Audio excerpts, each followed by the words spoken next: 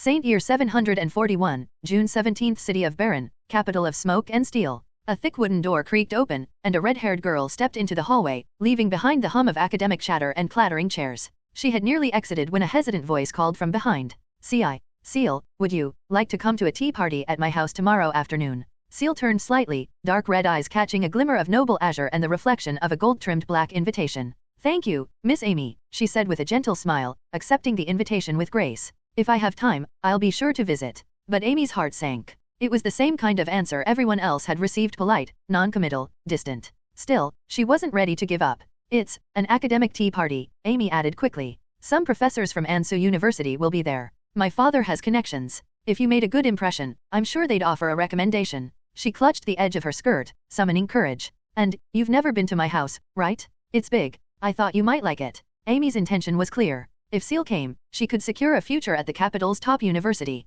Together, they could escape this soot-covered city and start anew. Her heart thudded as she looked at the enigmatic girl in front of her. Ciel stood silently, eyes distant. Her red curls shimmered in the sunlight like coals in a furnace, skin pale as ivory, expression composed, elegant, unknowable. Amy bit her lip. Ciel. I've never found law particularly interesting, Ciel said at last, slipping the invitation into her pocket. But thank you. I'll see you at graduation. She gave a slight nod and turned to leave. The hem of her black academy uniform fluttered, then fell just as Amy's hope did. The noble girl stood alone in the corridor, hand half raised, watching Ciel vanish beyond reach. The world outside. Ciel left behind Baron Private Academy and its polished courtyards, weaving through acquaintances like a dancer through rehearsed steps. Friend A, classmate B, teacher C, passers-by D through G. It was a routine she had practiced 1,000 times. 3 years had passed since she'd arrived in this body, 3 years since her soul had slipped into this fragile girl's place. The world resembled a twisted Victorian London, brick buildings, soot-stained steeples, and strange churches with names she'd never heard of. But no magic. No miracles. Just steam, smoke, and steel. She crossed the stone-paved districts until her feet met the gravel of another world entirely. Clock Tower District. Here, the streets hissed with steam and shrieked with gears. Coal smoke clung to the air like a second skin, and the ground trembled under the weight of churning machines. Baron's heart beat here in soot and sweat. Ding-ling. A carriage splashed past. Dirty water sprayed, staining Ciel's white stockings with oily black streaks. She sighed, adjusting her wide-brimmed hat lower as a man's voice called from behind. You all right, little lady? She didn't reply, just kept walking. Like a nature photographer avoiding predators on a savanna, she moved through alleys with practiced ease, silent and invisible. Home number 44. She paused at a modest door with flaking paint. Kneeling, she retrieved a single strand of red hair from the threshold untouched. Good. No one had entered. Inside was peace. The tiny home was plain but warm, a wooden table, a worn sofa, a fireplace adorned with mismatched trinkets. In the adjoining kitchen, a coal stove stood ready. Ciel changed into a plain linen dress and began preparing dinner. It was almost mechanical: potatoes, carrots, cabbage, a scrap of meat, bread toasted in the pan. Anyone from school who saw her like this would be shocked. The ethereal Ciel doing housework? Once the meal was done, she pulled a tarnished silver pocket watch from her pocket. 6:29, 1 minute early. She smiled faintly, closing her eyes and counting the seconds. 59, 21, 1. Dong dong. The great bell of the clock tower rang out, 6:30. Then noise outside. A thud. A woman's voice, sharp as steel. Get lost? Don't let me see you near this door again. Ciel moved to the window and peeked through the curtains. A blonde woman stood on the steps, her sister, Lychee. Before her, a thin man with a newsboy cap pulled himself up from the ground. Several others loitered nearby, street thugs in suspenders and wrinkled shirts. The leader spat, then grinned. Lychee, relax. Just came to visit my future wife. Laughter followed. Whistles. Lychee's fists trembled. But instead of swinging, she growled flatly, beat it, Eddie. Come back and I'll rip that filthy mouth off. She turned away. Tisk scarred freak. Then his gaze drifted up to the window. Ciel / he crooned. Been a while. The curtains snapped shut. Unbothered, Eddie kept going. Graduation soon, huh? Thought I'd come see the star of the show. Bring some friends too. Since, you know, no family. The mocking laughter felt like knives down Lychee's spine. Everything she had done, every scar, every drop of sweat was for Ciel. To help her escape this place. To build a new future. And now this bastard wanted to tear it all down. Her hand moved toward the blade hidden in her work trousers. But before she could draw it, the door opened quietly and a pale, graceful hand pulled her inside. Chapter, a minute too late. You're 1 minute late, Ciel said softly, turning the lock with a quiet click. She gently pulled Lychee toward the table. The food's getting cold. The tension that had clung to Lychee from outside was suddenly dispelled, melted by the warmth of their humble home and the gentleness in her sister's voice. Dazed by the sudden shift in mood, she allowed herself to be seated. Don't worry about him, Lychee said, only finding her voice once Ciel let go. He won't do anything. Just focus on your graduation. It doesn't matter, Ciel replied evenly, shaking her head. Even if he does show up, it won't change anything. How can you say that? Li Qi's fists clenched. He could ruin everything? Rumors, threats, your interview. It's fine, Ciel said, calm as ever, motioning toward the food. Eat. Li Qi sighed and fell quiet. She dipped a piece of bread into the stew and took a slow bite. Though smaller in stature, Ciel's calm always overwhelmed any argument. Her words carried weight, her logic always undeniable. Li Qi knew better than to argue when her sister had already decided. Ciel watched her sister eat and drifted into thought. Li Qi, who had once thrown herself into danger to save Ciel during a carriage accident, now bore the scars of that act, a face twisted by alchemical burns, scalp half bare, hands rough and stiff. The accident had cost her more than looks, it had cost her her livelihood. Fired from the textile mill, she took harsher, dirtier work in the coal plant. Every soorn there was carved out of her body, her life. And most of it the compensation, her wages had gone into Ciel's education. Li Qi had always hoped Ciel would rise above this life, become someone powerful, respected. A doctor, a lawyer, anything but a factory girl. But Ciel had no plans for higher education. Not because she didn't value it, but because she understood their situation too well. Tuition at Ansu University cost over 140 so a year. Li Qi made barely a third of that. And Ansu's cost of living was brutal. Eddie wasn't the only danger in Baron. There were others, lurking. Her best path wasn't 4 years of university. It was the police department. Ciel was top of her class. With a recommendation, she could walk straight into a clerical job. The badge would bring safety, stability, and perhaps, later, the chance to climb higher. I'm sorry, Li Qi said suddenly, her voice ragged. Ciel looked up. I want to give you more, she said. But I can't, not like this. Ciel felt the guilt surge. She had tried. She had looked for that golden finger every transmigrator was supposed to have.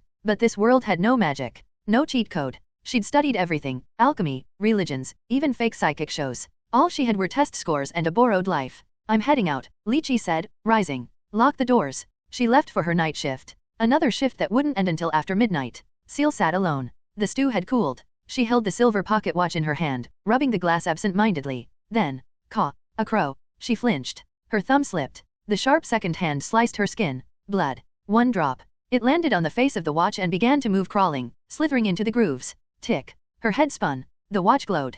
Text appeared in glowing Chinese characters. Binding to user. Activation successful. Fate points, 30, gifted. Simulation options asterisk. Asterisk future, 2 days, cost, 10, fate points. Asterisk past, 300 days, cost, 100, fate points. Asterisk old days, cost, 10,000 fate points, asterisk. Only the first was selectable. Ciel hesitated. Then whispered, future. The screen shattered into a spinning silver clock. Light. Silence. Then, June 19, Saint Year 741, 18:28. Rain. Ciel stood in the street, soaked, a certificate in her hand. She had graduated. She reached into her pocket, the recommendation letter was there. Joy surged. She ran through the rain toward home, eager to share the news. But as she turned the final corner, her feet stopped. Number 44. Blood on the gravel. Corpses. Eddie, throat slit. His gang, butchered. At the top of the steps. Li Qi, slumped, dagger in hand. Eye pierced. A cake lay ruined beside her. Congratulations on your graduation, dear Ciel /.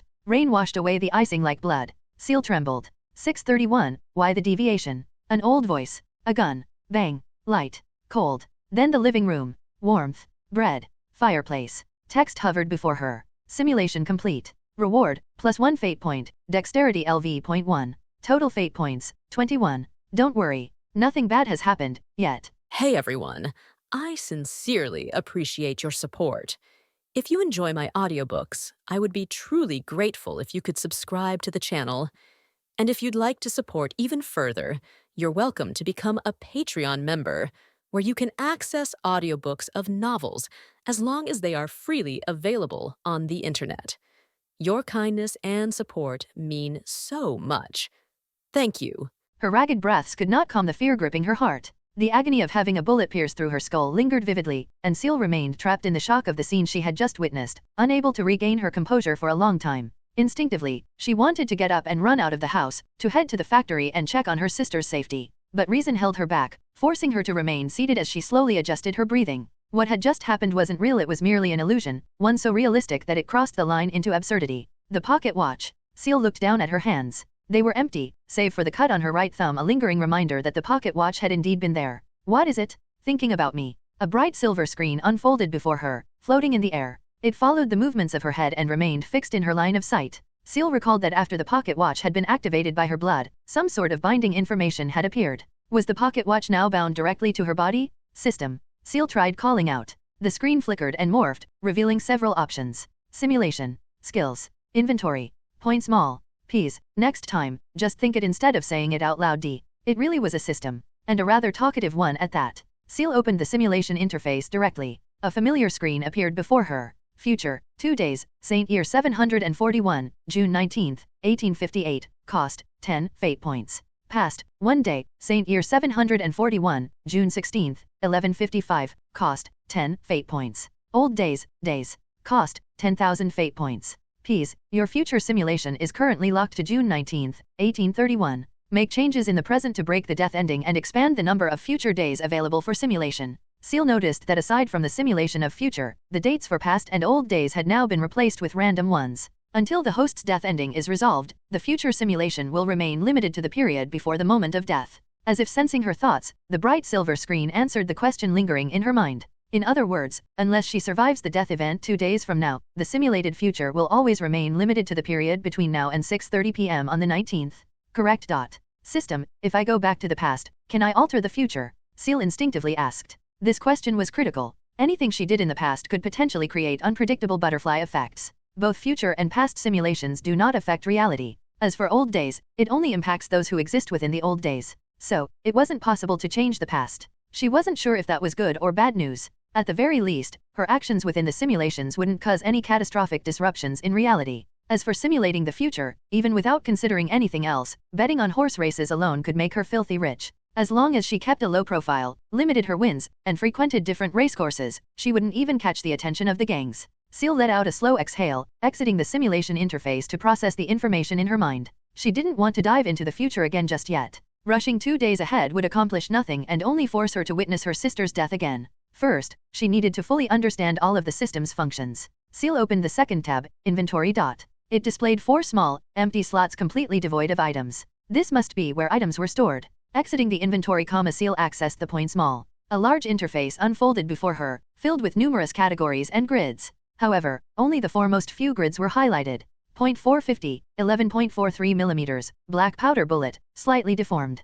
Fate points, 1. Baron Private Academy Graduation Certificate, Ciel. Fate points, 1. Baron Private Academy Graduation Gown. Fate points, 1. Scanning through the options, Ciel found herself momentarily lost for words. She recognized these items. They were all things she had been carrying on her person during the simulation. What she didn't expect was that the bullet that had entered the back of her skull could also be purchased. A bit of dark humor, perhaps. Still, was it really possible to bring items back from the simulation? Wouldn't that create some kind of time-space anomaly? All purchasable items are system replicas. Unless marked with the unique attribute, everything else can be bought. The system's timely response quelled her doubts. Ciel's final curiosity naturally centered on the skill she had gained at the end of her last simulation, Dexterity LV.1. As she thought about it, a silver panel appeared before her. Dexterity LV.1 slightly enhances your agility, making your movements more refined and nimble. Ciel clenched her fist, but she didn't feel any increase in strength. She decided to test it out. Standing up, she performed a few warm-up exercises. After a series of attempts, she noticed a clear change in her body. She could now jump much farther and higher than before. Previously, the rafters 2.5 meters above her head would have been out of reach, but now, she could touch them with just her fingertips, without even exerting her full strength.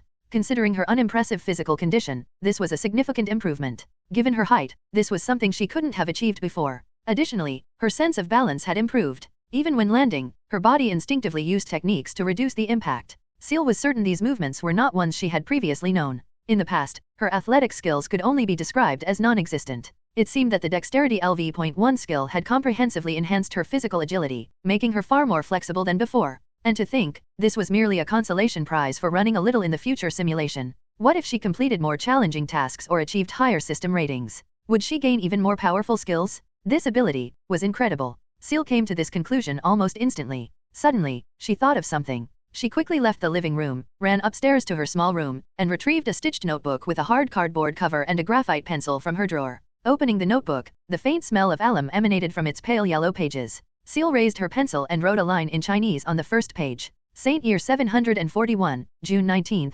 6:31 p.m., time of death. This, roughly, was the time when the incident would occur, leading to the deaths of both her sister and herself. After some thought, Ciel continued writing. From now on, I will record every significant event that occurs within a day in this notebook, without overlooking any abnormalities or intuitive details. Her neat handwriting flowed smoothly across the page. What she was writing was less a diary and more a set of warnings for her future self. As she wrote, she paused for a moment. The silver system interface appeared before her again. She reopened the simulation interface. Right now, she had no need to simulate the past. As for simulating the future, she'd still end up at the point where everything became irreversible. The room for maneuver was far too limited. This was because her memory during the periods between simulations was incomplete. For instance, if Ciel placed a cake beside her bed today, on the 17th, but upon jumping to the 19th through the system, the cake was gone, she wouldn't know who had eaten it or why it had been removed. However, if she kept a record in her notebook, she could learn what had happened to the cake by reading her entries. She could even leave instructions in the notebook, guiding her future self on how to handle the cake based on its contents.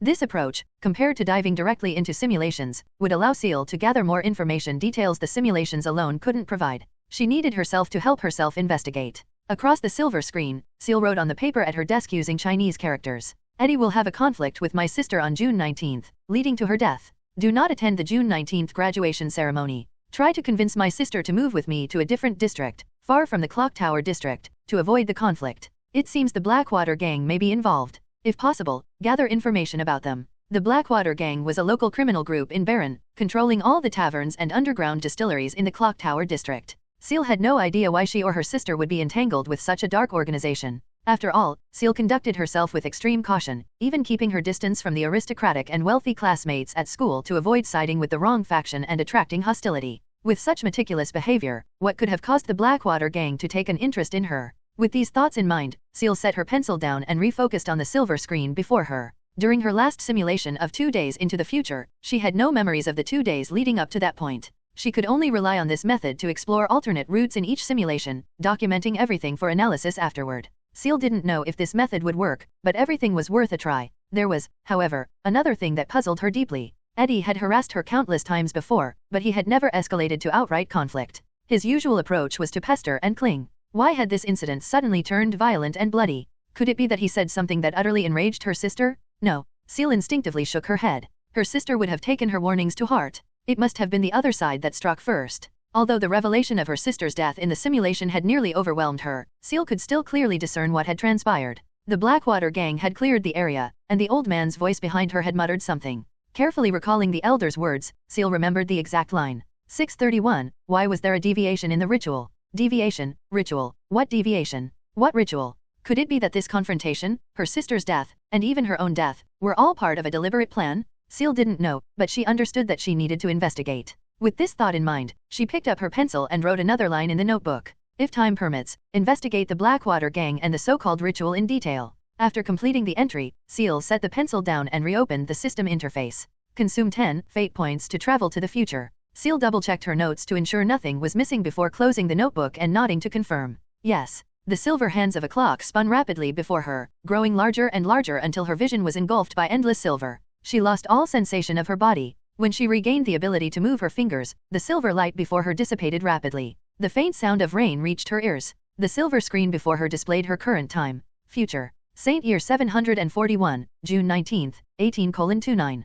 Countdown, 23:59:59. The fine rain pelted the cobblestone streets, collecting in small muddy puddles on the damaged portions of the road. Though narrow, this was still a main road wide enough for carriages to pass through. The gas lamps lining the street had already been lit, casting a soft glow on the gloomy rainy night. The street was muddy, but it didn't carry the stench of the Clock Tower district where she currently lived. A carriage approached from the opposite direction, and Ciel stepped aside, holding her black umbrella to give way. The movement caused the cheap black canvas handbag in her hand to sway slightly, drawing her gaze down to the bag she was carrying. It wasn't her usual school bag. Was it a new one? Ciel opened the canvas bag. Inside were a few sharpened pencils and a familiar notebook. She immediately took out the notebook and flipped it open, finding the message she had just written on the first page. She took a deep breath and turned to the first page. Only after seeing the fresh, elegant handwriting in Chinese did she slowly exhale. It seemed this method worked. She had begun deliberately using the notebook to record decisions that could influence her simulated self in the future simulation, and also had her simulated self document the events as they occurred.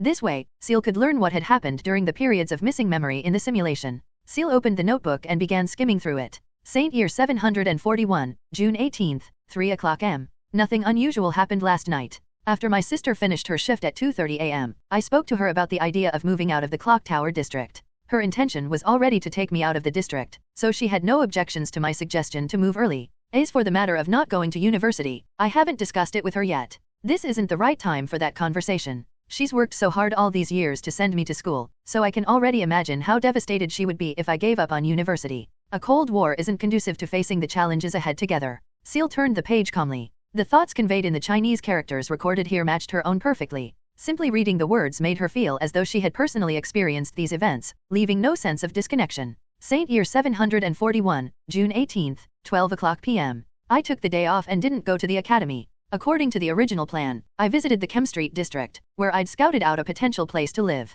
The landlady was very surprised to learn I was a student at Barron Private Academy. Not only did she reserve a large room that could accommodate 2 people, but she also gave me a discount on the rent. It wasn't much more expensive than the rooms in the Clock Tower district. Saint Year 741, June 18, 2:30 p.m. Ever since experiencing the future simulation, I've been on edge, observing my surroundings more carefully. Perhaps due to the enhanced perception from Dexterity LV.1, I've felt like someone has been watching me all day. On my way back to the Clock Tower district, I ducked into an alley and quickly climbed onto a rooftop, only to discover that someone was indeed tailing me. I've been followed this whole time. Be careful. I have a feeling this surveillance didn't start today. I am heading down now, pretending I haven't noticed the follower, so as not to alert them. A stalker. Ciel's eyes narrowed slightly. Someone was following her? Was it Eddie and his gang of thugs? Or someone from the Blackwater gang? Why were they tailing her? If someone had been following her all along, then moving to a new home would be pointless. Those lurking in the shadows would immediately know her new address, leaving her unsafe no matter where she went.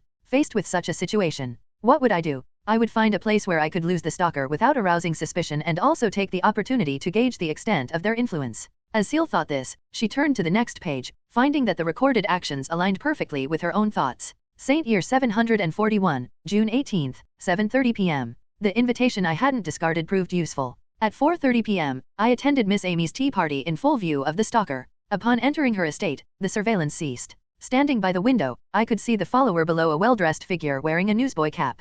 Clearly, the stalker couldn't infiltrate a noble's residence. I'm 90% certain the follower is linked to the Blackwater gang. Eddie's gang wouldn't care so much about appearances. What is their purpose in following me? Is it related to the ritual the old man mentioned? The tea party was as dull as I expected. My mind was preoccupied with thoughts about the stalker, and I didn't even notice how out of place my school uniform looked amid the lavish attire. Amy pulled me aside to her room, offering to gift me 2 dresses. Taking advantage of this opportunity, I tentatively asked Amy if she had ever heard of any secrets related to rituals and mentioned the name Blackwater Gang. However, from Amy's confused gaze, it was clear that she had no knowledge of these matters. Perhaps wanting to answer my questions, Amy left the room to consult her father and never returned. Before the tea party ended, I was asked to leave by the butler, who informed me that Amy had been placed under house arrest. It seems Amy's father, the Baron, is deeply wary of the questions she raised. But was he more concerned about the Blackwater Gang or the ritual? So even the nobles were unwilling to get involved in this? Ciel frowned slightly as she read her own words. She had known the matter would be complicated, but she hadn't expected the hidden layers to be this intricate. Was the lead cut off here? Amy's father clearly knew something, but Ciel's social standing made it impossible for her to approach the Baron. During her time at the academy, Ciel had always adhered to a policy of keeping a low profile. She avoided offending anyone and refrained from forming deep personal connections. Among the aristocrats, officials, and wealthy merchants, their children engaged in both open conflicts and hidden schemes. Siding with the wrong faction could result in her demise as easily as stepping on an ant. As for motives, a mere dislike of her could be considered reason enough. Perhaps because of the simulation, her future self had felt emboldened to discuss the Blackwater Gang with Amy. Unfortunately, it had yielded little. Ciel shook her head lightly. Still, the actions of her simulated self served as a reminder to her present self. Within the simulations, she could afford to act more boldly. As long as the outcome was favorable, she could repeat simulations endlessly to find the optimal solution. Turning to the next page, Ciel was momentarily stunned by what she read. Saint Year 741, June 18, 11 o'clock p.m. A nervous maid knocked on my door, handing me a letter. The envelope bore no signature, but the family crest on the carriage the maid arrived in confirmed it was from Amy. It seems Amy had someone investigate my address, or perhaps she already knew it. Being confined to her house, she could only send a message through her maid. She had learned a lot from her father, and she detailed everything in the letter. The Blackwater Gang is the largest criminal organization in the Clock Tower district. They primarily deal in illegal alcohol production and distribution, controlling all the district's bars. Their leader, Braid Solari, has connections with several nobles. Recently, her Baron father learned that the Blackwater Gang's leader had spent an enormous sum of money to forge ties with a certain church member, obtaining something from them. He warned Amy not to involve herself with the gang and specifically forbade her from meeting me or inquiring about their leader. Amy ended her letter by asking if I was facing any difficulties. She offered to let me stay at her house for a few days, but that was out of the question. Given her father's cautious nature, he'd hand me over to the Blackwater gang the moment he saw me, just to wash his hands of the matter. He wouldn't risk involving himself in these troubles for the sake of a commoner. Saint Year 741, June 19, 6:29 p.m. Eddie is dead. But this time, I was the one who killed him. I still have too little information. The most critical issue is that I lack the strength to protect myself. Many investigations are out of reach for me, and acting blindly would be like a lamb entering a tiger's den. It's crucial to acquire stronger weapons. For now, I'm sticking to the plan and doing my best not to reveal any weaknesses. Using my birthday as an excuse, I asked my sister to wait for me at a cafe in the city center while I stayed behind, lingering near the location of the new house I planned to rent. This split action served as a control experiment to figure out whether the target of the ritual was me or my sister. It was obvious the test worked. They changed their plan. The stalker provided information, leading the thug Eddie straight to me. They are coming for me. I prepared a knife in advance. This time, Eddie came alone, without his gang of thugs. His strength was inexplicably weak, almost as if he had been sent to die. I stabbed him once, ensuring he wouldn't survive. The bloodied knife is still in the inner pocket of the canvas bag. Be careful. The last entry was just moments ago. Dong. As the clock struck 6:30, the bell towers rang out across the city, their tolls heavy and oppressive in the rain-soaked night. Damn it! Why is time so tight this time? Ciel quickly reached into her canvas bag, her fingers closing around a sticky, bloodied wooden knife handle. Her gaze instinctively darted to her right, where several shadowy figures emerged through the rain, walking toward her. Among them was a thin figure wearing a newsboy cap. It was unmistakably the stalker described in her notebook. Without a moment's hesitation, Ciel flung aside her umbrella, gripped the knife, and sprinted toward the road on her left. But she had only taken a few steps before spotting several figures waiting for her at the end of the street. She stopped abruptly, standing her ground, her fists clenched tightly. 6:31, why was there a deviation in the ritual? The phrase she had heard before echoed once again. Familiar elderly footsteps approached her from behind, growing closer and closer. When the footsteps stopped, the all-too-familiar sound of a gun hammer being cocked reached her ears. It's best to acquire stronger weapons. The words from her notebook flashed through Ciel's mind. Braid Solari. Ciel shouted loudly. The shout caused the old man holding the gun to falter slightly. He seemed puzzled as to how the sacrifice before him knew his name. In that fleeting moment, Ciel turned around, knife in hand. Less than 2 meters. So close? Just 3 steps away. She lunged toward Braid, her bloody knife slicing toward his head. Beyond 3 steps, the gun is faster. Within 3 steps, the gun is both faster and deadlier. Bang! A bullet howled as it tore into Ciel's skull, shattering her cheekbone and lodging itself in her skull. The searing pain nearly caused her to lose consciousness instantly. Yet her left hand had already gripped the warm barrel of the revolver. The sudden turn of events startled Braid. Instinctively fearing that his gun would be taken, he moved to pull it away. But the girl before him moved even faster, pressing her forehead against the gun's muzzle. What's happening? Is she insane? Braid's gaze locked onto the red-haired girl, half of her face covered in blood. In her bloodied, eerily calm eyes, he saw no fear, no panic, only a serenity that didn't belong to someone on the brink of death. The girl's left hand gripped the barrel tightly, while her right hand released the knife and darted forward, pinning the trigger before Braid could withdraw. I won't let your ritual succeed. Bang! The girl collapsed to the ground, lifeless. Rainwater washed over the blood pooling beneath her, while Braid, his face splattered with blood, stood frozen. His heart pounded wildly as he stared at the girl's corpse, struggling to process what had just happened. He hadn't pulled the trigger she had. What was going on? How did she know his name, even about the ritual? She even said she wouldn't let the ritual succeed. But, she's already dead. And that calm gaze of hers. Vengeance has been completed. What are you waiting for? A black-robed figure emerged from the alley, snapping Braid out of his daze. He wiped the blood off his face with a handkerchief and took a deep breath, though he felt no sense of triumph or relief after this so-called vengeance. Bang, bang, bang. Raising his revolver, he fired several more times into the girl's lifeless body. Only when the cylinder spun empty did he lower the smoking barrel. Just now, he had felt something he hadn't experienced in a long time, a primal fear of the unknown. It was the same fear he had felt the first time he'd encountered the black-robed figure. Reality. Saint Year 741, June 17, 18:44. Evaluation. Compared to your first simulation, your ability to gather information has significantly improved during the second one.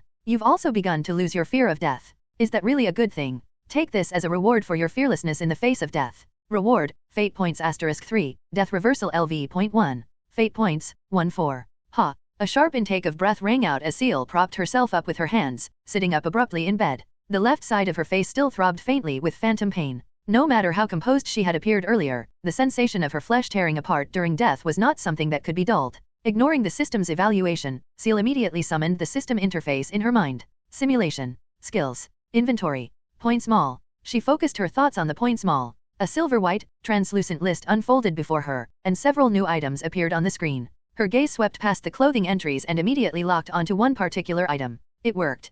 .450 revolver, battle-worn. Fate points, 1. What? Ciel blinked, slightly disbelieving what she was seeing. Previously, the school uniform and graduation certificate had each cost 1 fate point, which she had found to be an outrageous ripoff since they were just ordinary items. But now, seeing that the revolver also cost only 1 fate point, she found it hard to believe. If 1 fate point for a piece of clothing was a scam, then 1 fate point for a gun was an absolute steal. Still, considering the system's past behavior, she suspected there was a catch. How many bullets are left in the gun? Ciel asked warily in her mind. It's a 5-chamber revolver, and 3 bullets remain. If you want to buy bullets, they'll cost 1 fate point each. Thank you for your business. Only a fool would buy them from you. It was becoming clear that the system's valuation didn't align with a normal person's perspective. Whether it was clothing, a gun, or bullets, the system seemed to view them as equivalent. Only by encountering more items in the future would Ciel be able to better understand how the system priced different things. Even though the gun only had 3 bullets left, Ciel still decided to buy the revolver. So far, this gun was the only thing that could give her a greater sense of security.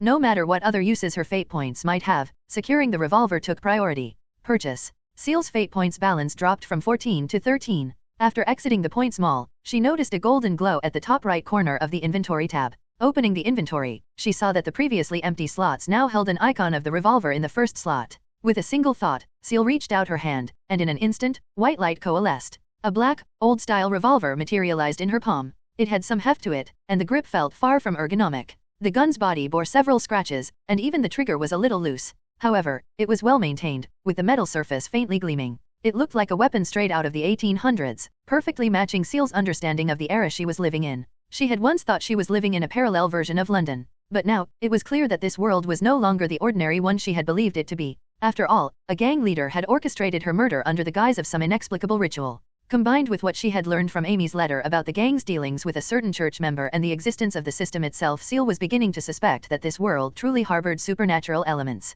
Regardless of the unknown dangers lurking in this world, her immediate priority was to survive the crises directly in front of her. Ciel stored the revolver back in the inventory and opened the skills tab to check the new skill she had just acquired. In addition to her initial skill Dexterity LV.1, a new entry had appeared, Death Reversal LV.1. Death Reversal LV.1, when you are on the verge of death, all negative states will be cleared, and you will expend a significant amount of mental energy to forcibly maintain a near-death state for a brief period. If you fail to escape the near-death state after your mental energy is depleted, you will die, forcibly clinging to life for a few seconds. Ciel's expression turned strange as she read the skill description. If this were in a game, this skill would be godlike, akin to a trump card. But for her current situation, the skill was almost useless. In the simulations, dying meant nothing. Those few extra seconds wouldn't change the outcome, at best allowing her to gather a bit more information. In real life, if she suffered a fatal wound, a few extra seconds wouldn't be enough to save her. Performing life-saving measures within that time frame was nearly impossible. On the bright side, however, the skill could potentially be useful in simulations, allowing her to forcibly lock her health to steal weapons or other items, or even exchange her life for critical information.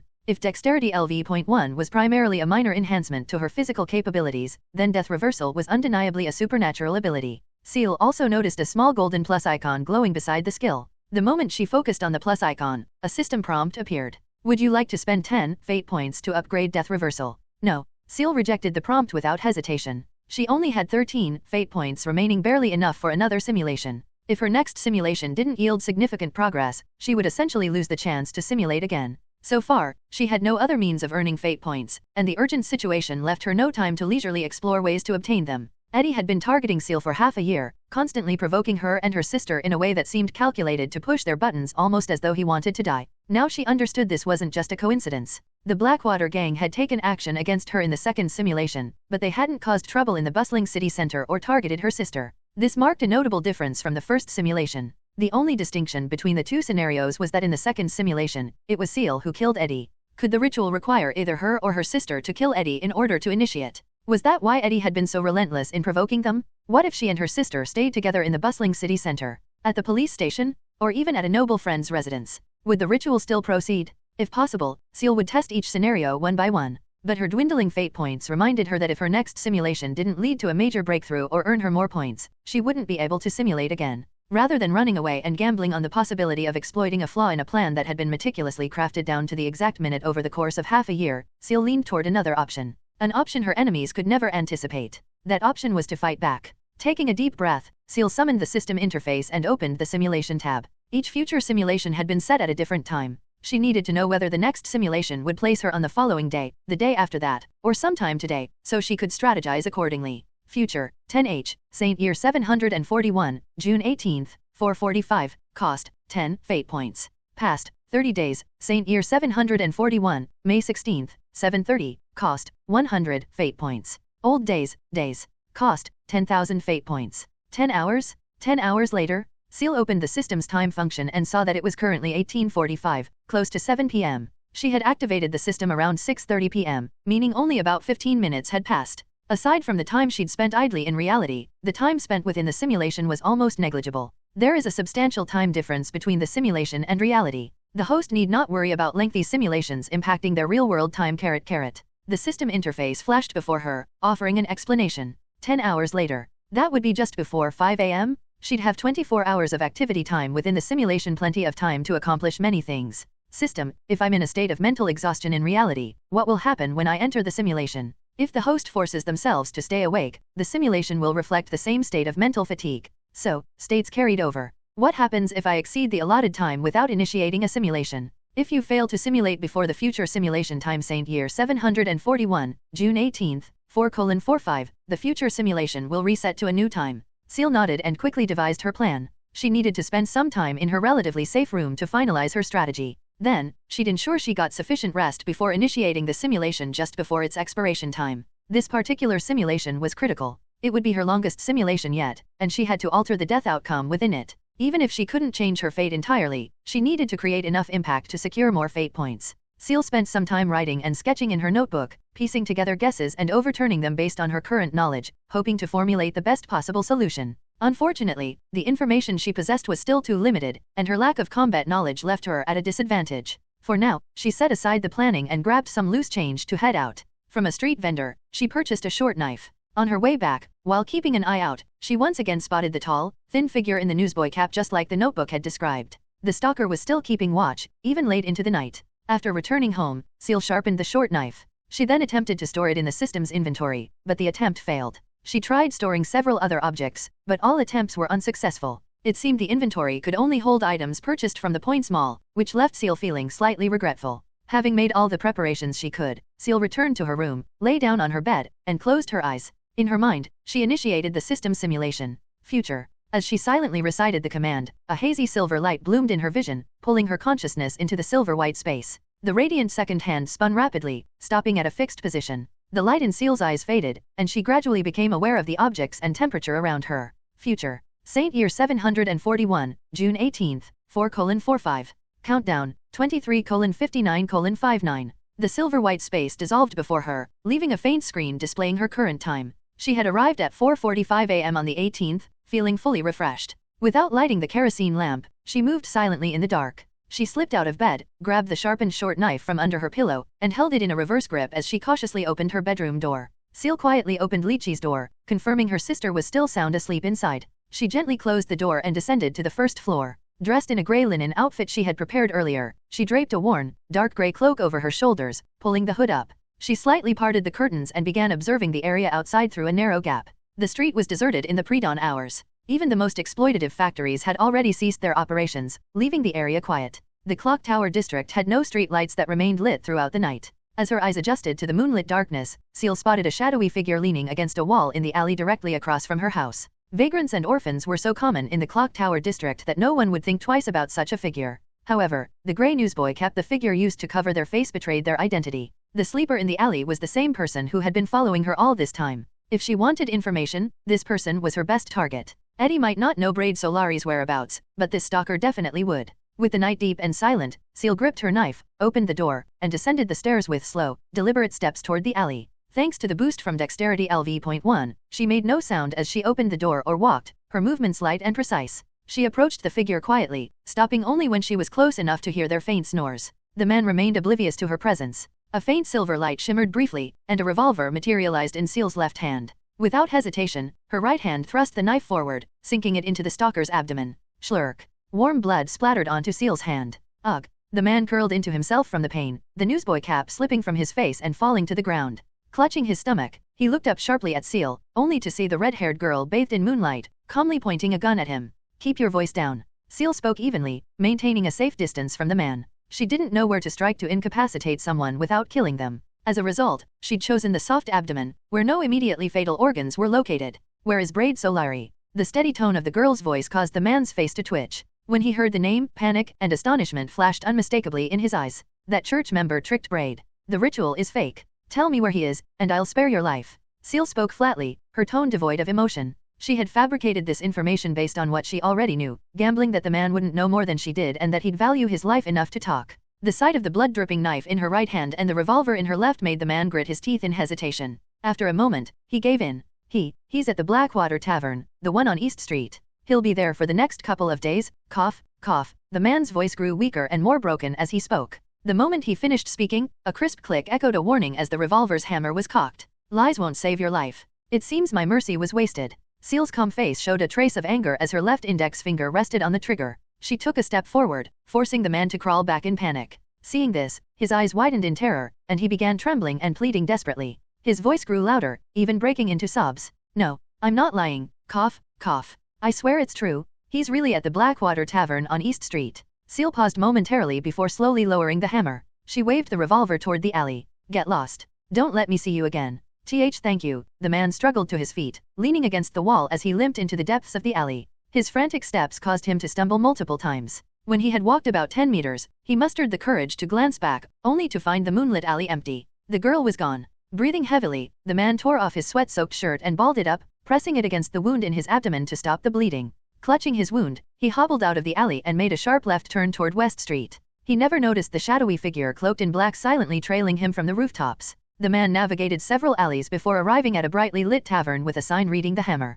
Seeing the light, he quickened his pace and used the last of his strength to dash toward it. Almost there. Almost there. Boss Braid will call a doctor to fix me up. His voice was slurred, his lips pale from blood loss. He muttered to himself as he staggered toward the beacon of hope. Thud. A sound of something heavy falling echoed from a nearby alley, causing the man to instinctively turn his head toward the darkness. From the shadows, a bloody knife-wielding hand reached out. The hand rose slightly before plunging toward his throat in one swift motion, leaving only despair in his eyes. Guh. The man couldn't even muster a scream before collapsing to the ground. His labored breathing, mixed with gurgling blood, was replaced by silence. His lifeless body was slowly dragged into the alley, as if an unseen entity lurking in the darkness was claiming its prey. After a few muffled sounds of a blade-piercing flash, the street returned to its eerie stillness. About 20 seconds later, a red-haired girl emerged from the shadows of the alley. Her left hand held a blood-soaked knife, while her right hand wiped blood splatter from her face with a handkerchief. As she stepped out, Ciel tilted her head back slightly, inhaling deeply the still stale air devoid of any metallic tang. Her gaze, however, seemed slightly distant. Though her notebook had recorded her killing Eddie once, this was the first time she had truly done it herself. Even in the simulation, the sensation of blood splattering on her face felt so real. Even after wiping it away, the metallic stench of blood lingered, clinging to her nostrils. I just wanted to live a peaceful life. I've tried my best to avoid provoking anyone. Why did you have to come after me? To shatter this peace? Her soft words didn't sound like she was questioning any specific person. Rather, it was as if she were questioning fate or the gods. After a long pause, she tucked the bloodied handkerchief away. At some point, a black revolver had materialized in her left hand. Holding it steadily, Ciel began walking toward the Hammer Tavern. Is everything in place, Braid? The bright lights of the tavern illuminated the black-robed man entirely, yet they failed to dispel the shadows that clung to his hooded face. Everything's ready. They don't suspect a thing. Sitting across from him, Braid Solari wiped the glass in his hand with a handkerchief, then reached for a bottle of strong liquor from the shelf behind him. He poured it into the glass before downing it in one gulp. The otherwise empty tavern was oppressively tense. The air seemed frozen, as neither man spoke for a long while. Eventually, the leader of the Blackwater gang, Braid, broke the silence. Shadow, sir, I'm fully committed to this deal. This is my final move. I can't wait any lunch. Cough, cough, cough. Braid suddenly doubled over, covering his mouth as a violent coughing fit racked his body, as though he might cough his lungs out. When he finally recovered, the black-robed man spoke. As long as everything proceeds exactly as described in the ritual, there will be no problems, said the black-robed man. This is already the third time. Braid slammed the glass onto the bar counter, the heavy sound of its base striking the wood echoing in the quiet tavern. First my son, then my brother, and now my nephew. After tomorrow, I'll have no family left. Shadow, are you certain this is all part of the ritual? The focus isn't on your family, it's on your feelings, Braid, the man addressed as Shadow said, tapping his fingers lightly on the bar. You feel nothing for their deaths, and that's why the vengeance ritual has failed. This time, we spent 6 months cultivating your bond with your nephew. Only when he is killed will you have a tangible sense of revenge, Braid. Braid gripped the glass tightly, veins bulging across his aging face as he stared intently into the shadowy void beneath the man's hood, trying to discern something hidden within. Braid was known for his ruthlessness, but he was also meticulous. To carve out a position for himself in this chaotic district, he had been willing to sacrifice anything, family and friendship included. If there was anything that could drive him to irrational, all-consuming revenge after losing it, it would be either his own life or his wealth. No. There was also the man before him, the one who had taken most of his life's savings while claiming to grant him power beyond ordinary comprehension. The enigmatic black-robed man. If this ritual failed again, Braid swore, no matter what lay beneath that hood, he'd fill it with bullets and burn it all to ash. You want to kill me? The black-robed man chuckled softly. For such a paltry sum? Even if you donated all that money to the church, not a single transcendent would spare you a glance. The man extended a hand and slowly removed his hood. The warm light of the gas lamp illuminated his face, revealing a mass of writhing, flesh-like growths that seemed almost alive. The growths pushed against his skin, squirming like countless tiny tentacles, thrashing wildly as if trying to tear through his cheeks and escape. The sight was horrifying, beyond the explanation of common sense. Braid was once again struck dumb with shock. The silent, wriggling things seemed to emit a piercing shriek in his mind, leaving his thoughts muddled. There was no doubt this man possessed special abilities. Braid's illness, which was dragging him to the brink of death, could indeed be cured by this man. As long as he followed the man's instructions and completed the so-called vengeance ritual, he too could wield divine power. Slowly, Braid released his grip on the glass, regaining his composure. Thud. Suddenly, the sound of something heavy hitting the ground outside made Braid flinch. The black-robed man swiftly pulled his hood back up and turned toward the street, his hands clenched into fists in apparent irritation at being interrupted. Your men? The black-robed man asked angrily, glaring at Braid. Impossible. I dismissed them all, Braid replied, though his thoughts seemed scattered, still reeling from the emotional highs and lows of their conversation. He stared at the glass in his hand and muttered, maybe it's Pompey coming to report something. I'll check it out. The black-robed man cast a quick glance at Braid, noting his dazed state, and walked toward the door. Ding-a-ling. The bell above the wooden glass door jingled as he pushed it open.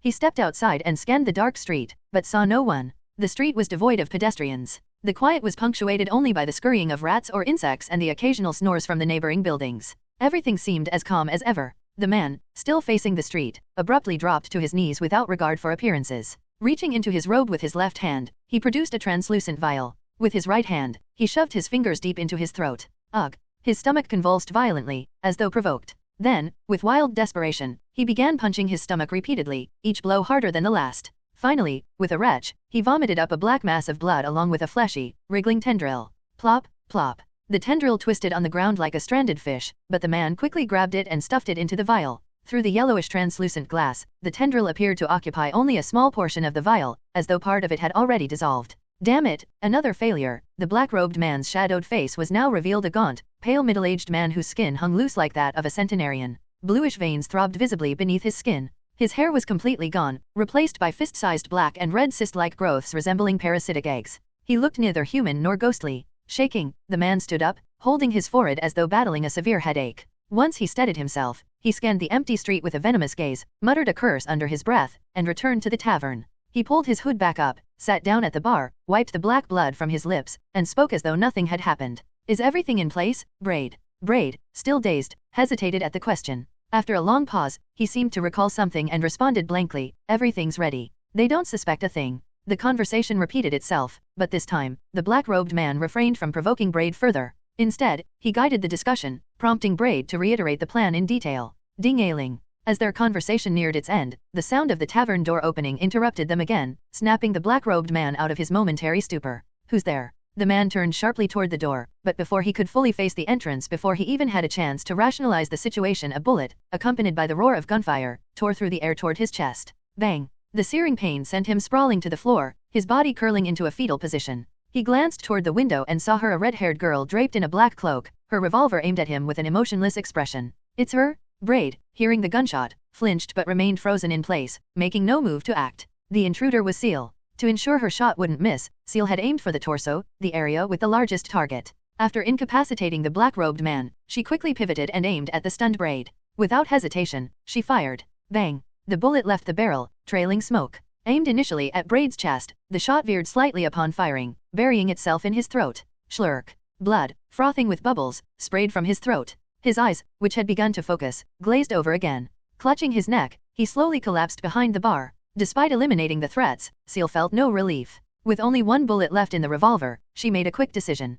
Switching the gun to her left hand, she pressed the muzzle against her temple while pulling a dagger from her belt with her right hand. To ensure no possibility of failure, she kept the final bullet for herself, a guarantee of escape through death if needed. She find this place. She should have died without ever knowing anything? The black-robed man stared in horror at the red-haired girl before him. His brain, already racked with intense pain, couldn't begin to process how she had managed to track him down here so precisely. And the girl, after executing a perfect shot that blew Braid's head apart, had turned the gun on herself. Was she insane? No. If she wasn't insane, there was only one other possibility. Someone capable of such bizarre, out-of-the-ordinary actions, if not insane, could only be a transcendent being. But how was that possible? Braid had carefully selected this girl as the sacrificial lamb for the ritual. She had no background, no connections. She was the kind of person whose death would go unnoticed by anyone. How could she possibly complete the vengeance ritual? What path had she taken? Could it be that her apparent mediocrity was itself part of the ritual's design? Watching the girl slowly approach, the black-robed man realized he couldn't afford to waste any more time. The vengeance ritual wasn't complete yet, and he wasn't about to die here. Without further hesitation, he reached into his robe, shattering the small translucent vial containing the flesh-colored tendril. The vial broke, shards slicing into his fingers. The flesh-colored tendril inside squirmed like a worm, violently thrashing as it burrowed into the wound on his hand. Wait, my lady. Your Excellency. I have a complete set of vengeance ritual notes and potions. They're yours. A token of my foolish apology. The black-robed man raised his head to look at the red-haired girl. His gaunt, grotesque face began to fill out with writhing, fleshy growths. Ciel stared at the black-robed man, who lay sprawled on the ground, barely clinging to life. Her heart rate quickened slightly. When he had collapsed after being shot, his hood had fallen back, revealing a face so hideous it made her stomach churn. His emaciated cheeks, the sagging skin that refused to cover his muscles and bones, and the pustule-like growths on his scalp that pulsed grotesquely, just a glimpse was enough to unsettle her to the core. Her steps, which had been inching toward him, faltered. The half-man, half-ghost figure before her made Ciel question whether her gun or knife could even inflict real harm on him. In her moment of hesitation, the black-robed man propped himself up with one hand and spoke in a trembling voice. Wait, my lady. Your Excellency. I have a complete set of vengeance ritual notes and potions. They're yours. A token of my foolish apology. He slowly raised his head, his yellowing sclera and lifeless pupils locking onto Ciel's gaze. In that instant, a deafening hum filled her mind. Braid was merely a pawn for my vengeance ritual. After I'd guided him, he acted alone. I didn't expect him to target you. This potion was only a tool I used to manipulate Braid. If your Excellency desires, this potion and the notes are yours. The black-robed man's voice echoed in her head. In her vision, everything blurred into indistinct patches of color. The only thing she could clearly see was his face, grotesquely bulging with flesh-like growths, drawing closer with every flicker. Ciel felt the whispers in her mind grow louder, drowning out her thoughts. Her body stiffened, and she began to lose sensation in her limbs. What is this power? Is this transcendence? Potion, notes, vengeance ritual, manipulation. These fragmented terms struggled to piece themselves together in her mind. In her distorted vision, even the blurred colors began to warp, leaving only his terrifying face, growing closer with each flicker. No, I have to move. I have to do something. Ciel's mind screamed in alarm. As that grotesque face drew nearer, a horrific hallucination began to take shape in her mind, flesh-like growths tearing through his cheeks, sprouting barbed tendrils that gnawed at her own face. There's still the skill.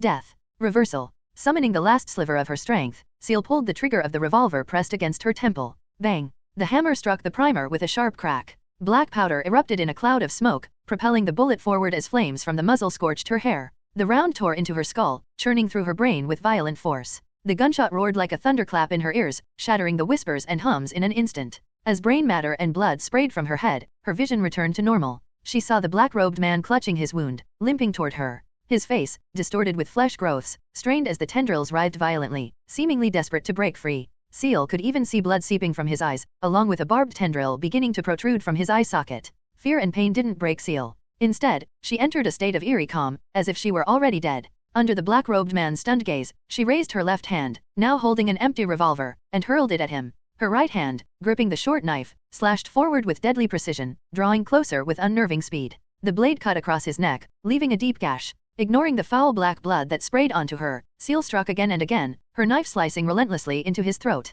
Even as the flesh growths on his face erupted in a frenzy, she didn't falter. In this moment, Ciel was already a dead woman. And as the dead, she had nothing to fear. Schlick schlick. Thick, dark blood splattered across the floor. The black-robed man's neck was nearly severed, hanging by only a thin strip of skin after the ferocity of her strikes. He had long since perished. His skin sagged once more, the pustules on his scalp bursting, spilling black blood and small, translucent egg-like objects across the ground. A flesh-colored tendril began to coalesce in the pool of blood, glowing faintly with a pinkish hue. Ciel finally halted her assault. She had no heartbeat, no breath, and no fear of the gruesome scene before her. Her dark red pupils began to lose focus. Her control over her body slipped away, her consciousness drifting. Is the simulation ending? The thought flitted through her mind. I wonder if killing them earned me enough fate points. But since I died too, I probably didn't get much. Oh, the potion. Ciel used the knife to cut open the black-robed man's garment, her stiff movements revealing a black, translucent vial. Inside wasn't liquid, but a swirling mass of what appeared to be gas. In addition to the potion, she found 2 notebooks, which she clutched in her left hand, intending to store them in the system after the simulation ended. Her gaze caught the flesh-colored tendril lying in the pool of blood. Slowly, she extended her right hand, using the knife tip to lift the tendril. Summoning every ounce of strength, she staggered to her feet. Ciel's thoughts began to slow. Her cognitive abilities were rapidly declining. She stared blankly at the tendril on the blade, her muddled mind circling around a single question. Can I send this to the system store without touching it? Probably need direct contact. But my left hand is full, and my right hand's holding the knife. If I drop it, I won't get it back. Ciel slowly raised the knife, inching the pink tendril toward her mouth. It touched. Perfect. Ah. A blood-curdling scream suddenly rang out from the tavern entrance. Ciel, now devoid of rational thought, awkwardly turned her head toward the source of the noise. She froze in place, head tilted at an unnatural angle. The once still, deathly quiet street began to stir, boiling over in chaos sparked by that single scream. Reality. Saint Year 741, June 17, 18:45. Evaluation, combat. Exhilarating. By defeating 2 adult men stronger than you and a quasi-transcendent, you unleashed a power even you couldn't imagine under desperate circumstances and against their unpreparedness. Take this, it's your deserved reward based on your performance. Rewards, Fate Points *20, Precognitive Sight LV.1, Combined LV.1, Fate Points, 2-4. Ha! On a rickety iron bed, a red-haired girl shot upright as though suffocating in a nightmare, clutching her chest and gasping for air. Ciel greedily inhaled the fresh air, slowly pulling herself out of the cold, suffocating sensation that had overtaken her moments ago. Compared to her previous near-instant deaths, the experience of using the death reversal ability where she could feel her body temperature and thoughts slipping away bit by bit carried a despair that was far harder to endure. Without taking much time to compose herself, Ciel raised her head to look at the flickering silver-white screen before her. 20 points. Seeing the number of fate points she had earned, Ciel heaved a slow sigh of relief, raising a hand to rub her temples. This simulation had earned her more points than the previous 2 combined. It seemed her do-or-die actions had paid off. After confirming she'd accumulated enough points for her next simulation, Ciel shifted her focus to the new skills she had unlocked. Her previously acquired skills Dexterity LV.1 and Death Reversal LV.1 had both proven to be immensely helpful. Without dexterity, her previous clumsy body might not have even succeeded in killing the first stalker, let alone surviving the subsequent battles. And Death Reversal had similarly paid off. Without it, allowing her to regain clarity, she'd likely have been devoured by the black-robed man. She wouldn't have been able to acquire the potion, notes, or that bizarre tendril from him. As she focused on her new abilities, the skill descriptions unfolded before her. Precognitive Sight LV.1, Passive Skill. Allows you to see the state of all objects 1 second into the future. Combined LV.1, enables you to maintain calm and rational thought in extreme situations. Looking at her newly acquired skills, Ciel nodded slightly. These skills were all tied to her actions in the simulations. They were directly or indirectly related to what she had done in that world. Just as the system had explained at the beginning, her first simulation, which involved running, had earned her dexterity. Facing death without fear had granted her death reversal. In the most recent simulation, her inexplicable instinct to preemptively react to the black-robed man's attack had resulted in her gaining precognitive sight. Meanwhile, Combined seemed more like a reward akin to dexterity, a reflection of her performance. Both new abilities were highly valuable to her. Combined would allow her to resist the hypnotic, trance-inducing voice of someone like the black-robed man, while precognitive sight could help her avoid potential threats in advance. Ciel pulled her gaze away from the system screen and looked at her right hand. The moment she thought about raising it, she saw a faint phantom-like shadow of her hand lifting slightly. As soon as she abandoned the idea, the phantom dispersed, and she felt a mild dizziness akin to the sensation of motion sickness wash over her brain. It seemed she wasn't yet fully accustomed to this unshuttable passive ability and would need time to adapt. She turned her attention back to the system interface and opened the store this time. The system store interface now displayed several new items. In addition to cloaks and clothing, she saw some of the objects she had hoped to acquire during her last simulation. Thomas's diary. Fate points, 1. Juven's research notes. Fate points, 2. Avenger reconstitution potion. Fate points, 100. Instigator mystical material. Fate points, 50. 2 notebooks, a vial of black mist-like potion, and the tendril referred to as mystical material. What was Avenger? And what about Instigator? During her confrontation with the black-robed man, he had mistaken her for some excellency involved in a reconstitution ritual. According to the system, he was a quasi-transcendent. Was he performing the reconstitution ritual himself? Questions swirled in Ciel's mind, accompanied by an overwhelming wave of exhaustion. In the previous simulation, she had expended an excessive amount of mental energy, especially when using death reversal, during which her mental energy had been drained continuously, as if being pumped out by a water pump. However, it hadn't yet reached the feeling of complete mental exhaustion she had experienced in the simulation. Ciel still had enough energy to handle other tasks, though she felt a bit more sluggish than usual. Ciel was certain that in the last simulation, she had encountered powers beyond ordinary comprehension. To resolve the doubts nagging at her, those 2 notebooks seemed worth exchanging for. They might offer her a glimpse into the world she had never seen before. Ciel redeemed the 2 notebooks, using 2 fate points. Redemption of Thomas's diary and Duvin's research notes successful. Mystical markings within Duvin's research notes have been cleared. Remaining fate points, 2-1. The research notes had cost 1 additional fate point compared to the diary, likely due to the effort required to remove the mystical markings inside. A cheap, nondescript notebook resembling her own journal and a finely crafted black leather notebook appeared beside her. She set aside the plainer diary and, after a moment's thought, decided to open the black leather notebook first. A line of blocky handwriting appeared on the first page. Reconstitution Research Notes, Duvin Favali, Church of the Savior Goddess. The title page bore no additional text. Ciel turned to the next page.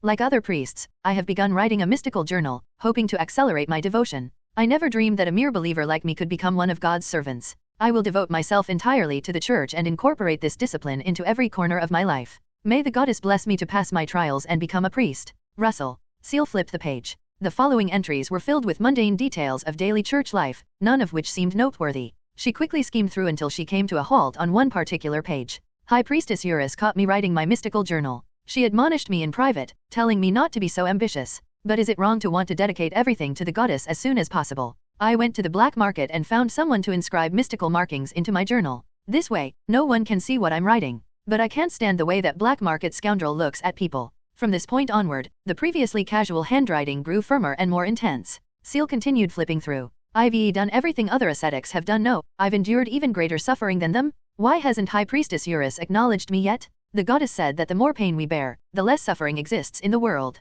But I've done more than anyone else. Why won't they let me perform the reconstitution ritual? Reconstitution ritual? Ciel's interest was piqued, and she turned a few more pages. High Priestess Eurus has been promoted to Archpriestess. Apparently, there's some emergency, and she's been transferred from this church. The new High Priest approved my priesthood trial with ease. I knew it. My efforts have not gone unnoticed. The new High Priest taught me how to apply mystical markings. At last, I can write my mystical journal openly. More pages. I received the ascetic's reconstitution potion. It's time to show the goddess my results. More pages. Why, did I fail?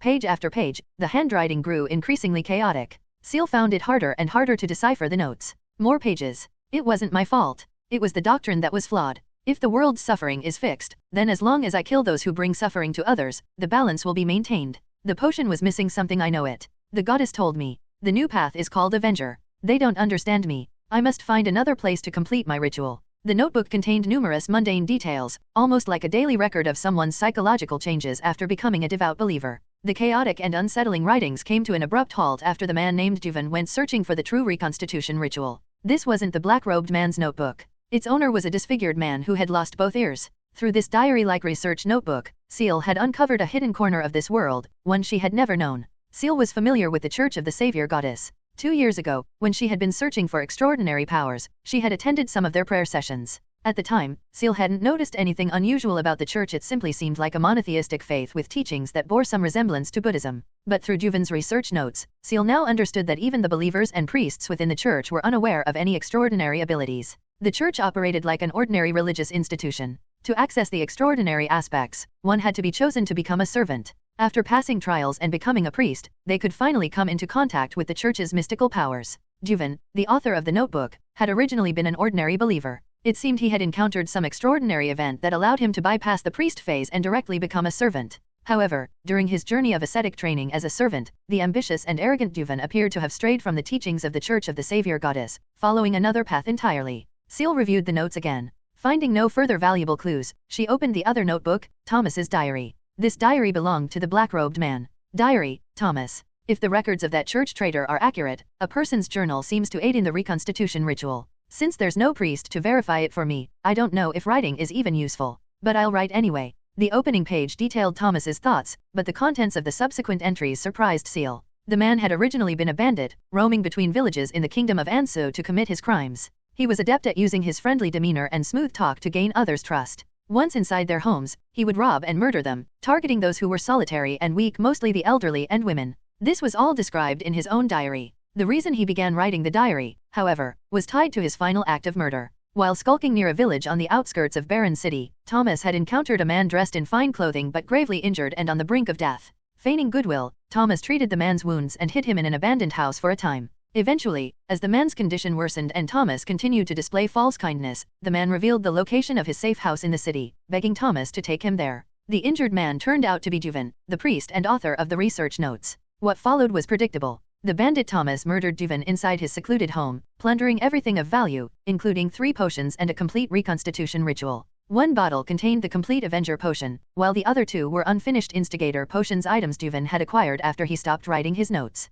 Glimpsing the extraordinary world filled Thomas with unbridled excitement. He quickly began studying all of Juven's belongings, uncovering a research notebook on the instigator path, which detailed its reconstitution ritual. The so-called reconstitution ritual was about replicating the deeds of the divine drinking potions, merging with them, and gaining power. It was a path to ascend toward godhood. After some hesitation, Thomas chose the instigator path, which came with a complete ritual. He believed himself to embody the essence of this path. Incitement was his specialty. The instigator's reconstitution ritual was straightforward. After drinking a potion, the practitioner had to incite others whether to murder or to commit crimes. The greater the influence, the more effectively the potion's effects would be digested. When the time was ripe, the practitioner would drink the potion during a major crime they had orchestrated, allowing the potion to fully integrate with them as they awaited the event's outcome. Once the event concluded, the potion would merge with the practitioner, transforming them into a true transcendent being. The earlier instances of incitement had no connection to Ciel, but the final incitement involved her directly. Over the course of 6 months, Thomas used the potion's initial ability to make others believe in him.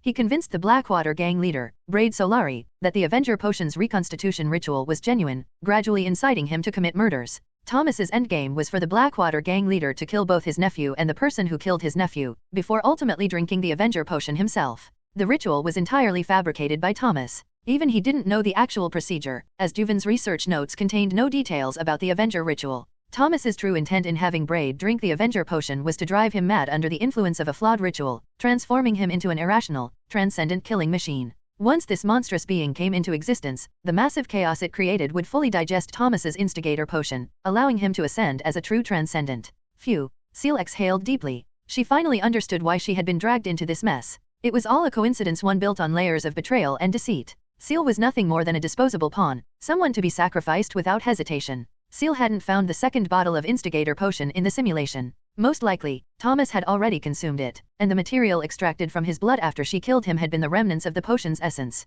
Fortunately, she now knew the full picture ahead of time. She remained in the shadows, while her enemies were completely unaware of her circumstances. With the new information she had gathered, Ciel had even more options for resolving this situation. For example, she could leverage the Church of the Savior Goddess, as mentioned in the notes. If she handed over these 2 notebooks to one of the Church's transcendent members, the matter might be resolved without her needing to act further. The difficulty lay in explaining the source of the notebooks and in locating the Church's transcendent members. Furthermore, contacting the Church's extraordinary side might expose her to additional dangers. Should she rest for a bit? No. Ciel quickly dismissed the idea. She now knew that at 4:45 a.m., Thomas and Solari would be at the Hammer Tavern on West Street. Solari would be in a state that left him unable to fight. Early morning was the best time to eliminate them. She just needed to refine the details in the simulation. She needed to enter another simulation, ensuring she didn't have to rely on the death reversal skill. If the simulation's time didn't surpass 4:45 a.m., she would choose to act first and kill them before contacting the Church. If it did surpass the time, she would go straight to the Church.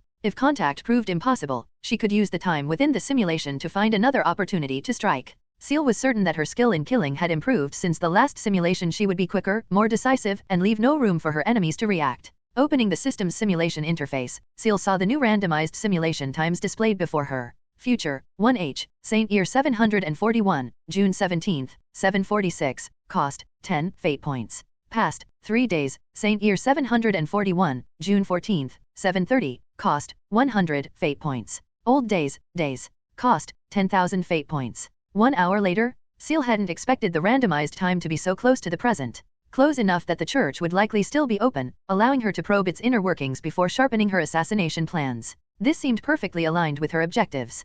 Placing the 2 notebooks atop her own journal, Ciel lay back on the bed and slowly closed her eyes. Future. The white light engulfed her. Enhance your reading experience by removing ads for as low as $1. Future. Saint Year 741, June 17, 7:46. Countdown, 23:59:59. Ciel opened her eyes, met by the familiar sight of her ceiling and the slowly fading silver-white screen. She propped herself up, sitting on the bed. In the simulation, she had slept for an hour. Though her mind still felt fatigued, her physical exhaustion had eased slightly. Reaching for her canvas bag, she placed the 2 notebooks she had exchanged back into it, leaving her own journal in its place. This simulation differed from reality by only an hour, so there was no need to record anything in her journal. She'd simply been asleep the entire time. Donning her newly purchased black cloak, Ciel tucked her knife and revolver, loaded with 3 bullets, into the canvas bag. Fully prepared, Ciel slung the bag over her shoulder, stepped out of her house, locked the door behind her, and headed straight toward the matchstick factory where her sister worked. She pretended not to notice any potential follower, nor did she try to conceal her movements, ensuring she wouldn't alert them.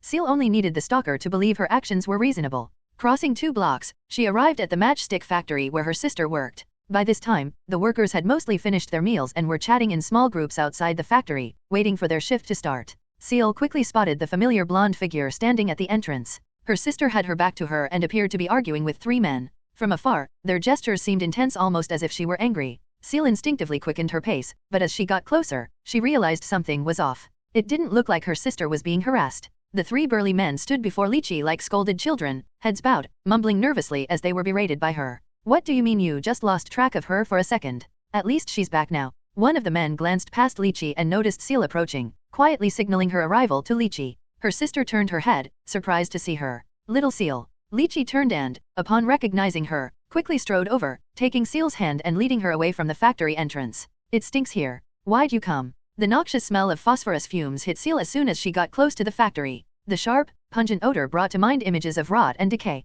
"I told you to wear a mask, didn't I?" Ciel stared into Lychee's eyes. Ciel had made some makeshift cotton masks for her sister. While she knew they wouldn't be very effective, they offered a small sense of reassurance. Prolonged exposure to phosphorus vapors often led to a condition known as phossy-jaw, a common occupational disease among matchstick factory workers. It caused severe necrosis of the jawbone, leading to rot, and, in extreme cases, death. In this era, the disease was virtually untreatable. This was why Ciel had been so desperate to find a job herself. Rather than attending university, she needed to get her sister out of this environment first. "We haven't even started yet." Lychee shrugged nonchalantly, smiling at Ciel as if it were no big deal. A lack of education and awareness about occupational diseases left Lychee unbothered by her working conditions. She simply believed that if others could work here, so could she. "I'm heading to the Savior Goddess Church at the Clock Tower district later," Ciel said.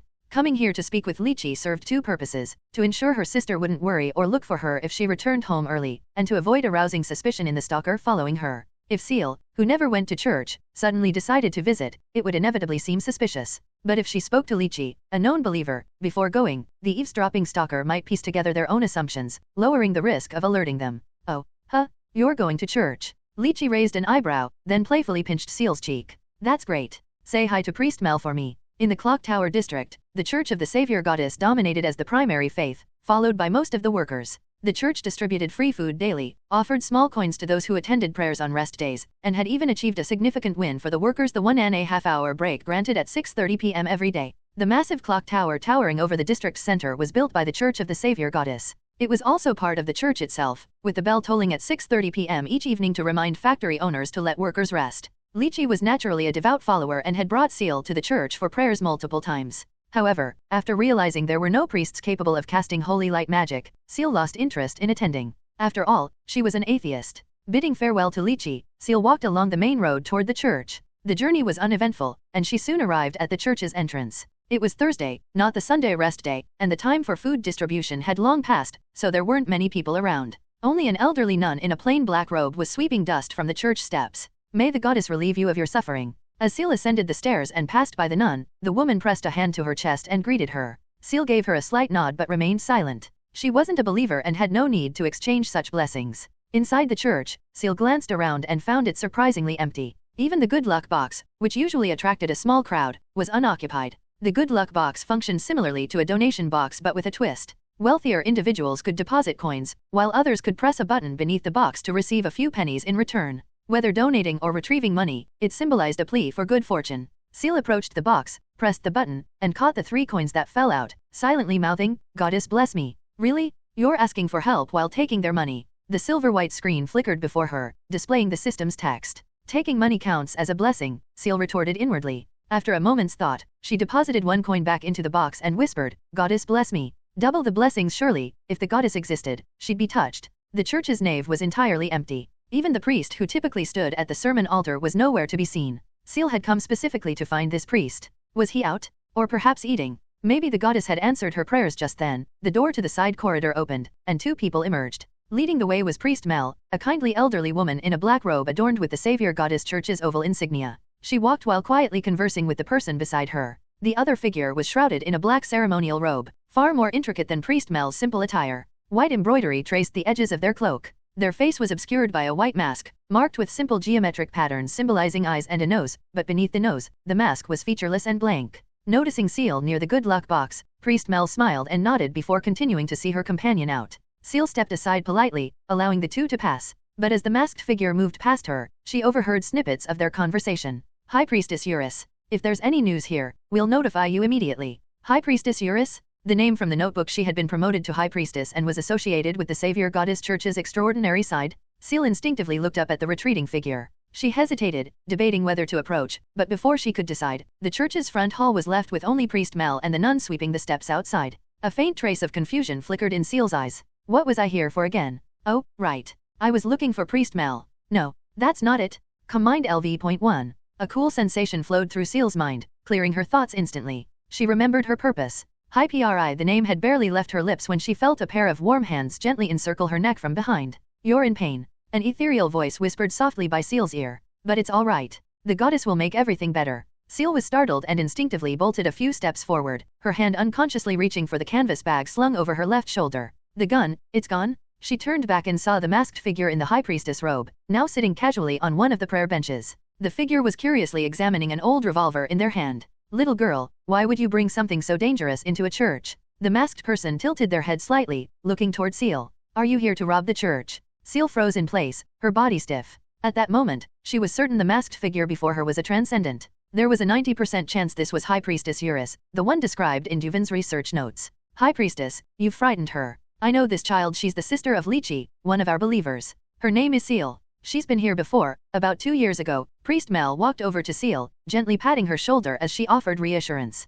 It's all right, child. Don't be nervous. Just a little joke. The masked figure, Eurus, casually placed the revolver on the bench beside her and extended both hands toward Ciel. Come here, little girl. Let me take a good look at you. The strange gesture left Ciel unsure whether she should approach. Just then, Priest Mel lightly patted her back and spoke softly. Go ahead, it's all right. There was no running now. Fortunately, this was only a simulation. Nothing that happened here could hurt her in reality. Ciel cautiously inched toward the masked figure, one step at a time, all the while calculating in her mind how to use death reversal if she were to die instantly in the simulation, maximizing the fate points she could gain. When she finally got close enough, Ciel noticed the masked figure's hands, pale, slender fingers with soft tips, the hands of someone who had never done hard labor. These were the hands of an aristocrat or a merchant. She watched as those hands moved toward her, then pressed against her, starting from her forehead and slowly moving down to her chin, where they gently caressed her chin for a moment. What a beautiful little girl, the masked figure smiled, lifting the hood lined with silver embroidery. A cascade of silvery white, slightly wavy hair spilled out.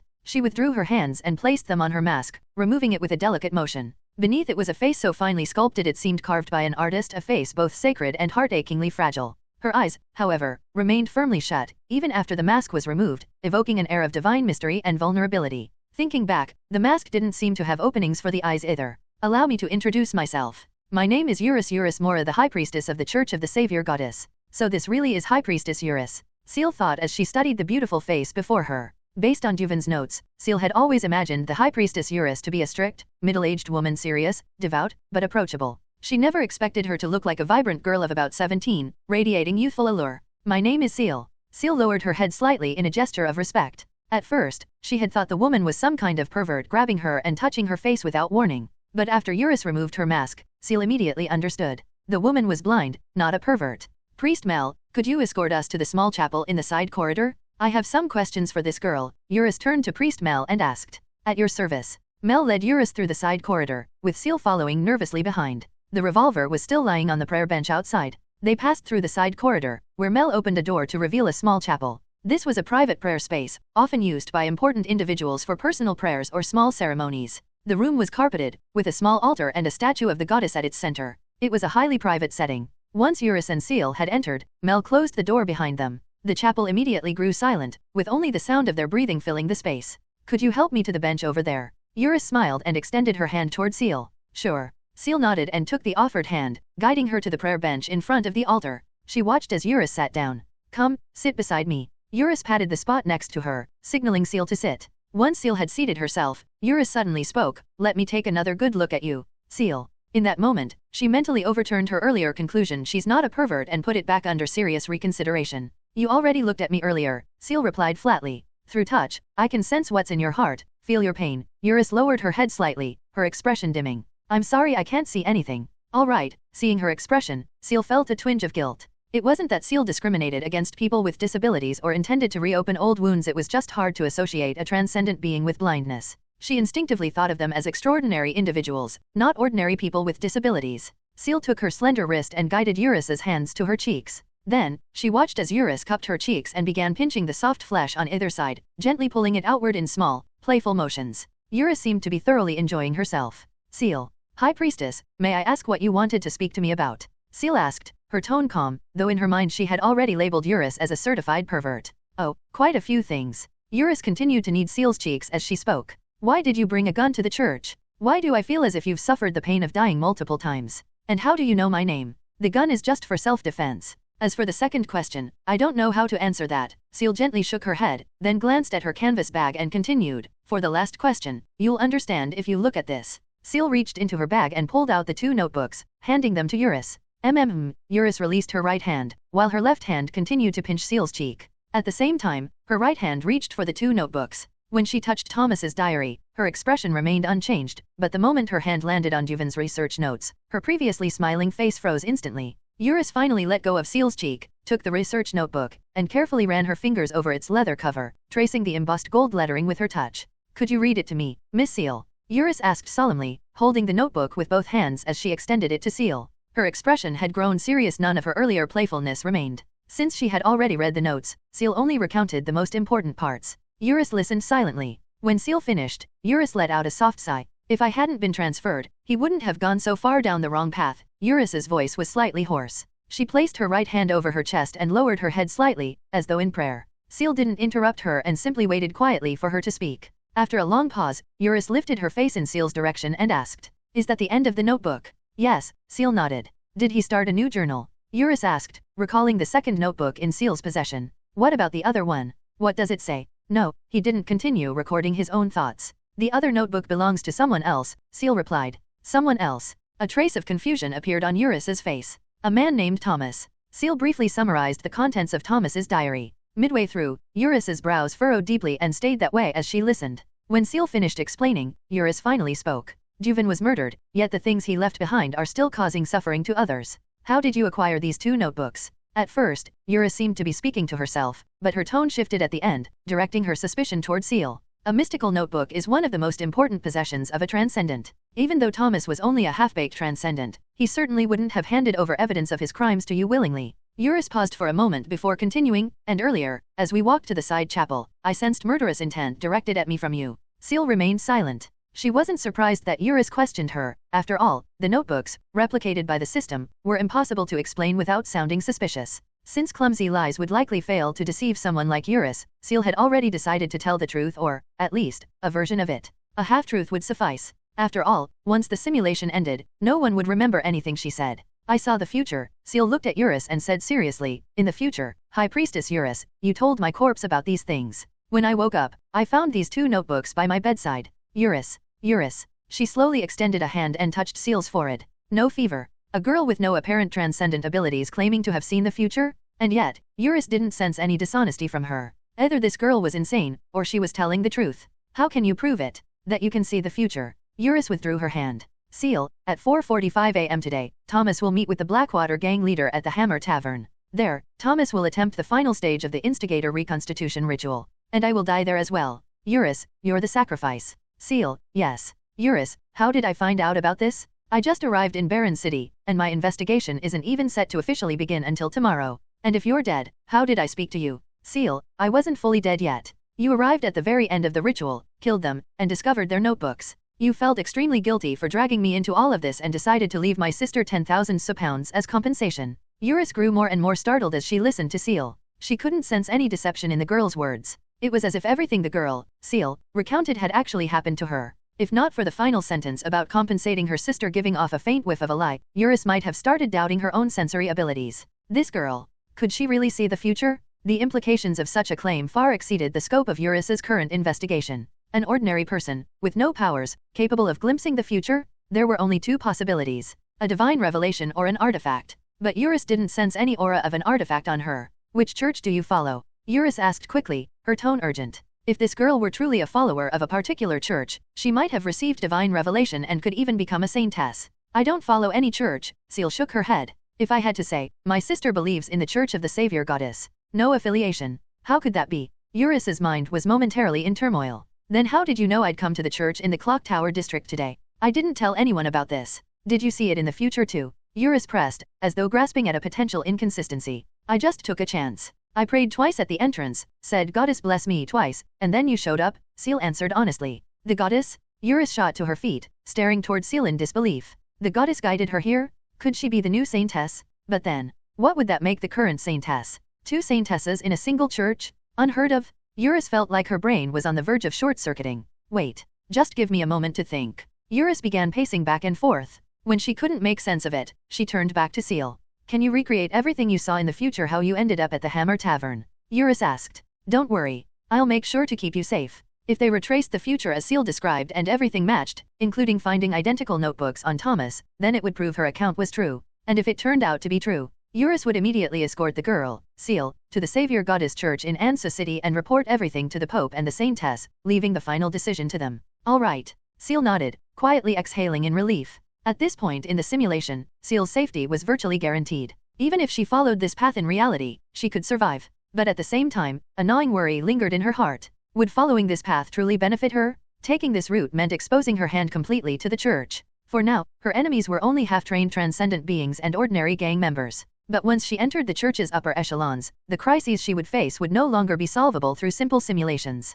For example, the seemingly amicable Eurus in front of her. What if, in reality, Eurus decided to kill her after learning of her abilities? With her identity exposed, Ciel couldn't imagine how she could simulate an escape from Eurus. If possible, the optimal path would be one that required no reliance on others and kept her identity hidden. Since she still had enough points for another simulation, she decided to follow Eurus for now and see if this simulation could reveal a way to grow stronger or uncover a better assassination method. After finalizing their plans, Eurus tucked the two notebooks away, returned the revolver to Ciel, and donned her hood and mask once more, ready to observe Ciel from the shadows. Ciel, on the other hand, acted as though nothing had happened. With her two stalkers still in tow, she returned home. Back home, Ciel, just like in the previous simulation, went straight to bed in an attempt to recover some energy. When she woke up at 4 a.m., she felt that her body in the simulation had mostly recovered, but her mental fatigue remained nearly unchanged. In short, sleeping in the simulation made no significant difference. It was as if she hadn't slept at all. It seemed that trying to exploit the simulation by sleeping to restore energy wasn't a viable strategy. To ensure the subsequent events unfolded the same as in the last simulation, Ciel waited until 4:45 a.m. before quietly opening her door and leaving. Across the street, in the alley, Ciel not only saw the familiar figure in the newsboy cap but also noticed Eurus standing under an extinguished street lamp, leaning against the pole with her head bowed in prayer. Eurus seemed to sense Ciel stepping out of the house. She stopped praying, her face hidden behind a white mask, turning toward the direction of the door. For Eurus, nighttime and daytime were no different. She could sense Ciel's figure passing by her as the girl headed straight for the sleeping stalker in the alley. Schlurk. The sound of a short knife plunging into a chest echoed in the alley. Eurus followed closely behind Ciel, pausing briefly as she passed the corpse. The kill was clean and efficient, a single stab to the heart, leaving no time for the victim to react. Eurus felt no sympathy for the dead man. She had seen him tailing Ciel and held no fondness for gang members. She continued to follow Ciel, who stopped a short distance from the Hammer Tavern, lingering in a nearby alley. So this is the place? There's a trace of transcendent energy here, but it's faint. Eurus didn't follow Ciel further. Instead, she walked directly to the tavern's entrance and stood quietly, listening to the conversation inside. The two arguing voices inside seemed oblivious to the fact that someone was standing just outside. It wasn't until the black-robed man inside drank the potion that Ciel finally crept closer. He already drank the potion. This isn't what you described, Eurus said. Something must have gone differently. Ciel shook her head. In the future I spent more time dealing with the stalker's body in the alley, which delayed me. Eurus didn't seem to pay much attention to Ciel's explanation. By this point, she was already 90% convinced that everything Ciel had told her was true. As for the remaining 10%, it would depend on whether she could find those identical notebooks on the man inside. Ding-a-ling. Eurus pushed open the tavern door, extending her right hand toward the faint aura of transcendent energy ahead. From Ciel's perspective, the kerosene lamps inside the tavern flickered, then extinguished. After a few flickers, the scene before her completely changed. The black-robed man, Thomas, who had been turning toward her, and the Blackwater gang leader behind the bar, were now both on their knees before Eurus, like devout worshippers. Ciel couldn't make sense of what had just happened. She could only see Thomas, his movements stiff and unnatural, reaching into his robes and pulling out 2 notebooks and a potion. He raised them reverently over his head, offering them to Eurus. It was as if some invisible force was pressing down on him, compelling him to act. What is this? Why can't I see it? Ciel widened her eyes, trying to discern what was happening inside the tavern. But all she could see were the 2 notebooks floating along an invisible trajectory into Eurus's hands. It was as if an invisible person had handed them to her. Is it because I'm not a transcendent that I can't see it? Eurus now held 2 notebooks in her left hand while her right hand held another identical pair. All 4 notebooks were opened simultaneously, their pages flipping with a soft rustling sound in the silent night. Identical, Eurus murmured to herself. Ciel. After finishing the last page, Eurus walked up to her, removed her mask, and solemnly asked, "Are you interested in joining the Church of the Savior Goddess?" Ciel was stunned. What kind of development is this? She had expected Eurus to press her further about her ability to see the future, but she hadn't anticipated a sudden attempt at proselytization. Here's the thing, Eurus took a deep breath and began, do you know what the glimpses of the future you've seen represent? They are the guidance of the goddess. She is leading you to me so that I may bring you into the Church of the Savior Goddess. These visions are a divine revelation from her. Ciel, you are very likely the new saintess of the Church of the Savior Goddess. If you come with me to the Holy See, and we present all this to the Pope, you may become the second saintess of the Church of the Savior Goddess. Will you accompany me to the Holy See? This was a massive misunderstanding. Ciel immediately realized what was happening. She knew better than anyone that she wasn't some saintess. If she followed Eurus to the Holy See, the truth would inevitably come out. Although she didn't know what would happen next, Ciel wasn't about to let herself fall into such a vulnerable position. High Priestess Eurus, please hear me out. Ciel carefully considered her words before speaking. This may be difficult for you to understand, but neither of us is real right now. Everything happening here is part of a future I'm glimpsing. None of this has actually happened yet.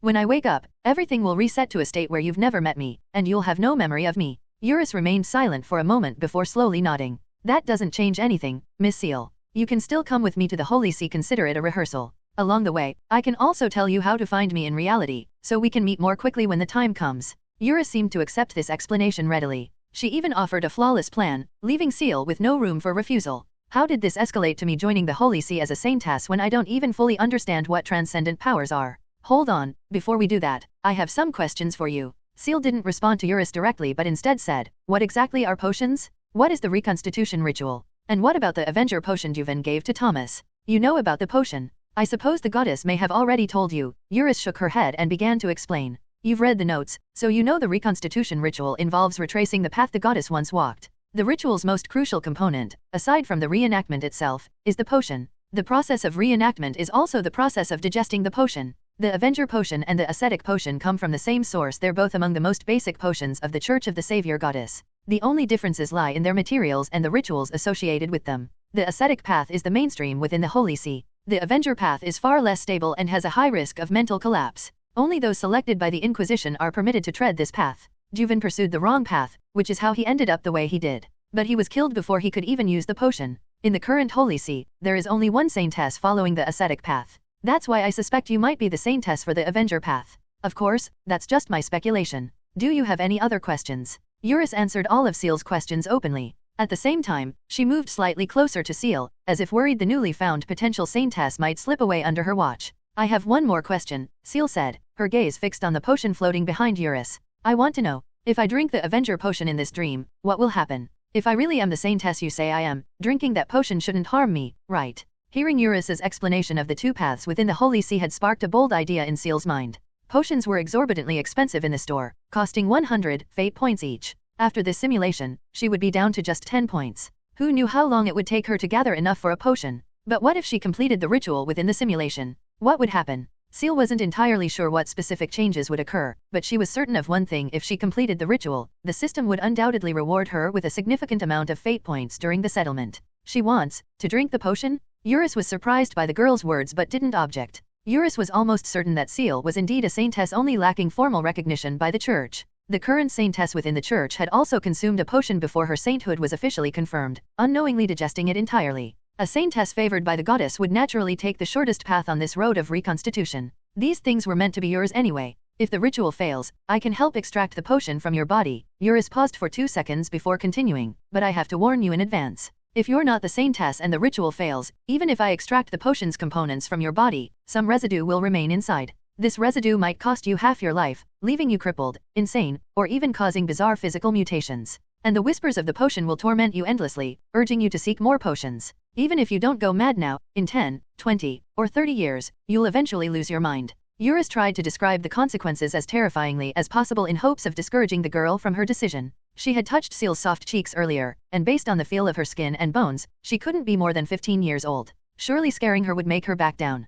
Thank you for the warning, Ciel said calmly after listening to Eurus's description. Do you know the correct ritual steps? Seeing that the girl hadn't changed her mind, Eurus decided not to insist further. This was a matter of Ciel's own will, and from both a personal and church standpoint, Eurus had no right to interfere. The ritual? I have the correct and complete ritual. Eurus faced Ciel directly, her tone becoming solemn as she spoke calmly. But the condition is, you must join the Church of the Savior Goddess. Otherwise, I cannot teach you the full ritual.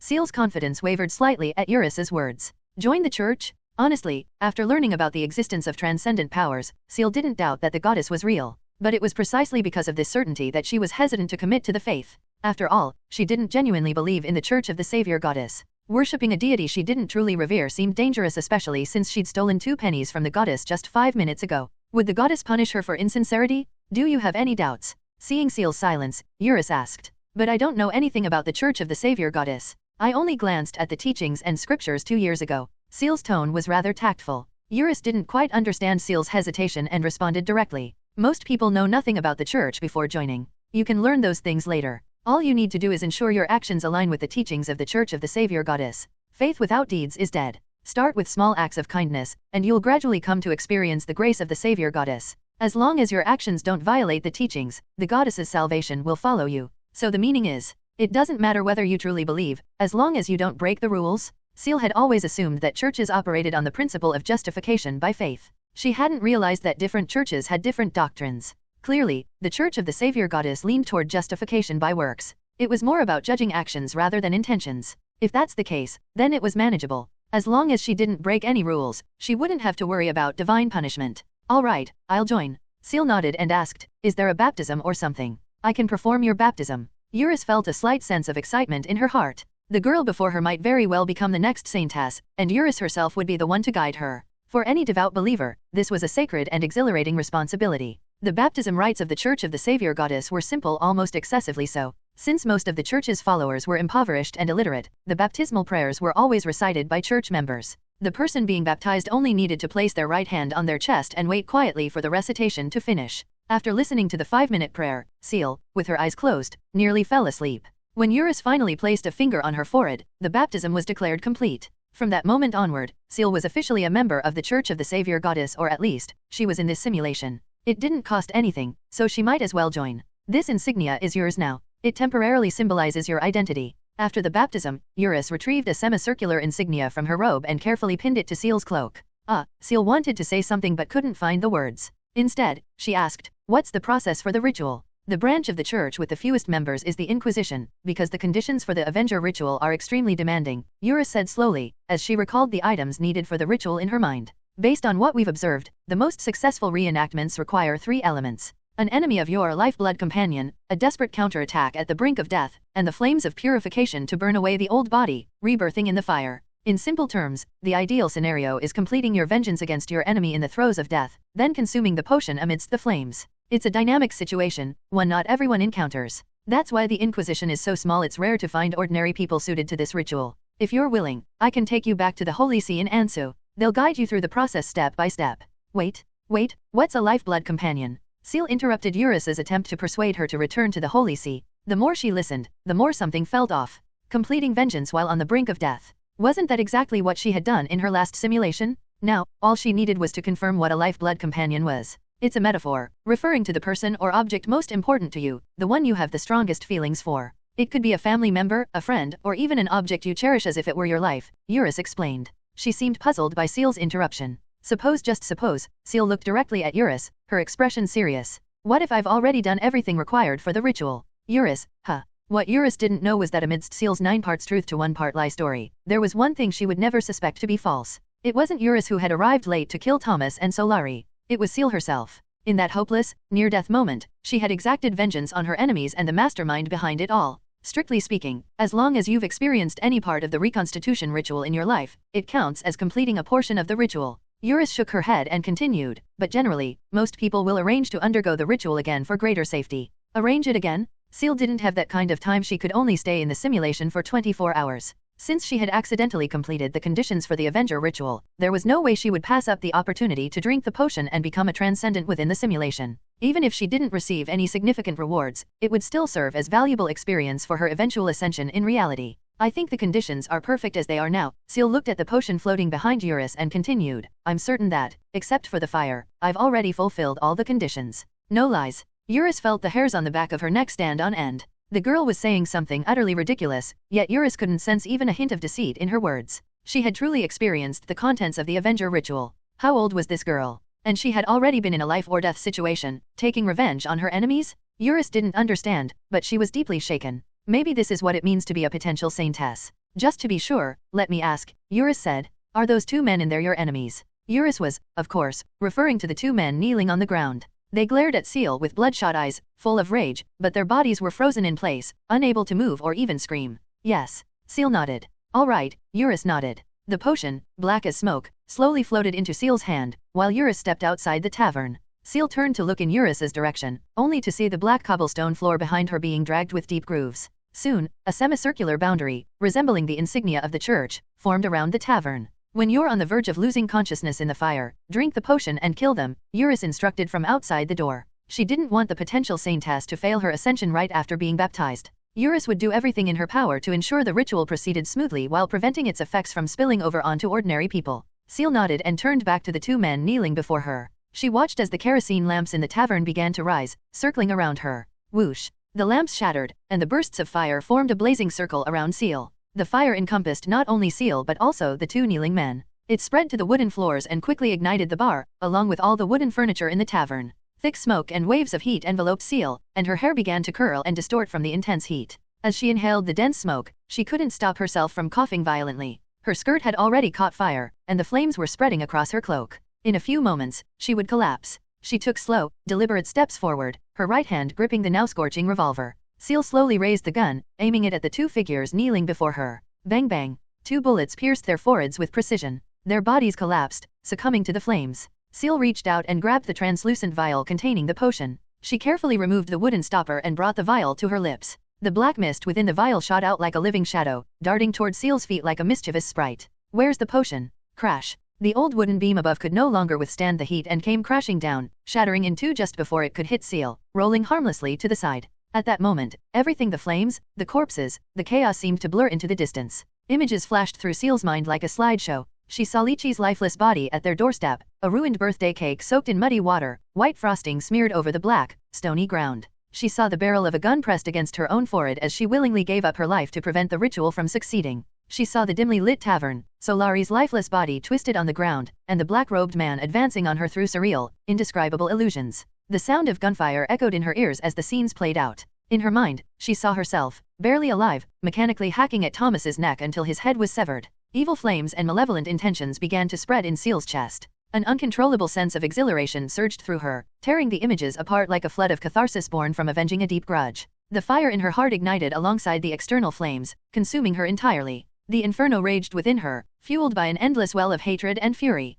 In the glow of the flames, Ciel's shadow began to twitch and distort. The black silhouette broke free from its tether, its edges dissolving like smoke, as though black flames were rising from it. It pressed against the ground and slowly stood up behind Ciel, its smoky, flowing hair billowing outward. It opened its eyes, and white, luminous streams flowed in them. It was like a burning silhouette of Ciel, staring coldly at everything before her with its chilling gaze. Thud. A wave of dizziness overtook Ciel, and she fell backward, landing on the burning wooden floorboards. Ha! The shadowy figure, still burning in the flames, exhaled heavily before turning to look at Ciel. It bent down, grabbed a handful of her flaming red hair, and began dragging her step by step toward the tavern's exit. Eurus, who had been watching from just outside the door, tensed the moment her sightless perception registered the shadowy figure. Whether this was a success or a failure would be determined in an instant. If the shadow attacked its host, Eurus would immediately intervene and destroy the ritual. But to her relief, she saw the shadow dragging something Ciel's body out of the inferno before dissipating and vanishing entirely. Eurus rushed forward, pulling off her white robe to cover Ciel, wrapping her charred body and extinguishing the lingering flames.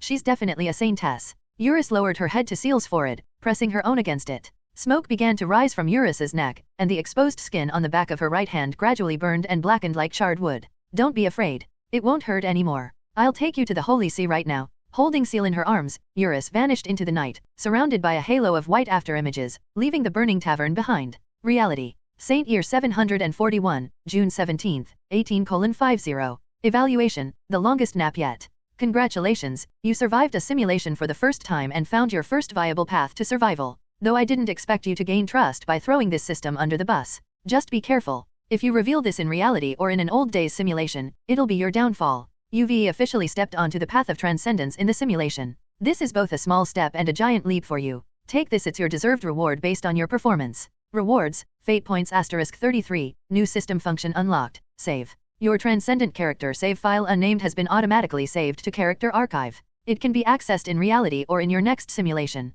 Current Fate Points, 43. Is it over? Ciel propped herself up on the mattress, attempting to sit, but her arms gave out, and she collapsed back onto the bed. The combination of using death reversal and drinking the potion during the simulation had left her mentally drained to an extreme degree. She was now in a strange state. She could think about moving her hand, and after a moment's delay, her hand would rise, only to flop back down when her brain failed to issue the next command. It was like playing a high-latency version of human, fall flat. Ciel gave up trying to move and simply lay on the bed, staring at the system notifications in front of her. Character. Archive. Gaining 33 Fate Points in one go surprised her. It was more than the points she'd earned for killing the quasi-transcendent Thomas in the previous simulation. But after some thought, it made sense. This time, she had survived the full 24 hours of the simulation, breaking the seemingly inescapable deadlock of being sacrificed in a ritual. In other words, she now had a clear survival path. As long as she followed the trajectory she saw in the simulation going directly to the Church of the Savior Goddess to find Eurus, both she and her sister could make it out alive. Still, Ciel didn't rush to make a decision.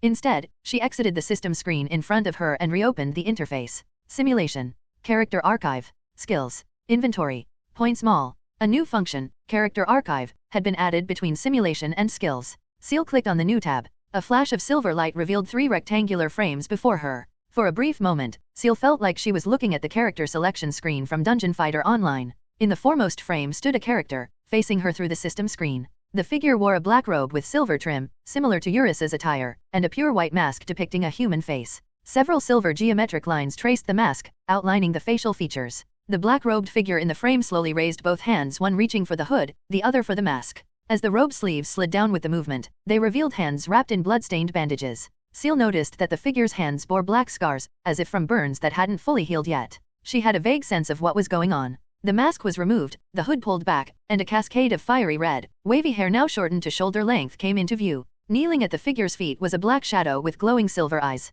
The person in the frame was none other than Ciel herself. Or rather, the version of her from the simulation. Her once waist-length hair had been scorched by the flames, leaving it at shoulder length, with a slightly curled texture. Her brows were furrowed, adding a hint of ferocity to her usually calm face. Her dark red eyes seemed to hold flickering flames within them. As if sensing Ciel's gaze, the shadow kneeling at her feet stirred. The silhouette rose shakily and stepped forward, pressing itself against the system screen, as if curiously observing Ciel on the other side. The burning black outline of Ciel's shadow now completely obscured the screen.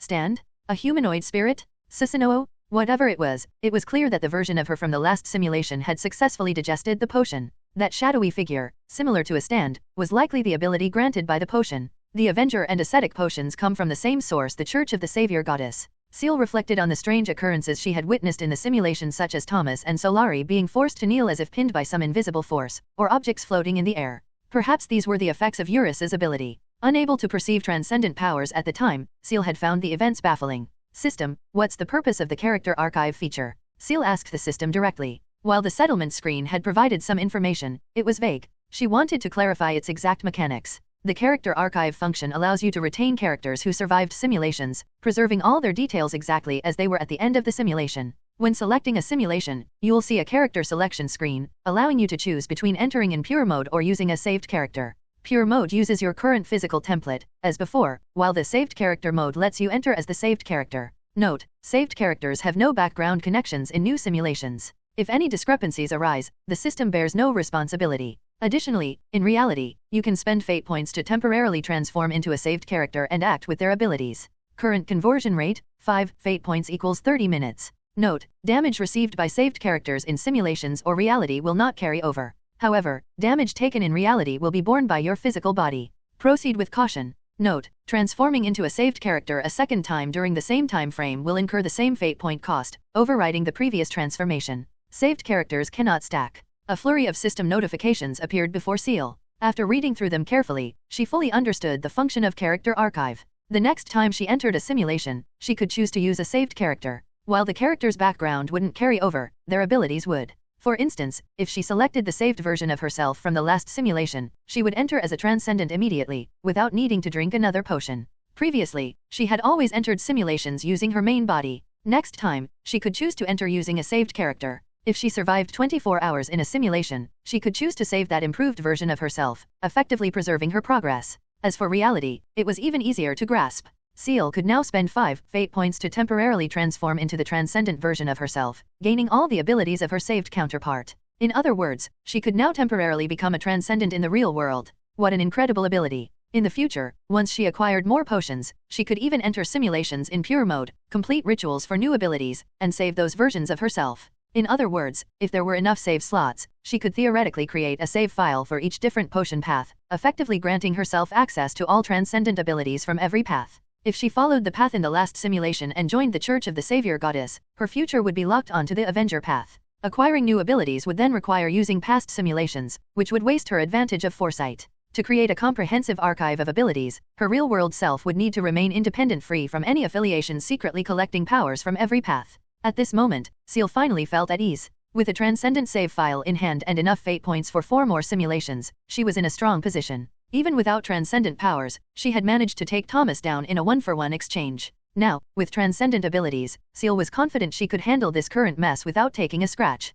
All she needed to do was ensure no one discovered that she was the one behind it all. A wave of exhaustion from her mental exertion swept over Ciel. After 4 consecutive simulations, her spirit was utterly drained. Overcome by the weight of her fatigue, she closed her eyes. Wake up, test the save, adapt. Mumbling to herself, Ciel drifted into sleep. Saint Year 741, June 18th, Barren City, 3:50 a.m. In the small upstairs room of the row house at 44 South North Stone Street in the Clock Tower district, Ciel slowly awakened from her slumber. Nearly 9 hours of deep sleep had restored her energy. At the moment, she lay limply in bed, her body relaxed, seemingly reluctant to get up. But soon, she forced herself to sit up, grabbing the cup next to her and taking a sip of water. Perhaps it was due to sheer exhaustion, but this sleep had been especially refreshing. Still kneeling on the bed, Ciel silently summoned the system in her mind. The bright silver screen appeared before her, bringing her a sense of reassurance. At least she hadn't woken up to find that everything had been a dream. She opened the simulation interface and glanced at the available simulation times. Future, 1 day, Saint Year 741, June 19th,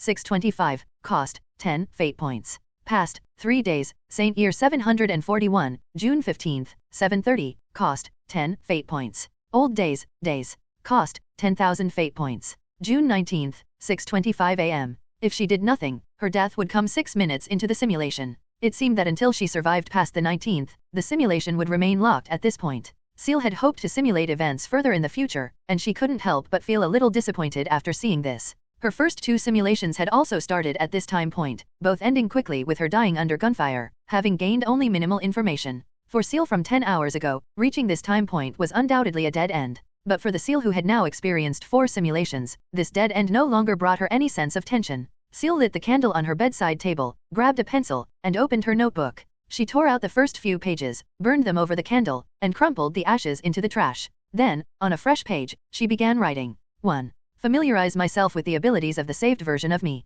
2. Arrange for my sister to take time off and wait at the cafe in the city center, as before. 3. Develop a plan to eliminate Thomas, Solari, and their accomplices while clearing myself of all suspicion. These were her goals for her future self. Of course, the first goal was the top priority, while the third was a way for her future self to brainstorm strategies during the simulation. This would save her significant time and effort. Good luck, future me. Ciel smiled faintly and drew a simple smiley face at the bottom before closing the notebook. Lying sprawled on the bed with the notebook in hand, Ciel prepared to enter the simulation. But before doing so, she wanted to check if the store had any new useful items. Judging from the clothes on her unconscious body in the saved simulation, her outfit had likely been changed by Eurus, possibly into Eurus's own clothing.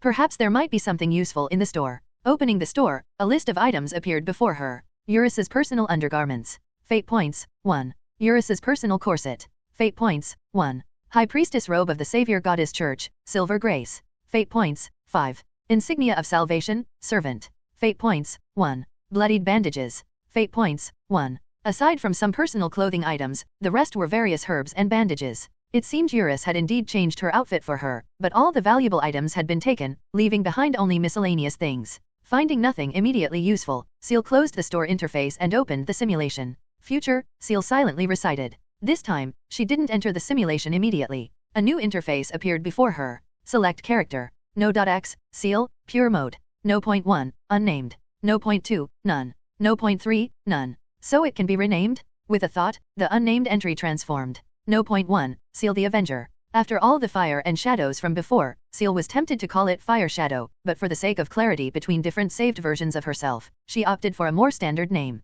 She selected save slot number 1. A beam of white light engulfed her. Future. Saint Year 741, June 19th, 6:25. Countdown, 23:59:59. Tap, tap, tap. She opened her eyes. Before her was the familiar room, and outside the window came the familiar sound of rain. What wasn't familiar, though, was the burning, stinging pain radiating through her body, accompanied by a growing sense of agitation and anger brought on by the discomfort. Fortunately, with the help of Command LV.1, Ciel didn't let these emotions overwhelm her. She raised her hand, and the sleeve of her robe slid down to reveal her bandaged arm. The burns hadn't fully healed, but the cool sensation from the bandages suggested that the medicine Eurus had applied was working. There was also something else different from her current self, a chaotic, indescribable fragment of knowledge that now resided in her mind. Sitting on the edge of the bed, she looked straight ahead. Her shadow, flickering in the candlelight, began to shift. Then, as if it were clawing its way out of a swamp, a black silhouette emerged from the shadow. It was a completely black version of Ciel, with no other color present.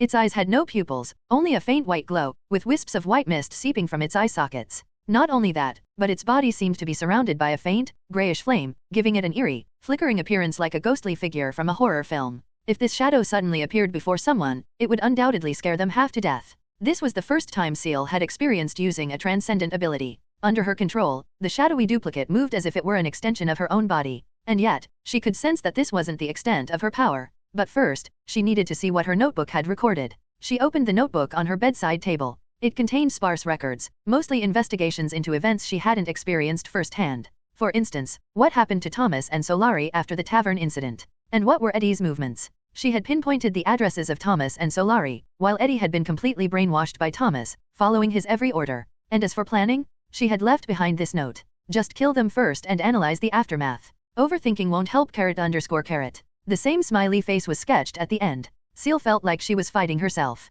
Reading this, Ciel suddenly laughed in relief. It was exactly her style. Closing the notebook, Ciel glanced at the time. 6:28, 3 minutes left until her death time. Kill them first and analyze the aftermath, huh? Ciel stood up, her hand reaching toward the mask on her face. But halfway through removing it, she put it back on. If this looked like the work of a transcendent, no one would associate it with an ordinary person, right? Especially since she was wearing the robes of the Savior Goddess Church. No one in their right mind would connect these events to someone like her, a non-believer. Sorry, Goddess. Ciel adjusted her mask. I'll pay back those 2 pennies when I return to reality. Creak. Ciel opened the door and descended the creaky, decaying wooden staircase. Bang, bang, bang. The heavy pounding on the downstairs wooden door echoed through the house, followed by the crash of an old toy doll falling to the floor from where it hung on the door. The pounding was accompanied by vulgar curses, as if someone intended to break the door down. Ciel walked unhurriedly to the door, and her shadow bent down, retrieving the fallen doll and handing it back to her. Beneath the mask, Ciel's brows furrowed slightly. The high-pitched voice outside the door was unmistakably Eddie's.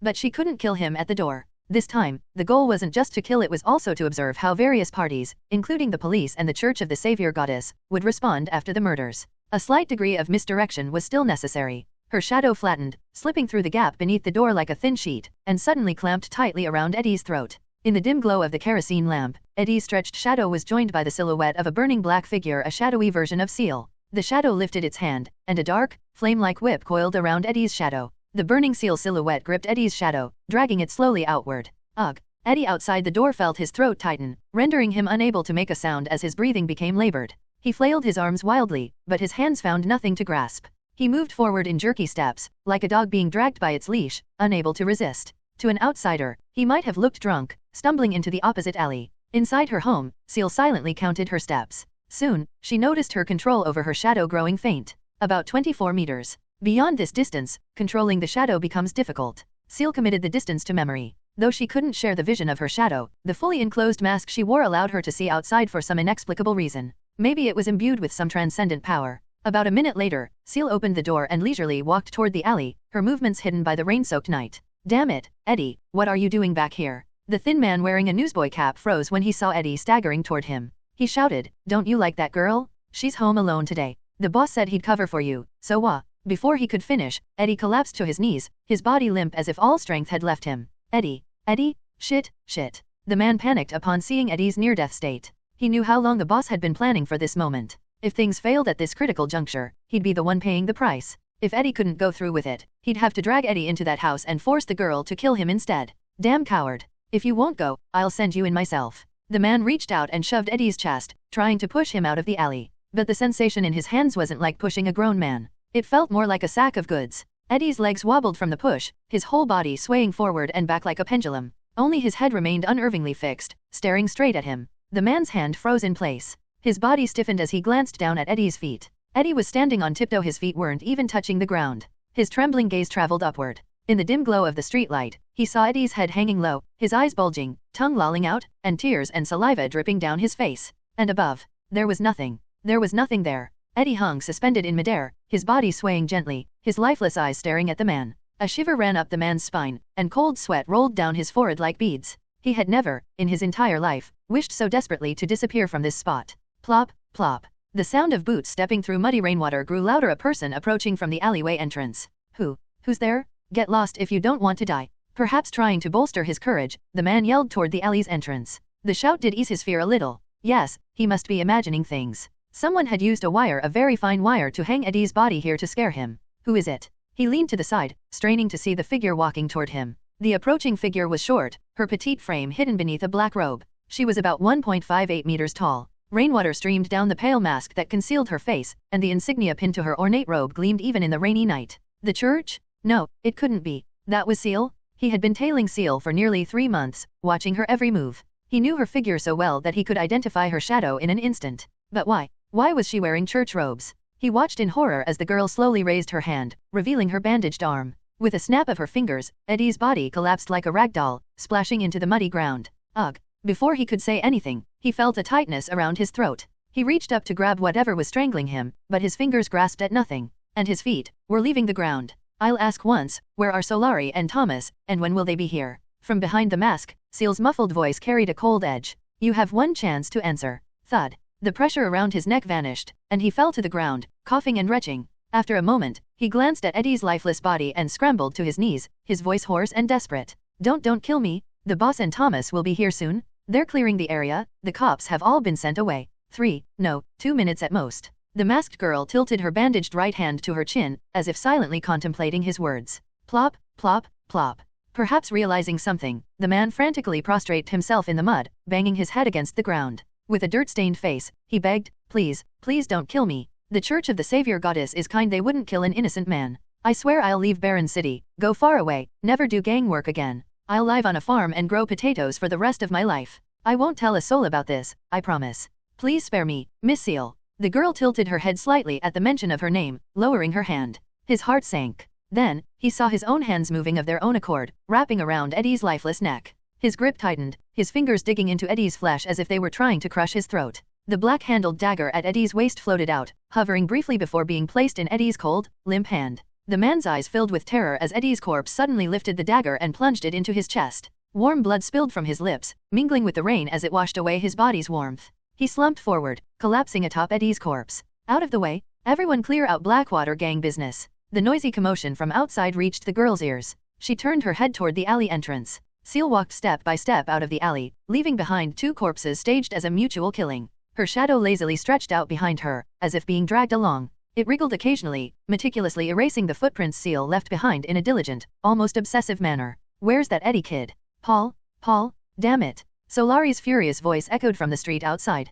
Beside him, Thomas wore his usual skeletal expression, though his gaunt face also showed confusion. Neither of them noticed the petite figure leaning against the entrance to the rain-soaked alley. The black shadow rose from Ciel's silhouette, standing behind her. It reached out a hand to accept the revolver that Ciel passed back to it. Dong. The deep, resonant chime of the Savior Goddess Church's clock tower rang out, a solemn sound signaling rest for the workers and eternal sleep for evildoers. Thomas, damn it. Solari, leader of the Blackwater gang, caught sight of something out of the corner of his eye. He spun around abruptly, glaring at the black-robed man next to him and drawing his revolver from his waist. Thomas? What the hell are you doing? Huh? Thomas turned toward Solari, confusion etched on his face. He didn't notice the revolver floating silently behind him, aimed directly at Solari's panicked visage. I gave you so much money, killed so many people for you, and now you're screwing me over. Bang, bang, bang. 3 gunshots rang out in sync with the tolling of the bell. Thomas, the black-robed man, looked at Solari in disbelief, as if unable to fathom how things had escalated to this point. He staggered backward, clutching his chest, and collapsed into a seated position.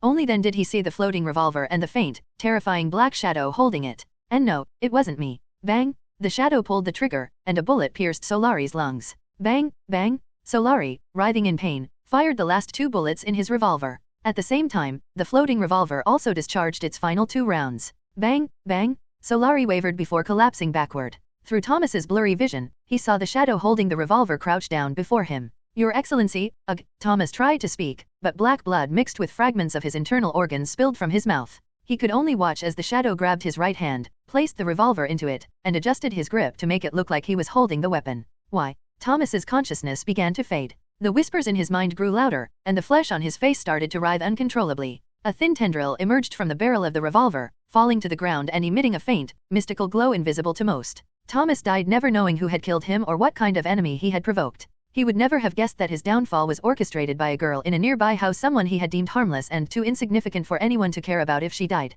It's done. A smile spread across Ciel's face beneath her mask, and an unfamiliar sensation welled up within her. So this is the power of transcendence? Ordinary people don't even know how they die in my presence. Even a quasi-transcendent like Thomas couldn't perceive my actions. He had brought plenty of henchmen with him. Maybe I should kill a few more? The abrupt thought surfaced in Ciel's mind, but it was swiftly suppressed by Command LV.1. She could hear a faint hum in her ears, a sound growing more rhythmic as the blood spreading across the ground stimulated some unseen force. What is that sound? The surreal murmurs made Ciel's head throb. She quickly realized she shouldn't linger here any longer. The thrill of killing exhilarated her, and the agitation from drinking the potion seemed increasingly difficult to suppress, like a volcano on the verge of erupting. Yet she had no idea how to quell it. She turned and stepped over the 2 corpses, hastening toward the other end of the alley. Her shadow followed closely, erasing footprints as it went. Occasionally, it seemed to shout silently, as if telling her to wait. Emerging from the alley on the other side, the humming in Ciel's ears subsided slightly, and the whispers in her mind grew fainter. She quickly unpinned the church insignia from her chest and discarded her mask.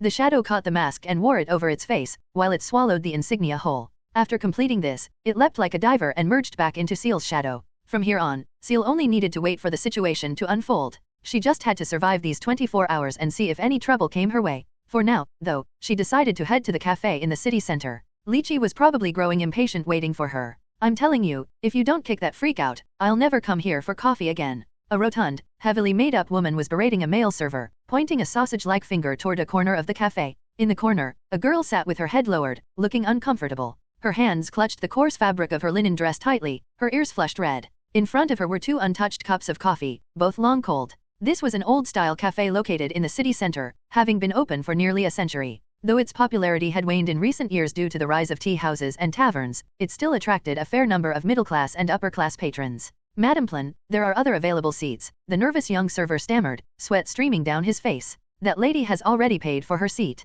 She's allowed to sit wherever. It was his first day on the job, and encountering such a difficult customer had him already considering quitting. Can you drink anything with that freakish face staring at you? Madam Plin spat venomously. This is a classy place, not some freak show. The girl in the corner trembled, sensing the disdainful gazes from the well-dressed patrons around her. She hastily picked up the cup in front of her, took a sip, and immediately choked on the bitter coffee, coughing loudly. A single tear slid down her cheek, adding a salty note to the already bitter drink. Ding-ling-ling. The cafe door swung open, and a figure in a black robe stepped inside. Move aside, you pig. A pleasant yet biting voice rang out. The words were crude, yet the voice carried an elegance that painted an image of a proud, beautiful girl delivering a sharp rebuke. Many patrons turned their attention toward the door. What did you say? Madam Plin's face scrunched up in indignation as she whirled around. She was met by the sight of an exceptionally beautiful girl with fiery red, wavy shoulder-length hair, draped in a robe that exuded mystery and elegance. For a moment, Plin forgot what she was about to say. It was a face so stunning it left no room for envy. Say that again. Madam Plin shuffled her body closer to the girl, but soon, her pupils narrowed slightly. She seemed to recognize the silver embroidery on the girl's robe. The girl's age, combined with her unparalleled beauty rare even among nobles and those silver patterns, her noble status seemed self-evident. Why, Your Excellency. I've been rude. The once domineering Madam Plin was now stammering, her voice trembling. She sidled past the red-haired girl, careful not to touch her, and hurried out the door, leaving her umbrella behind in her haste. Ding-ling-ling. The bell jingled as the door closed behind her. The red-haired girl scanned the cafe, prompting its patrons to avert their eyes or hide behind their newspapers, pretending nothing had happened. Soon, the girl's gaze settled on a specific spot. She walked briskly to the corner, her voice softening as she spoke. Sorry, sister. I'm late. A big shot, with her sister. Good thing I didn't pick a fight. Why didn't I step in to help earlier? So that's why she has scars. She's from that church. Among the other patrons, some sighed with relief, some regretted their inaction, and others began preparing their lines, eager to approach and strike up a conversation. Sorry, sister, for keeping you waiting so long. Ciel sat opposite Lychee and took a sip from the coffee cup in front of her. Only in Lychee's presence did the restless turmoil in her heart finally begin to subside. The violent emotions that made her irritated with everyone around her gradually dissipated. The faint throbbing in her head and the burning sensation in her chest, this was far from her usual state. Ciel had always been someone who sought peace, keeping a low profile to maintain a tranquil life. Now, the violent impulses and fleeting whispers in her mind seemed to be the result of the potion's influence. The potion, could it really change someone's personality so drastically? Thankfully, this was happening in a simulation. Anything she did here wouldn't affect reality. From what Eurus had explained earlier, it seemed that potions weren't limited to just one type. Beyond the Avenger and ascetic potions, there were likely more. If drinking more potions amplified these effects, Ciel couldn't be sure she'd be able to suppress the violent thoughts catalyzed by them in the future. No, I only waited a little while, Lychee whispered, subtly wiping at her eyes with her sleeve, her head bowed as she cupped the coffee in her hands. She had rarely been to the city center, and even less to places as upscale as this cafe. If not for Ciel insisting she wait here, she might never have stepped into such a beautiful establishment in her life. What's wrong? Ciel's sharp eyes caught the oddity in Lychee's demeanor. Tilting her head slightly, she tried to see Lychee's face, but her sister only lowered her head further. Are you upset? No. Lychee took a deep breath and finally lifted her head. But the moment she saw Ciel, she froze. Ciel. Lychee's voice rose slightly in surprise. Your hair. It wasn't her fault for reacting this way. Her sister, who had always had waist-length, beautiful red hair, now sported shoulder-length curls. While it was still stunning, the change felt strange to Lychee. And perhaps it was just her imagination, but Lychee felt that her sister's gaze was now sharper, more intense than before. I stopped to get a haircut earlier, Ciel smiled, smoothly delivering the excuse she had prepared on the way. Does it look good? It looks great, Lychee nodded, smiling as well. You look like one of those noble ladies. She didn't question where Ciel got the money for a haircut. She knew her sister often earned pocket money by ghostwriting homework for noble girls. Suddenly, as though remembering something, Lychee reached into her pocket and took out a small gift box, handing it to Ciel. Happy birthday, Ciel. Congratulations on graduating. Graduation? Ciel blinked, momentarily taken aback. She had completely forgotten that today was supposed to be her graduation ceremony. But based on the trajectory of events in this timeline, it seemed she hadn't attended the ceremony and had instead stayed home to prepare. Ciel carefully took the gift and opened the box to find a delicate rose-shaped brooch inside. It's beautiful. I love it. Thank you. Sister Ciel didn't hold back her praise and immediately pinned the brooch to her robe. That's good, Lychee said, her mood lifting as she saw her sister's joy. However, the longer she looked at Ciel, the more she felt that something about her had changed. But she couldn't quite put her finger on what it was. Was it the new robe? That might just be what Ciel wore for her graduation ceremony. But what about the bandages on her hands?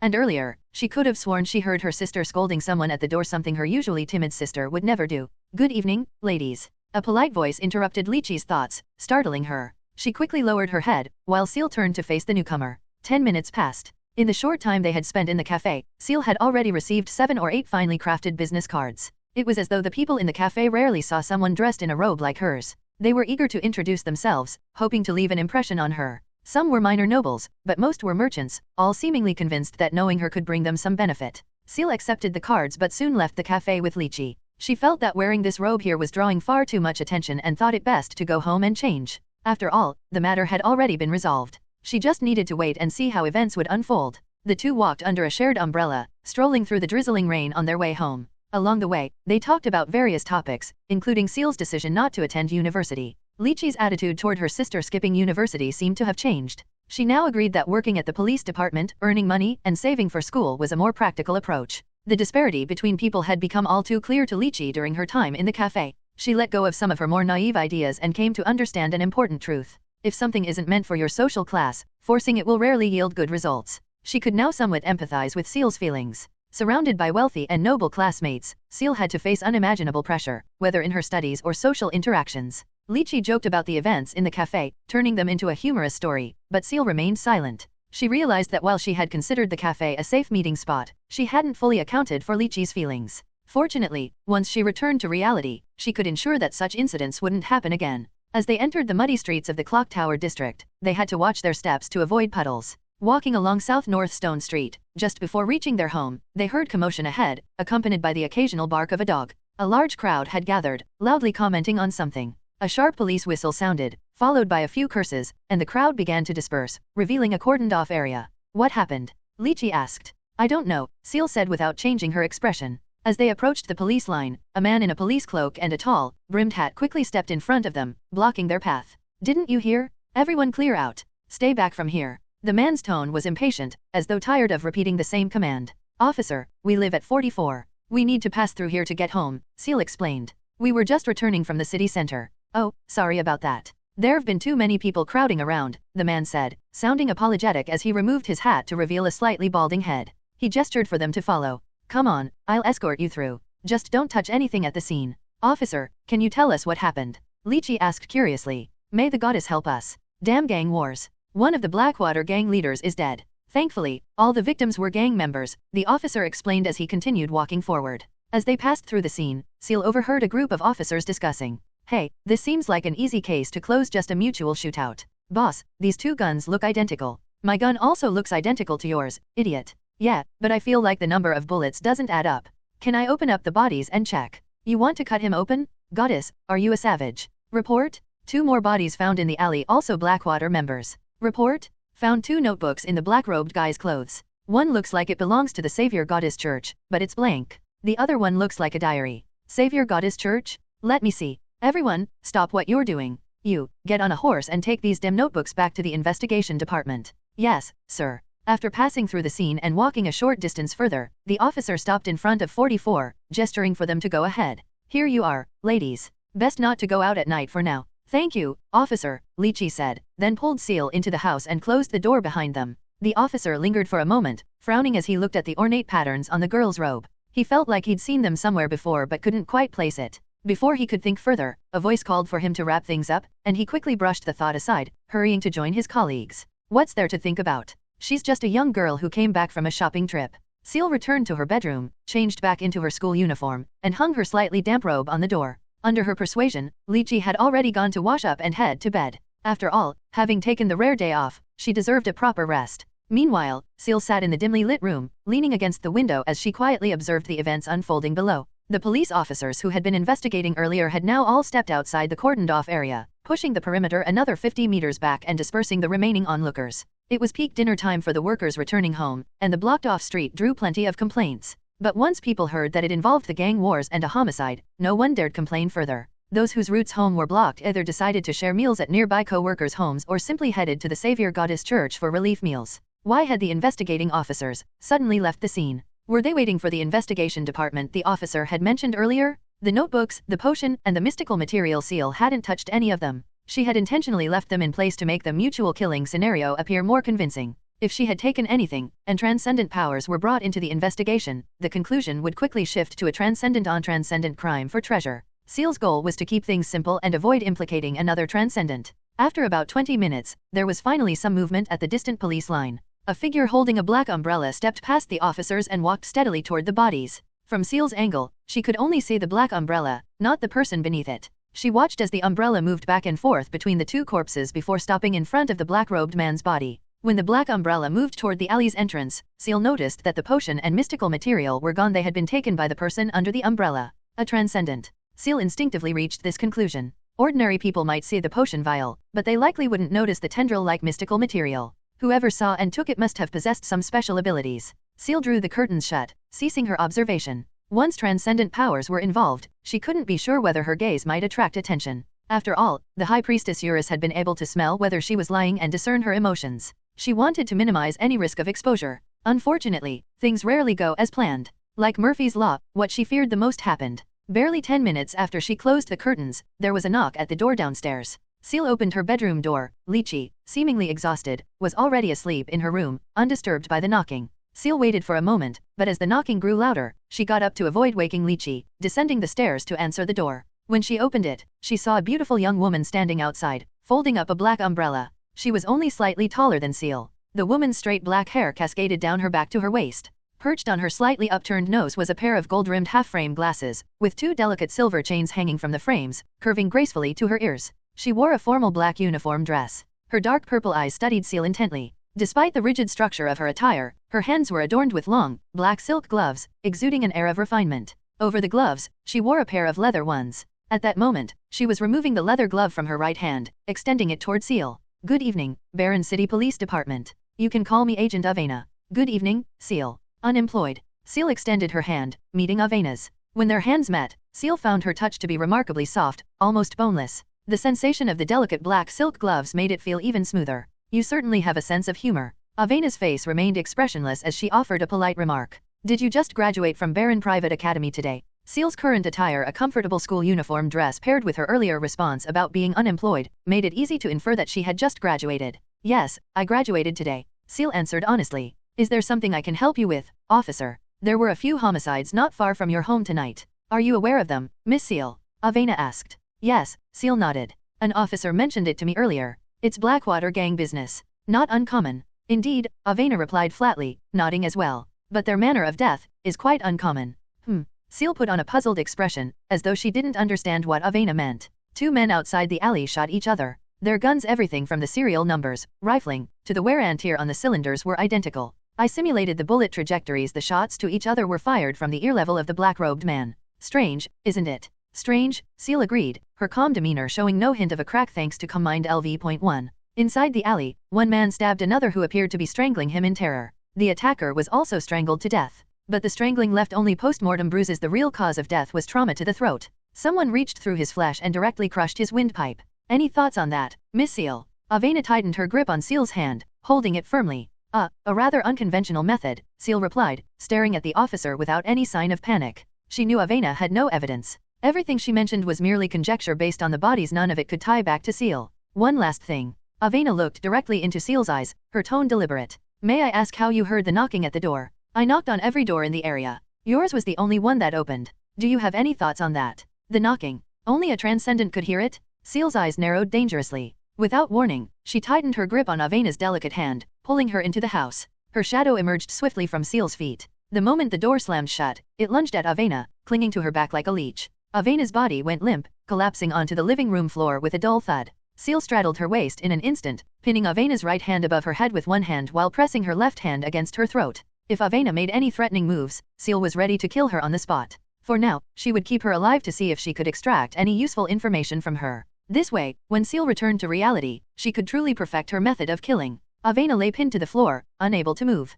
Her knee-length skirt had flipped up from the fall, revealing a fluffy white petticoat patterned with rabbit dolls beneath. Ciel straddled her, one hand restraining Avena's right arm while the other gripped her throat. The two stared at each other without speaking. It wasn't that Ciel didn't want to talk. She was deeply on edge. The only transcendent she had encountered so far was the enigmatic and powerful Eurus. Thomas hadn't fully digested his potion yet, so he didn't really count in her mental calculations. Ciel had no idea what abilities other transcendent individuals might possess. She feared being countered by some strange power and could only maintain this position defensively. Avena, on the other hand, lay completely still, making no move to resist. Her face remained impassive as she looked up at Ciel, her demeanor showing no emotion. Her composure only made Ciel more cautious. After about a minute, a reddish hue began to creep into Avena's pale cheeks. She was starting to show signs of oxygen deprivation. Ciel loosened her grip slightly, allowing Avena the chance to breathe, careful not to accidentally render her unconscious. As her grip eased, Avena gasped for air, her breathing ragged and accompanied by faint coughing. It seemed Ciel had choked her more tightly than she'd realized.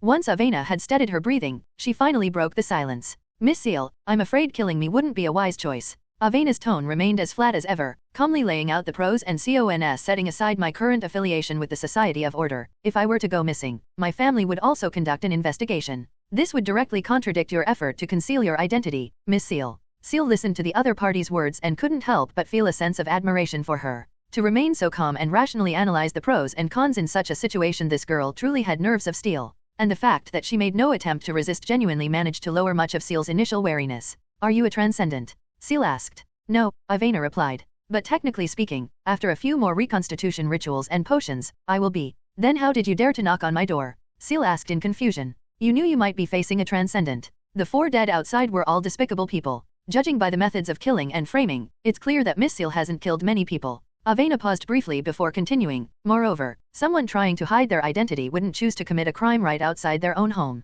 Considering the contents recorded in the suspect's diary, I'm more inclined to believe this was an act of self-defense made out of necessity. With that in mind, I determined that directly approaching the culprit wouldn't pose much danger. Avena had spent less than 10 minutes investigating outside, right? And her analysis was already almost spot on. Since you've already deduced so much, why would you still risk knocking on my door? Ciel asked. It was a point of confusion for her. Because I wanted to confirm my reasoning, Avena said. For the first time, a flicker of curiosity lit up her normally indifferent dark purple eyes. And besides, I'm very curious. I'm curious about what happened to Miss Ciel that would compel her to take such a risk, killing 4 people despite the danger of exposure. What's the truth? If this was due to a grudge, there were safer, risk-free solutions available. Avena spoke incessantly. Noticing Ciel's silence, and seemingly unfazed by still being pinned down, she directly said, I can promise not to tell anyone after hearing the truth. I'll just label it as gang-related violence when I report back and close the case. Avena blinked, her gaze filled with anticipation as she looked up at Ciel. Curiosity about the truth. And for that, you came alone to the culprit's door?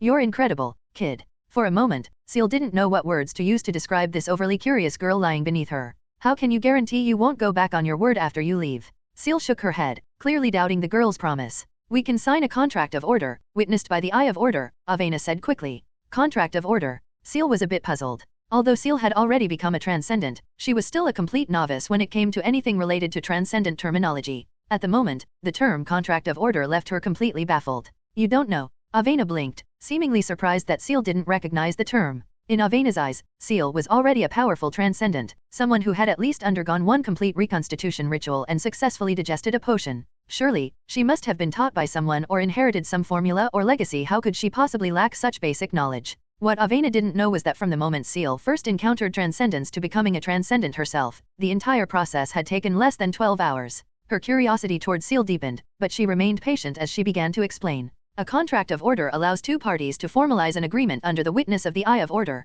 Once the contract takes effect, any party that violates it will be punished by the Eye of Order. This is a system available to all transcendents. If you memorize the prayer, you can draft a contract yourself. Perhaps worried that Ciel didn't fully understand, she added, the Eye of Order is the symbolic manifestation of the absolute order that the Society of Order reveres. You can think of it as a seal or stamp. Let me see. Ciel released Avena's throat and stood up from her. Avena got to her feet as well, though Ciel's shadow loomed behind her. Should she make any sudden moves, the shadow would instantly snap her neck. Could you give me a piece of paper and a pen? Avena walked over to the dining table and sat down directly, turning her head to look at Ciel, seemingly unfazed by the fact that she had just been pinned down moments ago. Ciel retrieved a pen and a piece of paper torn from her notebook, handing them to Avena. Taking the pen and paper, Avena began writing swiftly on it. Her handwriting was elegant and flowing, much like the script Ciel had seen from the noble ladies back in the academy. Before long, a drafted agreement was handed to Ciel. Ciel glanced at it and quickly understood its contents. It was essentially a document resembling a formal contract.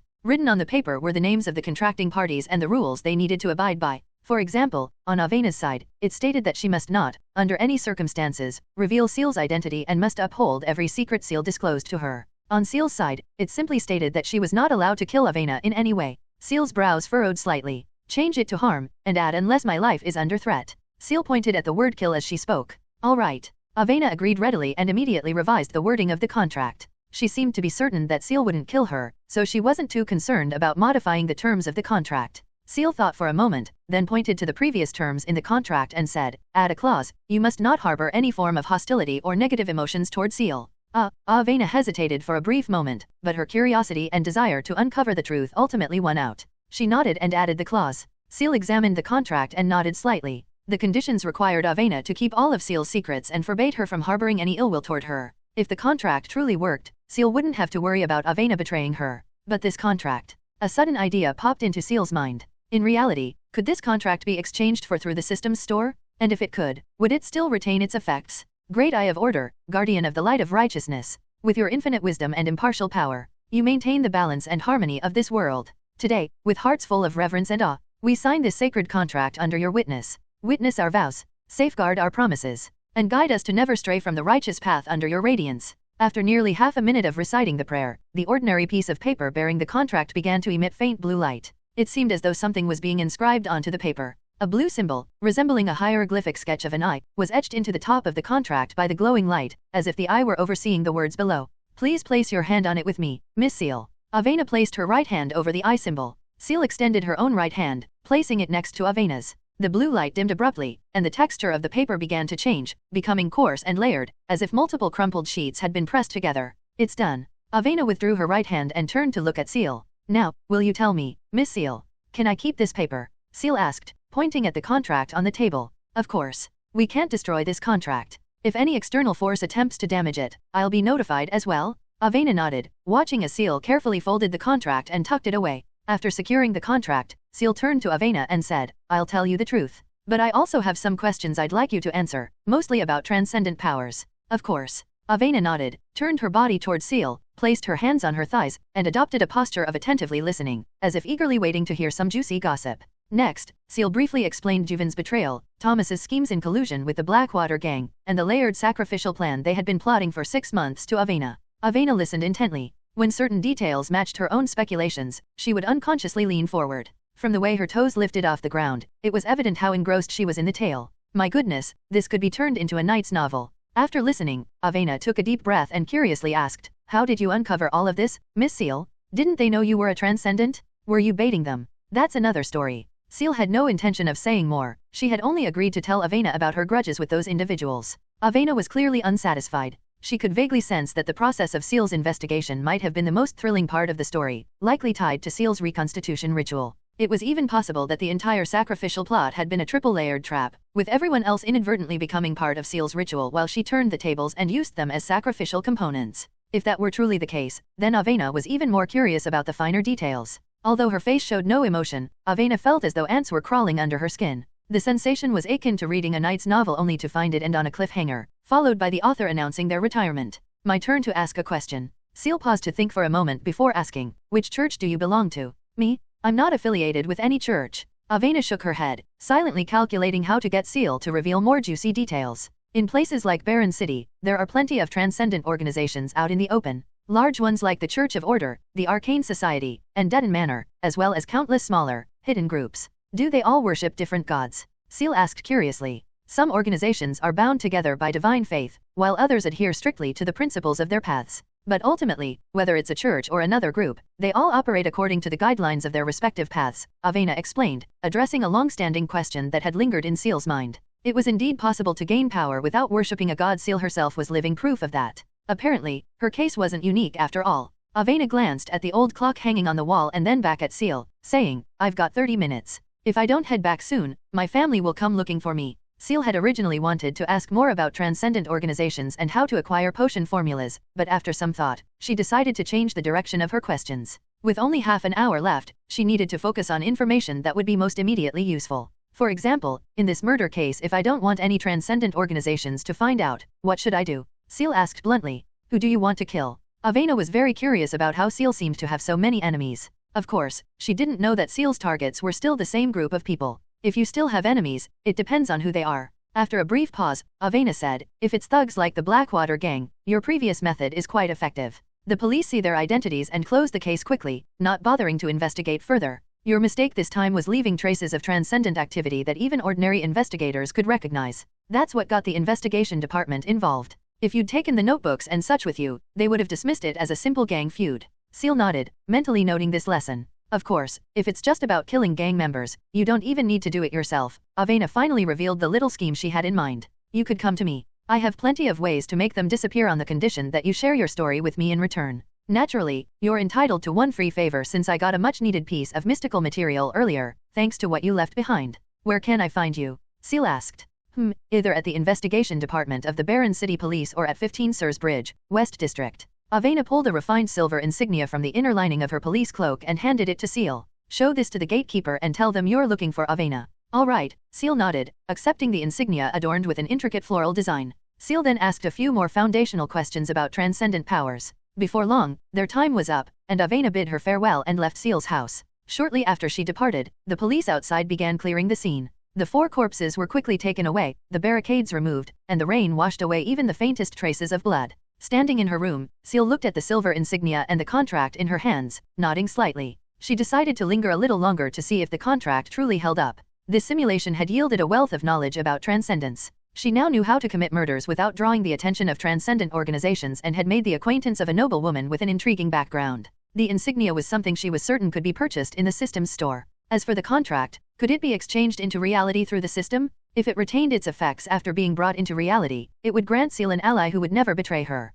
Someone who would never reveal her secrets, who wouldn't harbor hostility or negative emotions toward her. In other words, no matter what Ciel did to her, her favorability would only increase. Ciel carefully tucked the contract into her pocket. This contract might prove invaluable in the future. The next morning, at 44 South North Stone Street, Clock Tower District, Ciel woke up to the soft light of dawn and stretched lazily. For the first time, she had slept through the night in a simulation. When she first woke up, she was briefly unsure whether she was in reality or still in the simulation. It wasn't until she saw her curled hair in the mirror during a groggy trip to the washroom that it finally clicked. After all, everything in the simulation felt so real, like living in another parallel world. She glanced at the time. It was now 10 a.m., the longest she'd ever slept. The steady, rhythmic rain outside seemed to have contributed to her restful slumber. Pulling back the curtain slightly, she looked out the window. The street below was its usual bustling self, with horse-drawn carts and hand-pulled wagons moving to and fro. A group of grubby kids played outside, pushing metal hoops with sticks as they laughed and ran about. The fact that she had been able to sleep so soundly spoke volumes. Order's contract was unquestionably effective.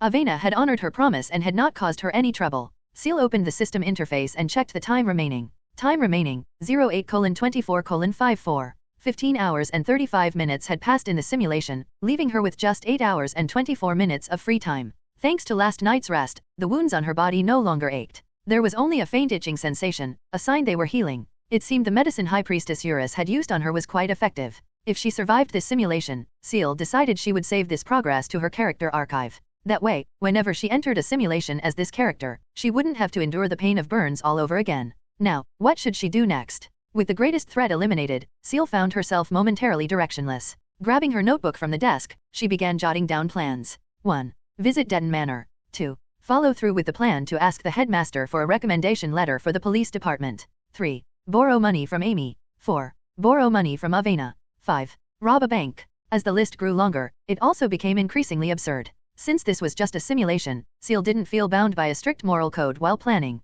After all, once she returned to reality, no one would know what she had done here. The idea of visiting Denton Manor came from what she had learned from Avena the day before. Denton Manor was a gathering place for transcendents, akin to a marketplace for them. She might find rare items there or even pick up commissions that were impossible to encounter otherwise. As for borrowing money or robbing a bank, that was more for her real-world financial concerns. In reality, she wasn't just poor, she was dirt poor. If an entire sack of £1 only cost 1 fate point in the system, Ciel wouldn't hesitate to exchange for it. Of course, bringing paper £1 into reality could pose issues, such as having serial numbers that might overlap with real £1. To be safe, it would be better to exchange for gold pounds instead. Gold pounds, each valued at £1, were standardized coins weighing 7.98 grams with a purity of 91.67%. While a sack of gold coins might not have the same value as a sack of £100 bills, gold would be much safer to use. With these considerations in mind, asking for a recommendation letter suddenly seemed like the most mundane and least worthwhile thing to do. Ciel scratched off some items from her list and rearranged the order. First, she'd get some money. Then she'd visit Denton Manor to see if there were worthwhile items to buy. If she found something truly valuable, she could simply end the simulation by dying on purpose, bringing the items back. If she didn't obtain anything of value or make much money, then as the simulation drew to a close, she'd rob a bank. The goal would be to figure out the optimal route for a successful heist. With enough practice, robbing banks could become a fixed routine in every simulation, maximizing how much money she could exchange for 1 fate point. First, money. Ciel put down her notebook and changed into a low-profile linen cotton dress and black ankle boots. She also donned a brown rounded hat for sun protection. Just in case, she took her brown satchel, slinging it over her shoulder. It would mainly be for carrying money. With her preparations complete, she headed downstairs. By this time, her sister had already gone back to work at the factory. On the table, Lychee had left a piece of bread and some fried bacon, clearly meant for Ciel's breakfast. The food was cold by now, but that didn't bother her. Ciel quickly ate the bread and bacon before locking the door and heading down South North Stone Street toward the Western District. Both Amy and Avena lived in the Sursbridge neighborhood, a far more affluent area than the city center. Located on the west side of Barron City, Sursbridge was generally referred to as the Western District. It was said that in the capital city of Anse, the Western District was also the most prosperous. With plenty of time on her hands, Ciel didn't rush. About 20 minutes later, she arrived at the street near Amy's residence. Standing in front of Amy's mansion, Ciel paused, gazing at the grand standalone villa with a mix of emotions. Back in school, Amy had always tried to get closer to her. However, adhering to her principles of keeping a low profile and avoiding deep connections, Ciel often politely declined Amy's invitations. This was partly to avoid getting entangled in the power struggles among the children of nobles and wealthy merchants, and partly because she simply didn't have the money to join them for shopping or social outings. They were from entirely different worlds. Even if Ciel had wanted to fit in, she likely wouldn't have been able to. At most, she'd have ended up as an errand runner for the noble ladies. But to Ciel's surprise, during one of her previous simulations, the surface friend she had always kept at arm's length was willing to defy her father, endure house arrest, and secretly send her crucial information through a servant. That act of kindness had genuinely moved Ciel. She held on to that gratitude. Cough. Even if her current visit was to borrow money from Amy, Ciel figured it was fine. If she didn't get the money now, she'd make it up to Amy in reality by taking her out for a nice meal after robbing a bank. Her lingering at the gate seemed to catch the attention of one of the estate's servants. He approached the ornate iron gate and asked through the bars, "Miss, are you looking for someone?" "I'm here to see Amy. I'm her classmate, Ciel," Ciel replied through the gate. "Please wait a moment, Miss Ciel. I'll inform the young lady." Upon hearing she was a classmate, the servant bowed slightly out of respect before jogging through the garden to the main villa. A minute later, Ciel saw a figure in a silk robe running toward the gate, followed by a maid who looked to be in her 30s or 40s. Miss, you haven't even changed your clothes." Hearing the maid's shout, Amy abruptly looked down and realized she was still in her nightgown. Her face instantly turned bright red as she spun around and dashed back into the villa. The maid gave Ciel an apologetic nod before hurrying after her. About 30 minutes later, by which time Ciel's legs were starting to go numb, the villa's gate finally reopened. Amy emerged gracefully, dressed in a light blue silk dress with delicate lace trim. The petticoat beneath gave her skirt a wide, voluminous appearance. She wore a white lace shawl over her shoulders and a straw hat adorned with flowers and feathers. Her golden wavy hair shimmered in the sunlight. She opened a small door in the iron gate, reached out to pull Ciel into the garden, then quickly withdrew her hand, clasping it behind her back. Though she kept her head lowered, she couldn't help but steal glances at Ciel's curled hair. "Ciel, what brings you here? I looked for you all over at the graduation ceremony yesterday, but I couldn't find you," Amy asked nervously, her nerves causing her to accidentally bite her tongue mid-sentence. Ciel took a deep breath and glanced toward the garden. "The flowers really do look like flowers. Miss Amy, you're making this so hard for me to bring up borrowing money?" In the end, Ciel couldn't bring herself to ask Amy for a loan. Instead, she was pulled inside for morning tea, sampled some desserts, and chatted for nearly an hour before making her departure. Although her visit was brief, Amy seemed thoroughly delighted. She only looked a bit dejected when Ciel mentioned leaving, but her smile returned when Ciel promised to come by again sometime. What an easily pleased girl. Still, Ciel did manage to glean some useful information indirectly, specifically about Amy's savings. Currently, Amy had about 30 pounds saved up. Despite receiving a weekly allowance of 5 pounds, she spent money so freely that she hadn't been able to save much. Hearing about Amy's weekly allowance, Ciel couldn't help but reflect on the disparity between their lives. Lychee worked herself to the bone in the factory, toiling nearly 14 hours a day, and her weekly salary was only 11 shillings. Meanwhile, Amy's weekly allowance was nearly 9 times Lychee's weekly salary, which was truly remarkable. After asking Amy for directions to 15 Sirs Bridge, Ciel left her house and headed to Avena's residence.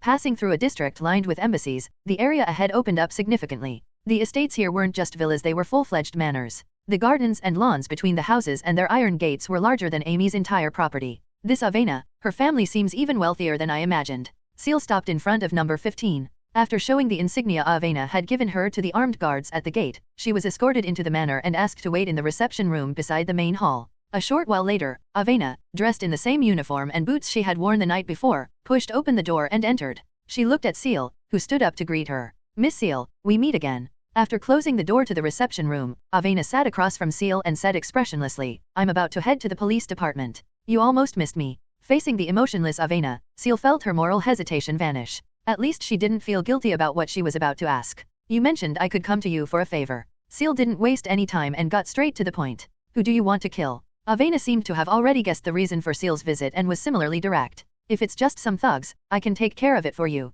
Avena pulled out a small black notebook and a fountain pen from her breast pocket, appearing ready to jot something down. "Ciel, I want to borrow money." Avena's body visibly stiffened, as if her brain needed a moment to process what she'd just heard. After a long pause, she finally looked up at Ciel. Confirming that this wasn't a joke, she asked, "How much?" "As much as you're willing to lend." Ciel thought for a moment and added, "Preferably in gold pounds." "You're trying to go into hiding." Avena's expression finally showed a hint of confusion. "I can arrange a safe place for you." Avena had done some research on Ciel's background the previous night. If Ciel was planning to flee with her sister, it would be like a fish disappearing into the ocean, nearly impossible to track. "No, I just want money," Ciel said, offering a partial truth. "I want to visit Detton Manor." "Then why only gold pounds?" "Forget it." Avena didn't press further. She excused herself briefly and left the reception room. About 10 minutes later, she returned carrying a small yet plump silk pouch. There are 75 gold pounds in here. Avena placed the pouch in front of Ciel and said, the mystical material I acquired yesterday was only a half portion.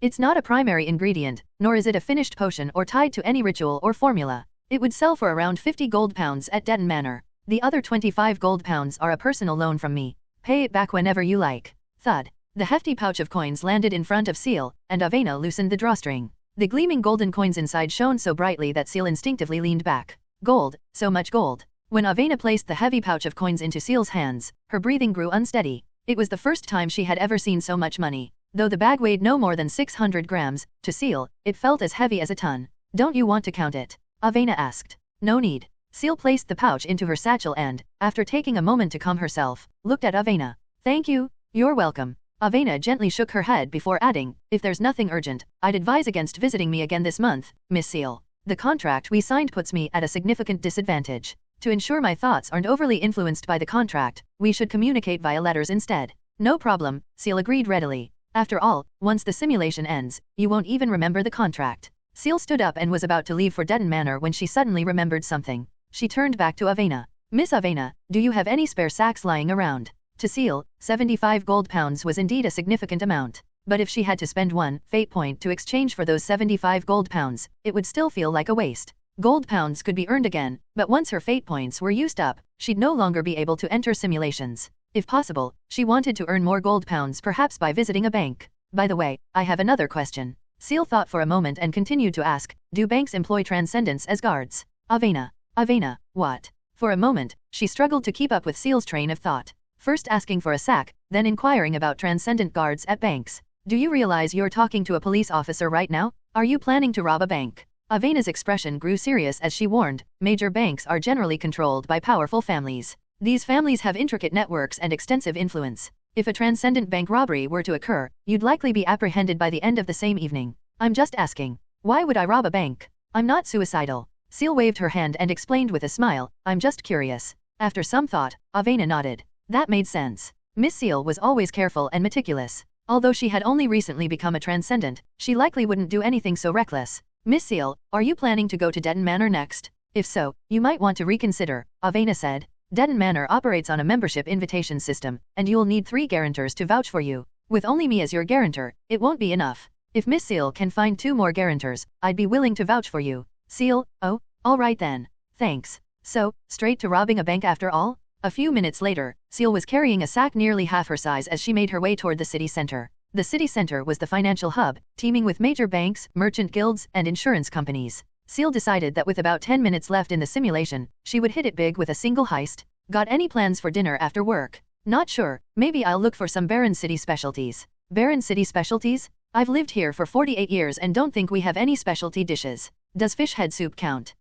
Absolutely not. Ha ha ha. Oh, by the way, your house is near the Clock Tower district, right? Be careful not to go there lately. I saw in the news that there's some unknown epidemic going around. Quite a few people have died there. Thanks for the warning, manager. In the front lobby of Charlie Bank, a middle-aged man dressed in a 3-piece suit was chatting and laughing with a young female employee in professional attire. His name was Polly, and he had just been promoted to bank manager yesterday. At this moment, he was full of pride and joy. Newly promoted, Polly couldn't sit still in his manager's office. He had spent the entire day walking around, inviting more people to his promotion party that evening. Becoming a manager at 48 was undoubtedly a significant achievement. If he worked hard for a few more years and delivered results, he might even be transferred to the main office in Anso. A bright future lay ahead of him, and Polly's current state perfectly embodied an old Anso saying, riding high, a metaphor for great success. Just then, the ornate revolving door at the front entrance turned, catching Polly's attention. His gaze landed on a young girl dressed simply but carrying a large burlap sack. Stay sharp, young lady, we've got a customer coming in.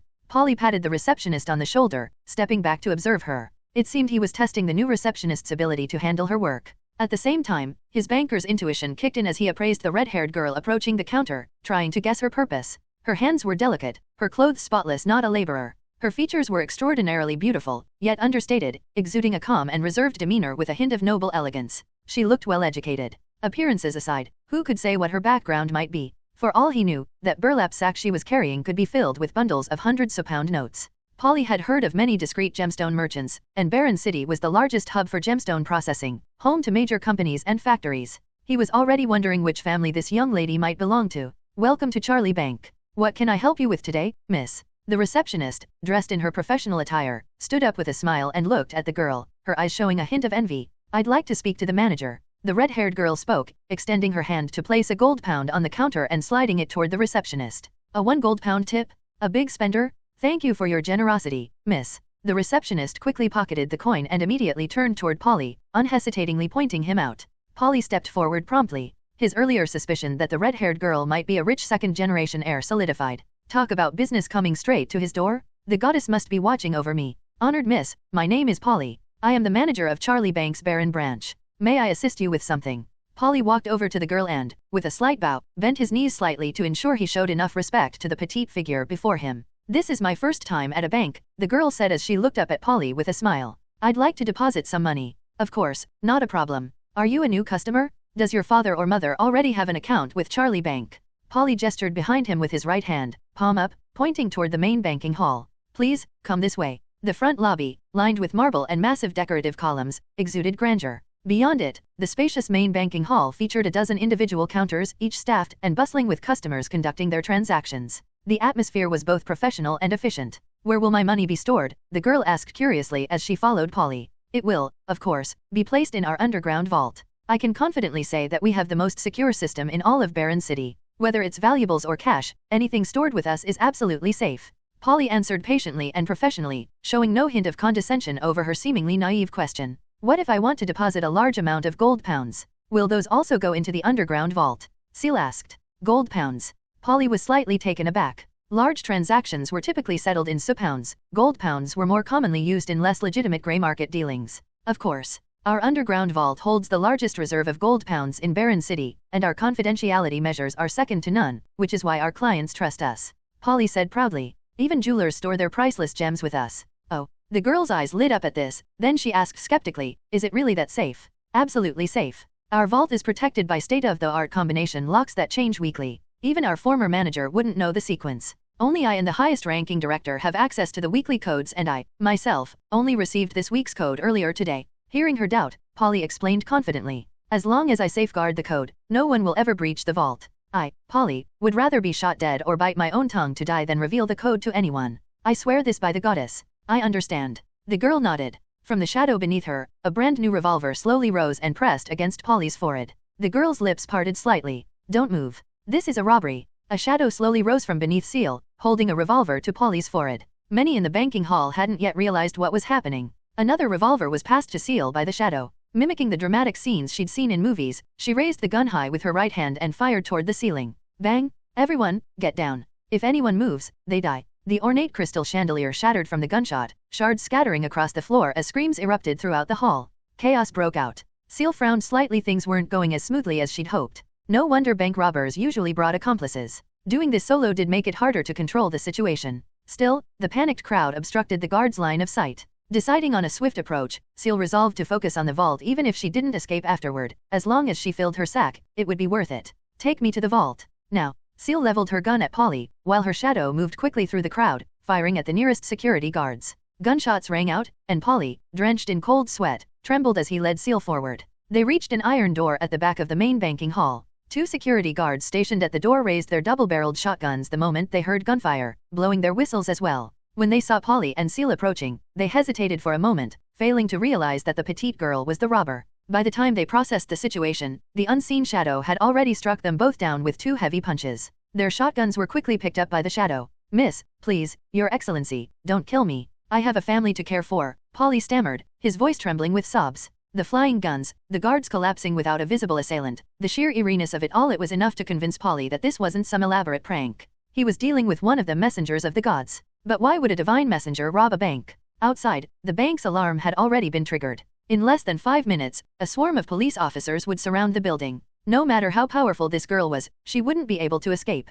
But before they arrived, Polly needed to survive. "I'll take you there, I'll take you there." Polly fumbled for the keys at his waist, deliberately slowing his actions. But a gunshot rang out, and searing pain radiated from his toe. "Move faster. My patience is limited." Ciel's cold voice came from behind him. Polly quickly found the key, unlocking the first layer of security to the underground vault. As they descended the stairs step by step, the air grew colder, heavier, and more oppressive. Before long, Ciel and Polly reached a massive steel vault door. "Open it, now." Ciel cocked the hammer of her revolver, the sharp click echoing in the enclosed space. Polly flinched violently, his knees nearly giving out as he stumbled. Fear pressed on him, and he limped toward the steel door, trembling. He opened a key box beside the door with shaky hands, retrieving 2 keys and inserting them into the locking mechanism of the wheel. Turning the keys engaged a thick steel plate at the center of the wheel lock. The plate retracted, revealing a combination dial. Polly worked quickly to input the correct code, then turned to Ciel. Miss, this vault requires 3 grown men to open. The 2 of us won't have enough strength. Ciel called back her shadow, which promptly handed her the 2 double-barreled shotguns it had been holding. She turned and aimed at the dark stairwell behind them. The shadow then crouched down and began to heave at the wheel mechanism. Heavy mechanical grinding sounds filled the air as the vault door slowly creaked open, inch by inch, until there was just enough space for one person to squeeze through. Ciel tossed the shotguns back to the shadow, picked up her burlap sack, and rushed into the brightly lit vault. Rows upon rows of cabinets and shelves stretched out before her, laden with neatly boxed stacks of gold pounds and gleaming bars of solid gold. The sight left Ciel momentarily breathless, her heart racing. Time was running out. She summoned her shadow and began frantically sweeping gold pounds into her burlap sack. Unfortunately, the safes remained inaccessible according to Polly. They contained the true treasures, possibly priceless gems or just important documents. Either way, she had no time to crack them open. Her focus was solely on filling her sack with coins. This was the definition of literal money grabbing. Meanwhile, Polly, seeing the shadow holding the shotguns wander into the vault, took a moment to catch his breath. Summoning his courage, he opened a hidden compartment on the vault door and slammed his fist against a bright red button. PSSSST? Scalding steam hissed through cracks in the steel door. The sound of grinding gears roared as the door slammed shut with a resounding boom, sealing the intruders inside. Polly collapsed to the ground, utterly drained. His face twisted between a mix of laughter and tears, overwhelmed by a sense of relief at narrowly escaping death. Bank robberies work like this. The manager just provides directions, while the person filling the sack has to deal with the logistics. Time remaining, 00:00:58. 1 final minute? Ciel paid no attention to the closing vault door behind her. In fact, she welcomed it would block the guards outside from intervening. She continued shoveling gold into her sack. The problem was that the sack, now nearly half full, had already grown too heavy for her to drag to a new position. The coins weighed too much. Still, Ciel was determined to focus on gold pounds. Gold bars would fetch lower prices on the black market and increase her chances of being targeted, whereas gold pounds could be discreetly spent without suspicion. If weight weren't an issue, she might have opted for high denominations, so pounds, bonds, or checks. But that would contradict her principle of staying low profile. Clink clink. The sound of gold pounds spilling into the sack was music to her ears, like playing one of those arcade coin pusher machines and watching the coins tumble into the prize slot. Goddess, just one more box, let me grab one more box. Ciel felt her hands going numb. Exhaustion crept in until all she could do was hold the sack open while the shadow clumsily scooped gold pounds into it. With just 3 seconds left on the timer, Ciel tied the sack shut and hugged it tightly, resting her entire body against its bulk. It was the warmest embrace she had ever felt. A flash of white light enveloped her, and Ciel blinked to find herself in a silver-white space. Before her sat a version of herself holding the massive burlap sack of gold pounds, her eyes shut tightly. Save character to archive. Can I override a save slot? Ciel asked directly. Yes. Save it to slot no 2. Ciel immediately saved this version of herself, the Avenger Ciel, from this simulation to the second save slot. Although this version of herself had significantly recovered from her injuries, Ciel still preferred to save her progress into a new slot whenever she had an available one. It was like playing a gal game where every choice needed to be saved in a separate slot. Overriding a save risked losing something important she might not yet realize. Save complete. Returning to reality. Silver light engulfed Ciel's consciousness. Reality. Saint Year 741, June 18th, 4 o'clock m. Evaluation. You've discovered another path to survival, gained a bit of skill in the art of conversation, and further uncovered the hidden truths of this world. Also, congratulations on experiencing firsthand what it feels like to play a genuine version of GTA. Honestly, simulating this at the cost of 10 fate points was quite the bargain. You've realized that no matter how monstrous your actions in the simulation, they will be wiped clean in reality. No one will ever know what you've done. Your sins are forgotten. Your triumphs are unacknowledged. Enjoy it, but don't let yourself get lost in it. Take this, it's your well-deserved reward. Rewards, fate points *15, art of conversation LV.1. Total fate points, 48. Ciel opened her eyes, staring at the system's evaluation screen and the familiar ceiling above her. She took a moment to calm her racing heart. No denying it, the thrill of robbing a bank had sent her pulse skyrocketing. It was an act she never would have dared to consider, let alone carry out, in reality. Switching between simulations and reality so frequently was beginning to blur her memories. Thanks to Command LV.1, Ciel managed to sort through her thoughts. The sensation just now was akin to waking up from a dream within a dream within a dream, still unsure of what was real. Was this because she had slept during the simulation? The feeling made Ciel wary. Once her heart rate returned to normal, she opened the skill description screen. Art of Conversation LV.1, your words are more likely to be heard and trusted. Did she gain this skill from talking to Avena? Honestly, it wasn't a bad skill, especially since it could be leveled up. With enough upgrades, perhaps she could reach a point where even blatant lies would be believed without question. That would be close to a superpower. Ciel exited the skill screen and opened the Fate Points store. What she was most eager to know now was whether the orders contract and those gold pounds had made it out with her. The system interface populated with a long list of items before her eyes. Eye of Order contract *1 month, Ciel X Avena. Fate Points, 5. Ciel's cotton undergarments, slightly worn. Fate Points, 1. Ansa gold pounds *996, 1000 G per standard unit, totaling 0.996 tons. Fate Points, 4,980. Aside from the clothing she had been wearing, what pleasantly surprised Ciel was that the contract she had signed with Avena could indeed be exchanged into reality. Although the contract duration was limited to 1 month, she could theoretically exchange it indefinitely, effectively achieving a permanent-like effect. Furthermore, the Avena in reality would have no memory of the contract from the simulation and would not deliberately avoid contact with Ciel as a result. This meant that if Ciel spent 5 Fate Points to exchange the contract into reality, she could secure Avena's friendship indefinitely. Over time, she could even cultivate their relationship further and use Art of Conversation LV.1 to persuade Avena into helping her accomplish various tasks. In essence, the 5 Fate Points would serve American Samoa a friendship fee. Whenever she encountered a problem she couldn't solve on her own, Ciel could simply redeem the contract and reconnect with Avena, establishing a relationship with her in reality. But Ciel's excitement didn't last long. When her eyes fell on the interface showing the gold pounds, her face immediately fell. 4,980 Fate Points. Why don't you just rob me outright? Weren't all items supposed to cost just 1 Fate Point for exchange? There's no transcendent power on those coins? Each item in the store has fixed restrictions per slot. For precious metals, the limit is 1,000 grams per slot. Since the host brought out 0.996 tons, it's calculated as 996 standard units. Each unit costs 5 Fate Points for exchange. Can I exchange 1 unit at a time? Ciel muttered internally, feeling as though her heart were bleeding. Of course. After all, this is the fruit of your labor *D. Instinctively, Ciel clenched her fists tighter.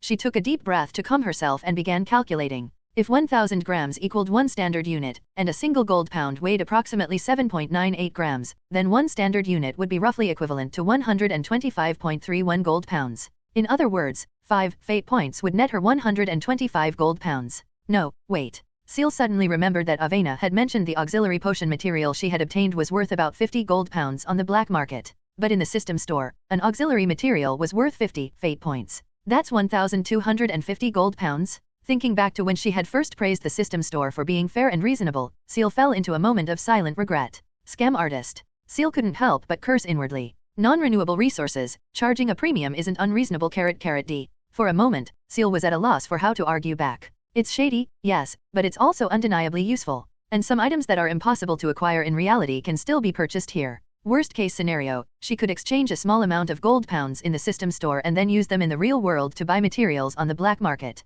Unless it was something that required risking her life in the simulation to obtain and had no equivalent available in the real world, Ciel wouldn't consider using Fate Points for those kinds of purchases from the system. The bank robbery had been a waste. Ciel was already considering whether her next target should be a jewelry store or a museum. If she activated the contract and got Avena to assist her, she might hit the jackpot. She quietly began plotting her next heist. For now, she refrained from redeeming the gold pounds but mentally sketched out a plan. It was already 4 a.m. on the morning of the 18th. By 4:45 a.m., she would encounter Thomas and Solari at the Hammer Tavern. She would take them out first. Eddie, being a mere lackey, could be dealt with later, perhaps even by having Avena handle him. He posed no significant threat. Come morning, she wouldn't bother attending her graduation ceremony. Instead, she'd head straight to the academy headmaster to secure a recommendation letter for the police department. Using the cover of her police affiliation, she could redeem the gold pounds, move herself and Lychee to a better home, and have her sister quit her factory job. After laying low for a short while, she'd attend horse races as a way to launder her gold pounds. Eventually, she'd tell Lychee that she had saved enough for tuition and would head to the capital, Anso, for her college entrance exams. This would provide a logical excuse to bring both herself and her sister to Anso, severing all ties with Baron. This way, her peaceful life could continue and only improve. Even after robbing a bank, Ciel's core desire hadn't changed. All her efforts were still aimed at safeguarding the tranquility of her everyday life. It was time to tie up some loose ends in reality. She resolved to compress her actions into no more than 30 minutes. Summoning a saved character consumed 30 minutes for 5 Fate Points. If she exceeded the time by even a single second, she would lose another precious 5 Fate Points. Losing 5 Fate Points would mean losing the equivalent of 125 gold pounds. That was nearly 4 years of Lychee's wages, assuming she worked tirelessly without spending a single coin. Ciel refocused on the system interface, opened the simulation screen, and checked the available simulation for future She wanted to see if the next simulation began soon. If it did, she could enter and kill them again, just to be sure. Unfortunately, her hopes were dashed. The future simulation was set at an inconvenient time, June 19, 6:30 p.m., just 1 minute before her original time of death. She had already visited this time slot 3 times, and there was no point in going again. With the contract in hand, as long as she secured a friendship with Avena, killing an ordinary person wouldn't trigger any further investigations. It seemed that the 5 fate points for the contract couldn't be saved. Ciel closed the simulation interface and opened this door. She spent 5 fate points to exchange for the Eye of Order contract. A flash of silver light, and the familiar old parchment reappeared in her hand.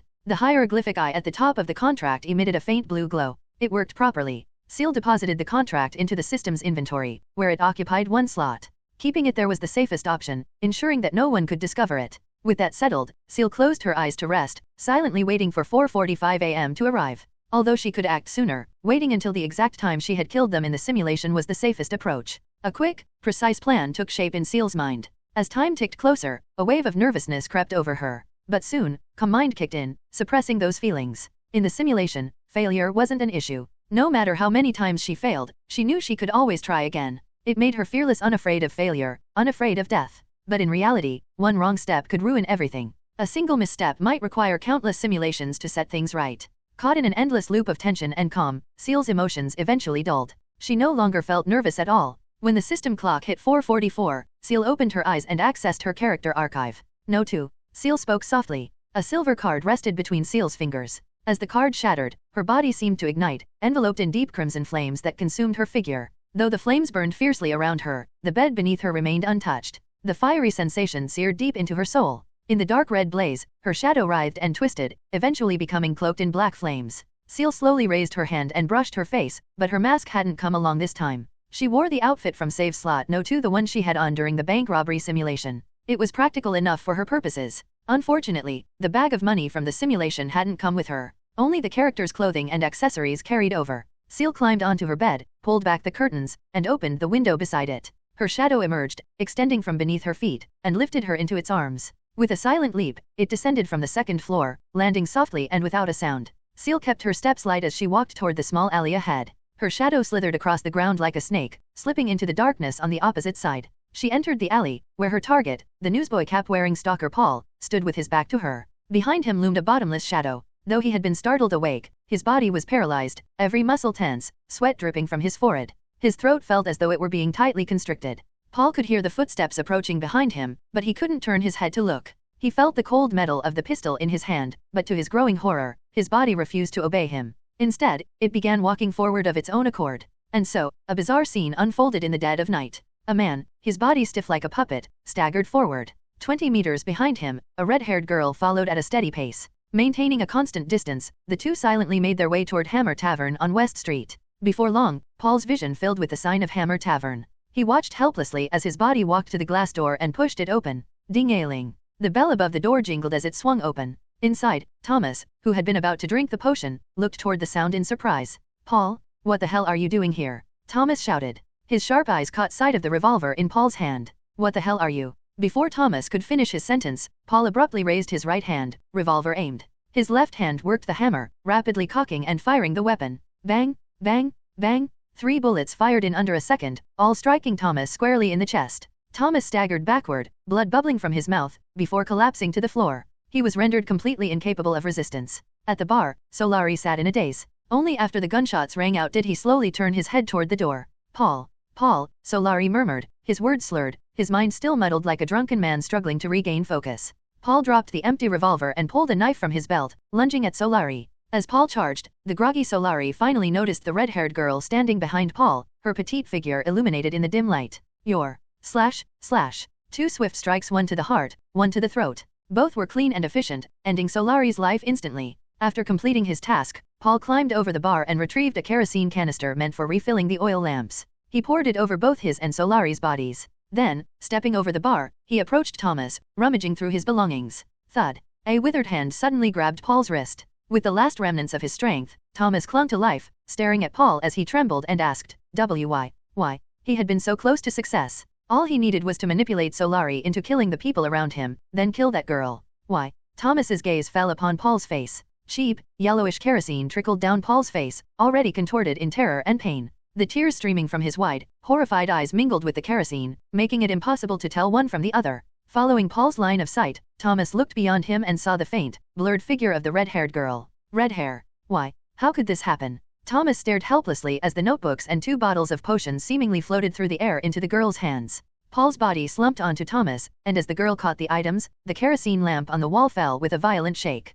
Flames spread along the kerosene trail, igniting the tavern's wooden floorboards. Thomas watched as the fire crept closer, the terror in his heart growing with every passing second. Boom! When the flames reached the kerosene-soaked bodies, a massive fireball erupted, consuming everything in its path. The inferno spread to the bar, setting Solari ablaze as well. Ciel stretched lazily, tucking the 2 notebooks and 2 potions into her coat before turning to leave. Boom! The spreading fire reached other barrels of liquor and kerosene, triggering a violent explosion. The tavern's windows shattered, and nearby streetlights began to flicker. A woman's piercing scream rang out. And yet, the one responsible for it all, Ciel, had already turned a corner into a small alleyway, not even bothering to look back. Back in her room, Ciel climbed through the window, shut it, and pulled the curtains closed. Sitting on her bed, she let out a deep sigh. The entire operation had taken less than 10 minutes. Eliminating 3 major threats in one fell swoop filled Ciel with a sense of relief. Sitting on the edge of her bed, she swung her legs gently and hummed a familiar tune from her previous life. The tension she had carried for so long finally began to ease.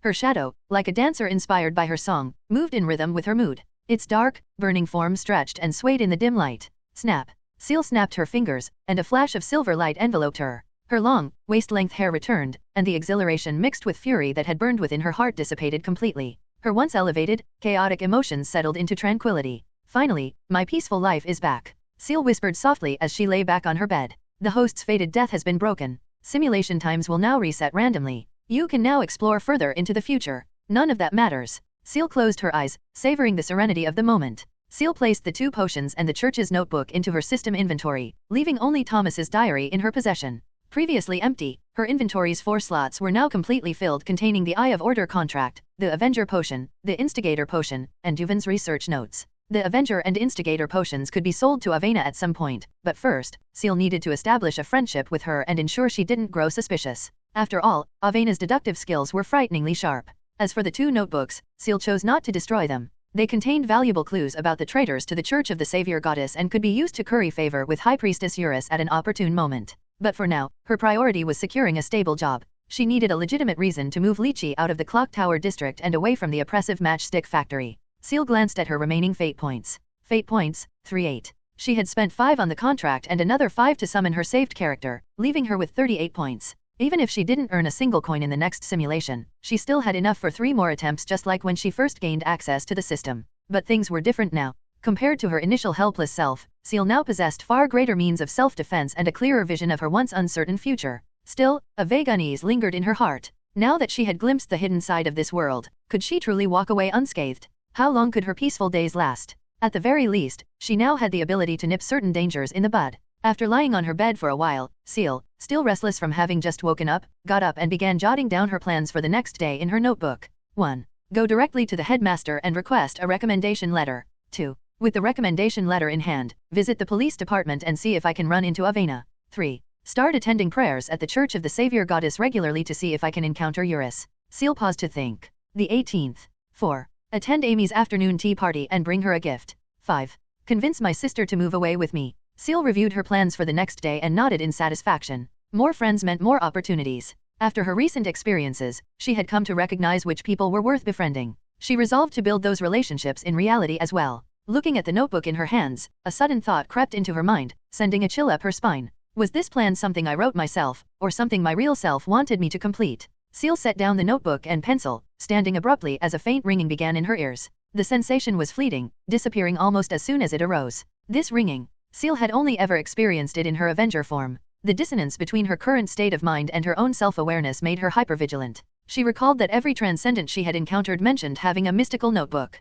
Both Eurus and Avena had spoken of this term. Could it be because I haven't written a mystical notebook myself? But strictly speaking, her real self wasn't truly a transcendent, so why would she need to write one? And writing a mystical notebook wasn't something she could attempt recklessly right now. Even if she wrote it in Chinese, in a world teeming with transcendent abilities, who was to say there weren't people capable of understanding the text just by looking at it? The system was her greatest secret, and revealing it in reality would carry immense risks, as the system itself had warned her. Pacing for a moment, Ciel turned to her desk's trash bin and retrieved a crumpled ball of paper. This was the record she had initially kept to instruct her simulated self. Taking it to the candle on her desk, she lit the paper and watched as it burned to ash. Once the paper was completely reduced to cinders, she carefully collected the ashes and flushed them down the washroom sink. Only after doing all this did Ciel feel a measure of relief. She realized that her inner peace was not as unshakable as she had thought.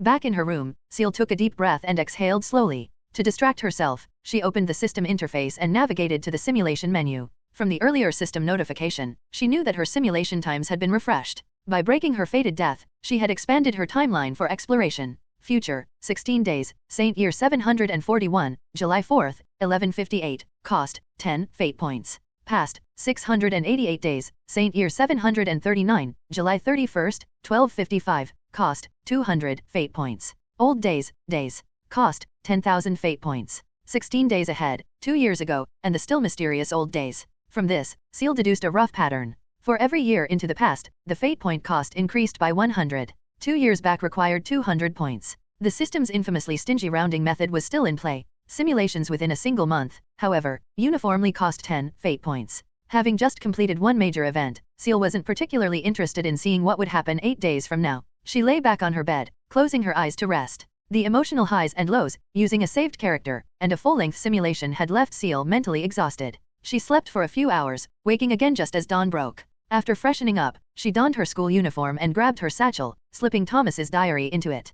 Carrying such an important item on her person felt safer. Her sister hadn't woken yet. After preparing 2 breakfasts and finishing one herself, Ciel left a note for her sister before heading out. The streets outside were already lively, children laughing and playing. A boy running past her, pushing a metal hoop, suddenly dropped it as he broke into a fit of coughing. Moments later, he resumed running as if nothing had happened. Did you hear? 3 people from Blackwater gang killed each other last night. Even the leader's dead. Of course I heard. My buddy told me he saw them shoot each other in a fight, and then one lunatic set the place on fire, burning the whole tavern down. Oh, what was the fight over? Money? Did your friend see anything else? SHH. Don't tell anyone, but I heard they died holding each other. It was a lover's pact. Whoa. The gossiping passers-by brought a smile to Ciel's lips as she quickened her pace toward the academy. Those scumbags had no idea that in death, they would become the subject of rumors among the very people they had treated like dirt, rumors painting them as perverted lovers. Upon reaching the academy, Ciel noticed that while there were no classes today, the staff and faculty were all present. Servants bustled about, cleaning and decorating every corner of the building in preparation for tomorrow's graduation ceremony. Ciel, what brings you here? A female teacher wearing black-rimmed glasses approached her with a smile. Don't tell me you got the date wrong. Tomorrow's the graduation ceremony. You're joking, ma'am. I'd like to see the headmaster. I have something to discuss with her. You're here about further studies, aren't you? Makes sense. With your outstanding performance, the headmaster will definitely write you a recommendation for Ansu University. The female teacher stepped aside, making room for Ciel to enter the academy. She's in her office. You can go straight to her. Knock, knock, knock. Oh, goddess, I've already said no. The budget is what it is. You want a band here, they want a ball there, and on top of that, we're supposed to supply desserts? Oh, goddess, those desserts have to be ordered all the way from Sursbridge. Why don't you just say we should hold the graduation ceremony at the theater? The deep brown wooden office door in front of Ciel was slightly ajar. From inside came the sharp, exasperated voice of someone clearly not in the best spirits. Ciel waited for the complaints to subside before speaking softly. Headmaster Jenny, it's me, Ciel. Oh. A flurry of shuffling and rummaging sounded from within. Soon, an elderly woman leaning on a cane pulled the door open and looked at Ciel. Sorry, sweetheart, I thought it was those bloodsuckers again. Come in, what are you waiting for? Ciel helped the plainly dressed woman, clad in a gray gown, into the room and seated her on the sofa in the reception area. Yesterday was the graduation ceremony. Did you sleep for 2 whole days? Headmaster Jenny picked up a pair of round-framed glasses from her desk, putting them on as she looked at Ciel. You look well rested. The headmaster's attempt at humor left Ciel momentarily at a loss for how to respond. She decided to play along. Yes, a well-rested Ciel is here to ask the headmaster about a recommendation letter. Recommendation letter. Jenny looked surprised as she glanced around the room. Then, lowering her voice, she leaned in conspiratorially. They told you, didn't they? Who? The bloodsuckers. Jenny chuckled, standing up slowly and walking to her desk. She retrieved an envelope sealed with red wax. Come here, Ciel. Ciel approached the desk, puzzled, and took the envelope Jenny handed her. Don't open it. Jenny patted Ciel on the shoulder with a smile and said, I was planning to surprise you with this tomorrow. What is this? Ciel was a bit puzzled, unsure of the purpose of the envelope. You don't know. Jenny looked genuinely surprised. If Ciel didn't know about this, why was she here asking for a recommendation letter? This is a recommendation letter for the law faculty at Ansu University. Jenny coughed lightly twice and said gently, the teachers know your family's financial situation is a bit tight, so after some discussion, we decided to forego applying to Oxford University and instead wrote you a joint recommendation letter for Ansu University. Take this letter to the dean of the law faculty, and they'll arrange a scholarship for you. I did the math for you. While the living expenses are a bit higher there, the tuition is almost halved. In total, it costs about the same as studying here. Seeing Ciel's silence, Jenny assumed she was discontent with the idea of attending Ansu University and quickly reassured her. Even though Ansu University was established recently, it has a dedicated law faculty. Oxford University, as you know, is a place for nobles and their offspring. It's full of those seeking political connections. Even if they have good professors, the environment isn't ideal. Headmaster Jenny, it's not that. I don't think Ansu University is bad. Ciel took a deep breath and placed the letter back on the desk. According to Jenny, with a scholarship cutting tuition in half, the total cost including living expenses would be roughly the same as studying here. But studying here had only been possible because her sister had used the compensation money from her disfigurement, combined with exhausting amounts of overtime, to barely scrape together the funds. Now, with the compensation money long gone, relying solely on an ordinary worker's salary made it impossible to support a college student who wasn't bringing in any income. She wanted to enjoy a peaceful university life, but not until she had arranged everything, laundered the money, and set things in order. I came here today for a recommendation letter for a position at the Barron City Police Department. Ciel lowered her head, unable to meet Jenny's gaze. The silence between them stretched on. Eventually, Ciel felt Jenny push the envelope back into her hands. Jenny then wobbled her way back to her desk, rummaging through its drawers before pulling out a blank sheet of paper. She began writing. Her handwriting was slow, and she even made some rare spelling errors. After finishing her draft, she stamped her signature at the bottom, sealed the letter, and began applying wax to the envelope. Throughout the entire process, neither of them spoke. The silence was heavy, the only sound coming from the scratch of pen on paper and the soft crackling of the wax seal. Once the Academy's official seal was pressed into the wax, Jenny handed the envelope to Ciel.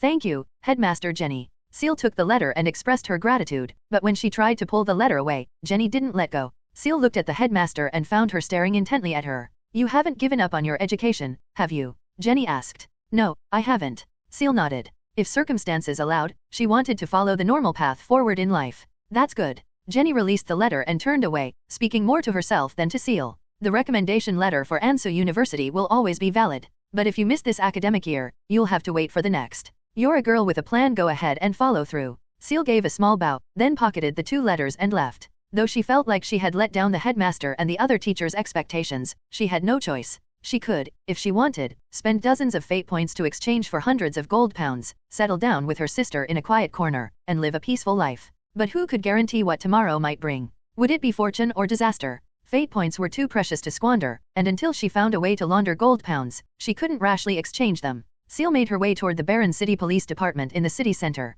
The academy wasn't far from the station, and after walking for about 20 minutes, she arrived at the entrance. Pushing open the door, she entered the police department's reception hall and approached the counter to register her purpose. Applying for a clerical position. The receptionist looked a bit surprised at the reason Ciel wrote on the form. Do you have a recommendation letter? I do. Ciel took the letter from her bag and handed it over. One moment. I'll take your letter to the superintendent. The man stood, pointing toward the public waiting area. You can take a seat over there, miss. All right, thank you. Ciel walked to the public waiting area, found an empty seat, and sat down. Suddenly, she seemed to sense something and turned her head toward the entrance of the police station. A black-haired girl, cloaked in a police-issued cape and wearing boots with a black uniform dress, pushed open the door to the station. She instinctively scanned the reception hall, as though her subconscious had prompted her to do so. Her gaze landed on a beautiful red-haired girl sitting in the waiting area, smiling at her. For once, the usually impassive girl didn't ignore the greeting. She gave a slight nod in the red-haired girl's direction before proceeding past the reception desk and heading toward the stairs to the second floor.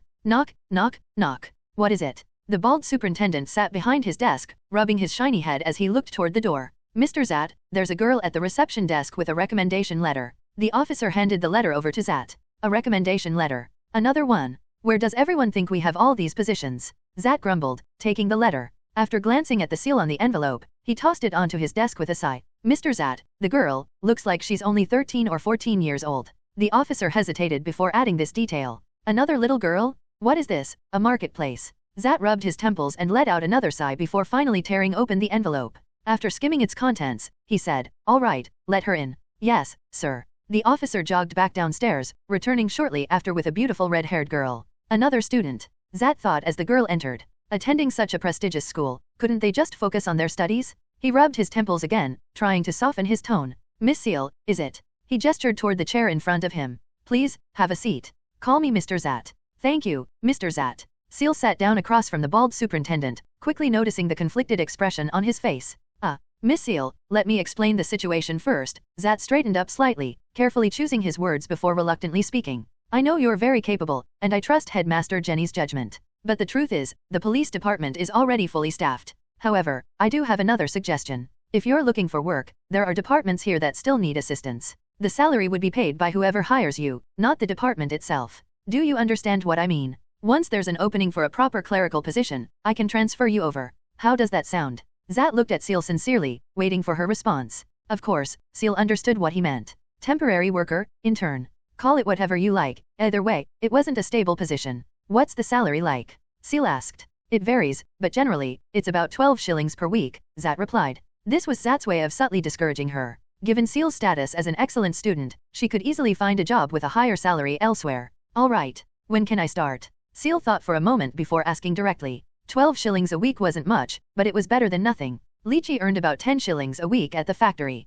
With 20 shillings equating to £1, earning enough for tuition through work alone seemed highly unlikely. But Ciel wasn't here to make money. She just needed an official position as a cover. Working at the police department, no matter the role, would be considered a respectable job.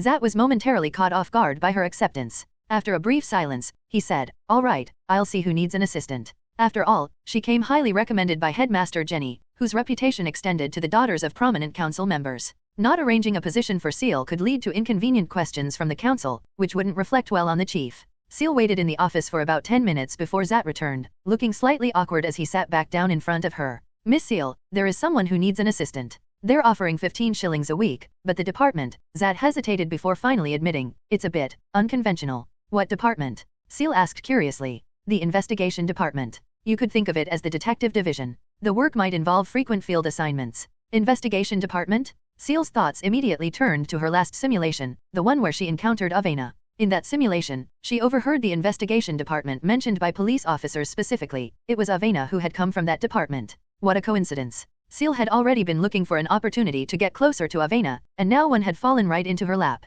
Naturally, she wouldn't let it slip by. That's fine, Ciel nodded. I'll take you there now. You can discuss the details with them. Zat stood and gestured for her to follow. He led her up from the second floor to the third floor, the top level of the police station. After passing the chief's office and several others, Zat stopped in front of a door at the end of the hallway. Knock, knock, knock. Come in. Zat opened the door but didn't step inside. Standing in the doorway, he said, I've brought the assistant. I have other matters to attend to, so you can take it from here. With that, Zat turned and left. Ciel couldn't help but notice that his footsteps seemed noticeably quicker, as though he were eager to distance himself from the investigation department. Isn't he the superintendent? Sorry for intruding. Ciel stepped into the office. It was a spacious room with excellent lighting from the large windows. There were about 4 or 5 desks scattered around, though only one was currently occupied. It's you? Avena, sitting at the occupied desk, looked up in surprise at Ciel standing by the door. Come in, and don't forget to close the door. Ciel closed the door and walked over to Avena. Hello, my name is Ciel. Avena. Avena removed her gloves, shook hands with Ciel, and then sized her up from head to toe.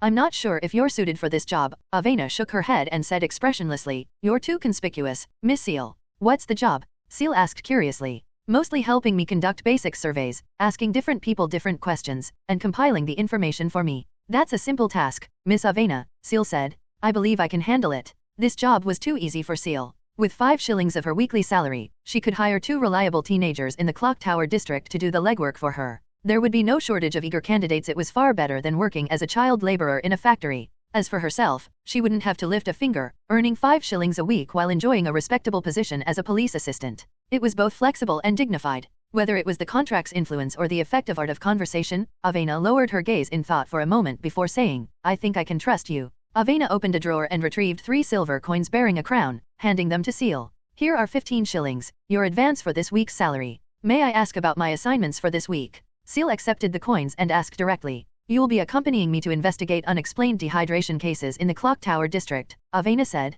I'll need you to record observations while you're with me. Be here at 7 a.m. tomorrow morning, on time. Unexplained dehydration cases? In the Clock Tower district? What's happening in the Clock Tower district? Ciel couldn't help but ask. That's not something you need to concern yourself with, Miss Ciel. This time, Avena chose to maintain her impassive demeanor, offering no further comment on the matter. The mention of dehydration cases seemed tied to some hidden matter. Even when Ciel directly asked Avena about it, she didn't provide a clear answer. Ciel's instincts told her this was no simple illness, it was likely connected to some transcendent forces. The clock tower district seemed far from peaceful. Ciel felt she couldn't afford to wait much longer. Avena had Ciel stay for some time, setting up a desk across from her own to serve as Ciel's workstation. She gave Ciel a few documents to compile, seemingly as a test of her abilities. Ciel completed the task flawlessly, further impressing Avena with her competence. Since Avena had other matters to attend to that day, she dismissed Ciel early, instructing her to return promptly the next morning. Thus, at 1 p.m., Ciel finished her first day of work. With some time to spare before attending Amy's tea party, Ciel wandered around the area near the police station, looking for rental properties.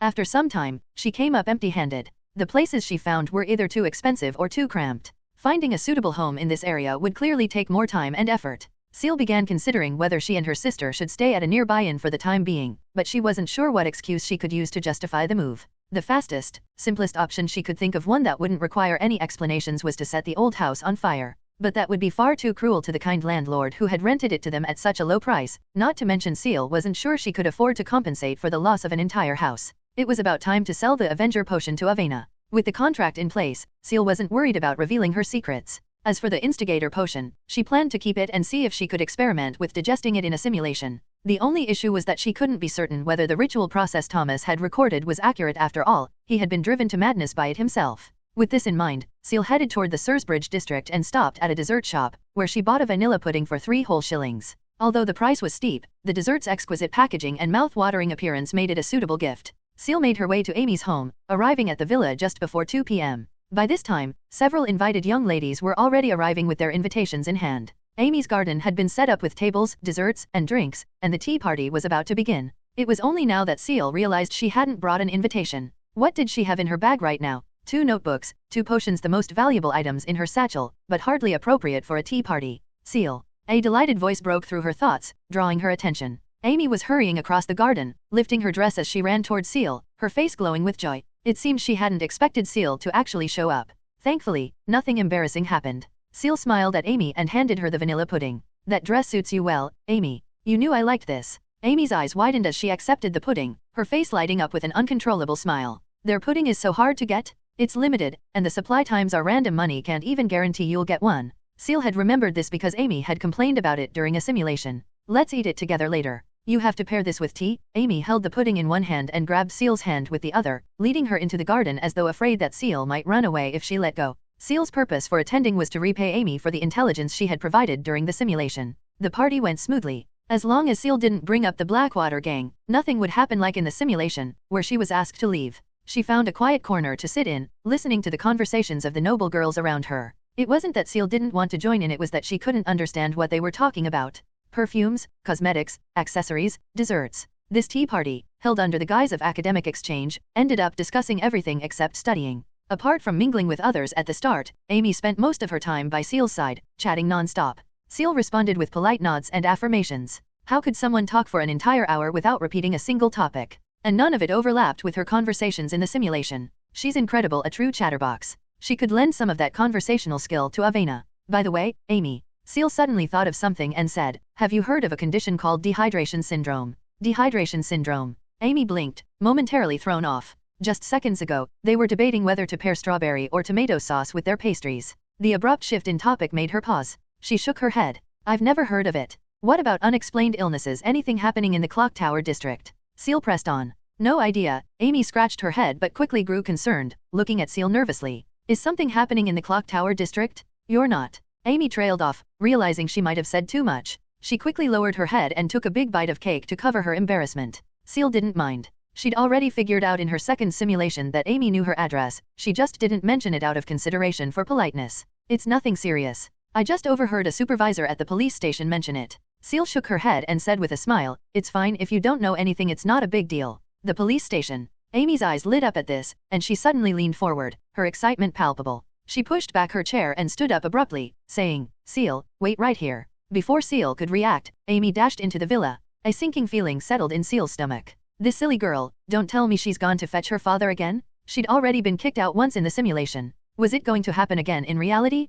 Just as Ciel was contemplating whether to make a quick escape, Amy returned. Ciel, come with me. Amy took the opportunity to grab Ciel's hand and said with a smile, Father said he'd like to meet you. Of course. Ciel hesitated for a moment before standing up and allowing herself to be led. This time, she wasn't entangled in any matters involving the Blackwater gang or connected to the church in any way. She probably wouldn't be kicked out, right? Although she'd technically been through this in the simulation, it had only been described in text. Meeting Amy's father in person for the first time still made Ciel a little nervous. Amy led her to the study on the first floor. Its location near the entrance made it convenient for receiving visitors clearly. Amy's father conducted much of his business at home. The study door opened to reveal a tall, lean middle-aged man with partially graying hair. His posture was straight, and he exuded an air of efficiency and competence. Lord Hastings. Ciel gave a small curtsy, raising her eyes to meet the Baron's gaze. Miss Ciel, is it? My daughter talks about you often. You can call me Mr. Moser. To Ciel's surprise, Baron Moser Hastings turned out to be far more approachable than she had imagined. Perhaps it was because the circumstances of their meeting this time were different.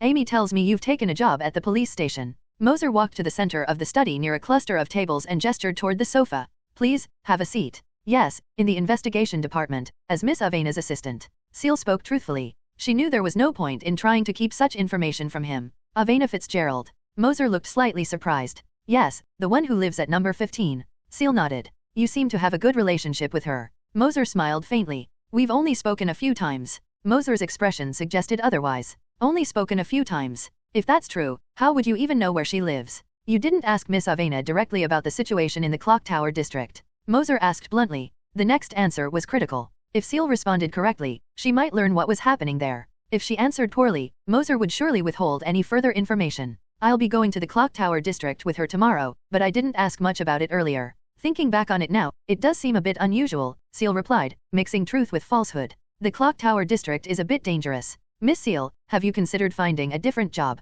Moser paused for a moment before asking. I've heard you're interested in law. Would you be interested in working at the magistrate's court? My father is a magistrate, so he could help you. Amy, who had been sitting beside Moser, eagerly nodded in agreement. No wonder Amy had been so confident about helping Ciel secure a recommendation letter to the law faculty. Her father was none other than Baron City's chief magistrate. At that moment, Moser couldn't help but feel a bit exasperated with his beloved daughter. It was as if his precious cabbage were willingly offering itself to be taken. Whenever this girl named Ciel was around, it seemed like Moser was relegated to the role of a mere tool for his daughter's whims. That said, Ciel did have her merits. She was highly capable, excelling academically even among the top students at Baron Private Academy. Most importantly, she had a genuine interest in law, and her teachers all praised her talent for it. Aside from her humble background, she had no flaws. With a bit of training, she could guide Amy in her studies, and perhaps the two of them could grow into distinguished judges, helping him establish connections within ANSU's legal and political circles. Thank you, Mr. Moser. I'd be honored, Ciel hesitated briefly before saying, but I've already accepted Miss Avena's salary.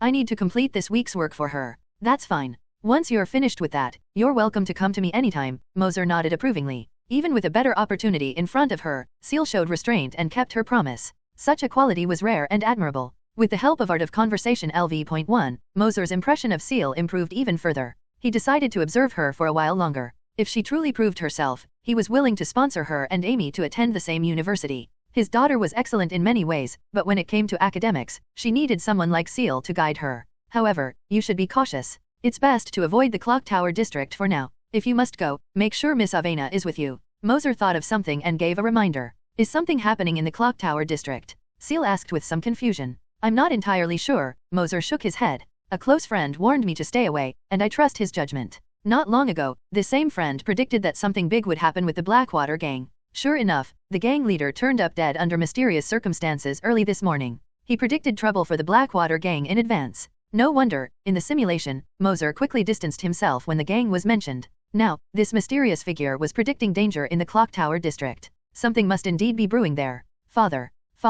Amy, alarmed by the mention of danger in the Clock Tower district, tugged on Moser's arm and asked nervously, don't we own some properties near the police station? Could we rent one to Ciel? Moser, the once adoring daddy's girl, now seemed to be writing his name on someone else's ledger. Do as you please. Moser rubbed his temples and said helplessly, you two can go have fun now. I have matters to attend to. Thank you, father. Amy released his arm and bounced over to Ciel, grabbing her hand and pulling her along. Once the tea party is over, I'll take you to check out the properties. As Amy dragged her off, Ciel couldn't shake the feeling that something wasn't quite right. Have I just been adopted by a rich patron? Ciel didn't stay for the tea party's conclusion, instead excusing herself with the pretense of needing to return to the Clock Tower district. However, she made plans with Amy to view the properties after tomorrow's graduation ceremony. Amy seemed excited rather than disappointed, eagerly looking forward to the outing. On her way back, Ciel purchased a box of anso tartlets and almond meringue pastries for about 4 shillings. Lychee enjoyed nut-based desserts, so Ciel thought these would make a nice treat for her sister. Unlike her earlier relaxed mood, Ciel now felt on edge during her return trip.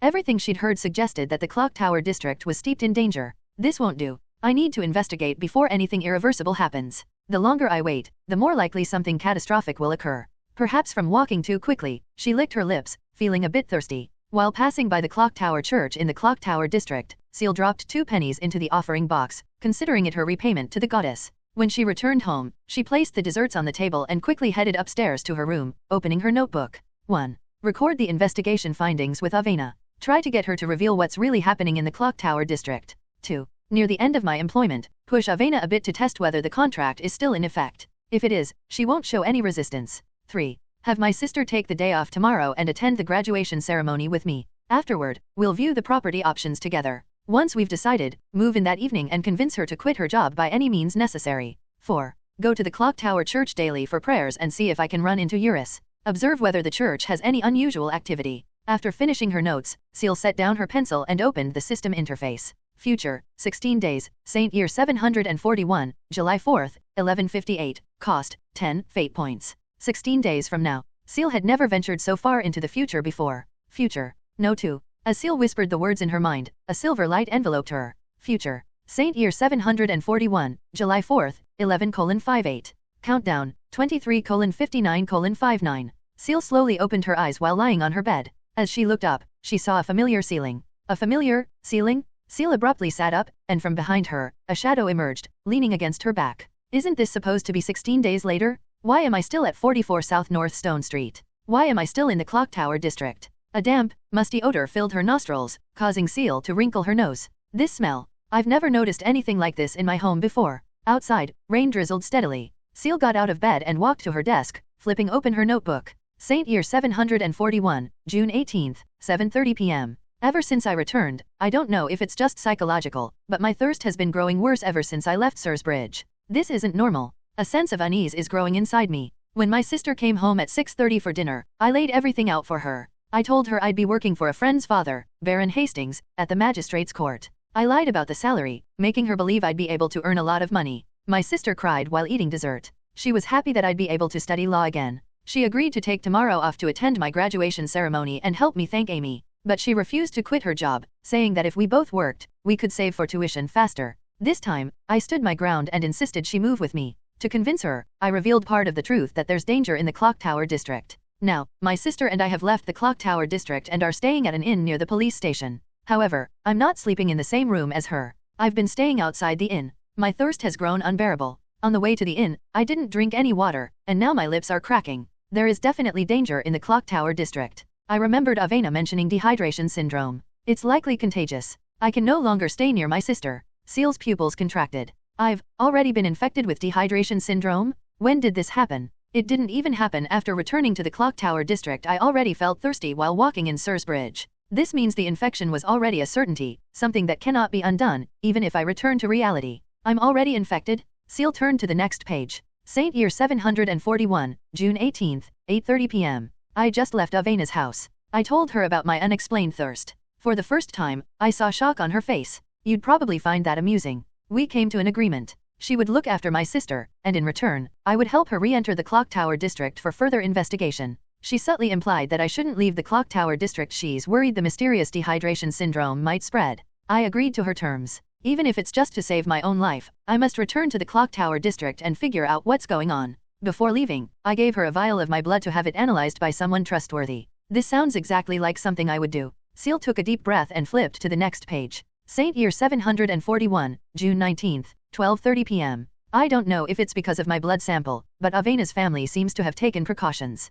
Large numbers of soldiers wearing gas masks have started setting up checkpoints at every exit from the clock tower district, inspecting anyone trying to leave. I now have to carry a backpack full of water bottles whenever I go out. Just to be safe, I exchanged 125 gold pounds and bought a large supply of clean water and juice to store at home. People are panicking on the streets. The military's roadblocks are reminiscent of the Black Death, or the plague from 2 centuries ago. I have no clear direction in my investigation. My lungs feel heavy, and I can't stop coughing. It's as if all the moisture in my body is being drained. Russell. Ciel turned the page. When she looked at the next entry's date, she froze. A significant amount of time had passed between the two recordings. The handwriting had also faded considerably, and there were more corrections than before. If she hadn't written it herself, she wouldn't have been able to decipher the text. Saint Year 741, June 25, 12:30 p.m. The military's lockdown has tightened. No one is allowed to leave the clock tower district. Aside from those who realized the danger early and fled, the vast majority of people are now trapped here. Every day, more dehydration syndrome patients are brought into the district. It's like an open-air prison.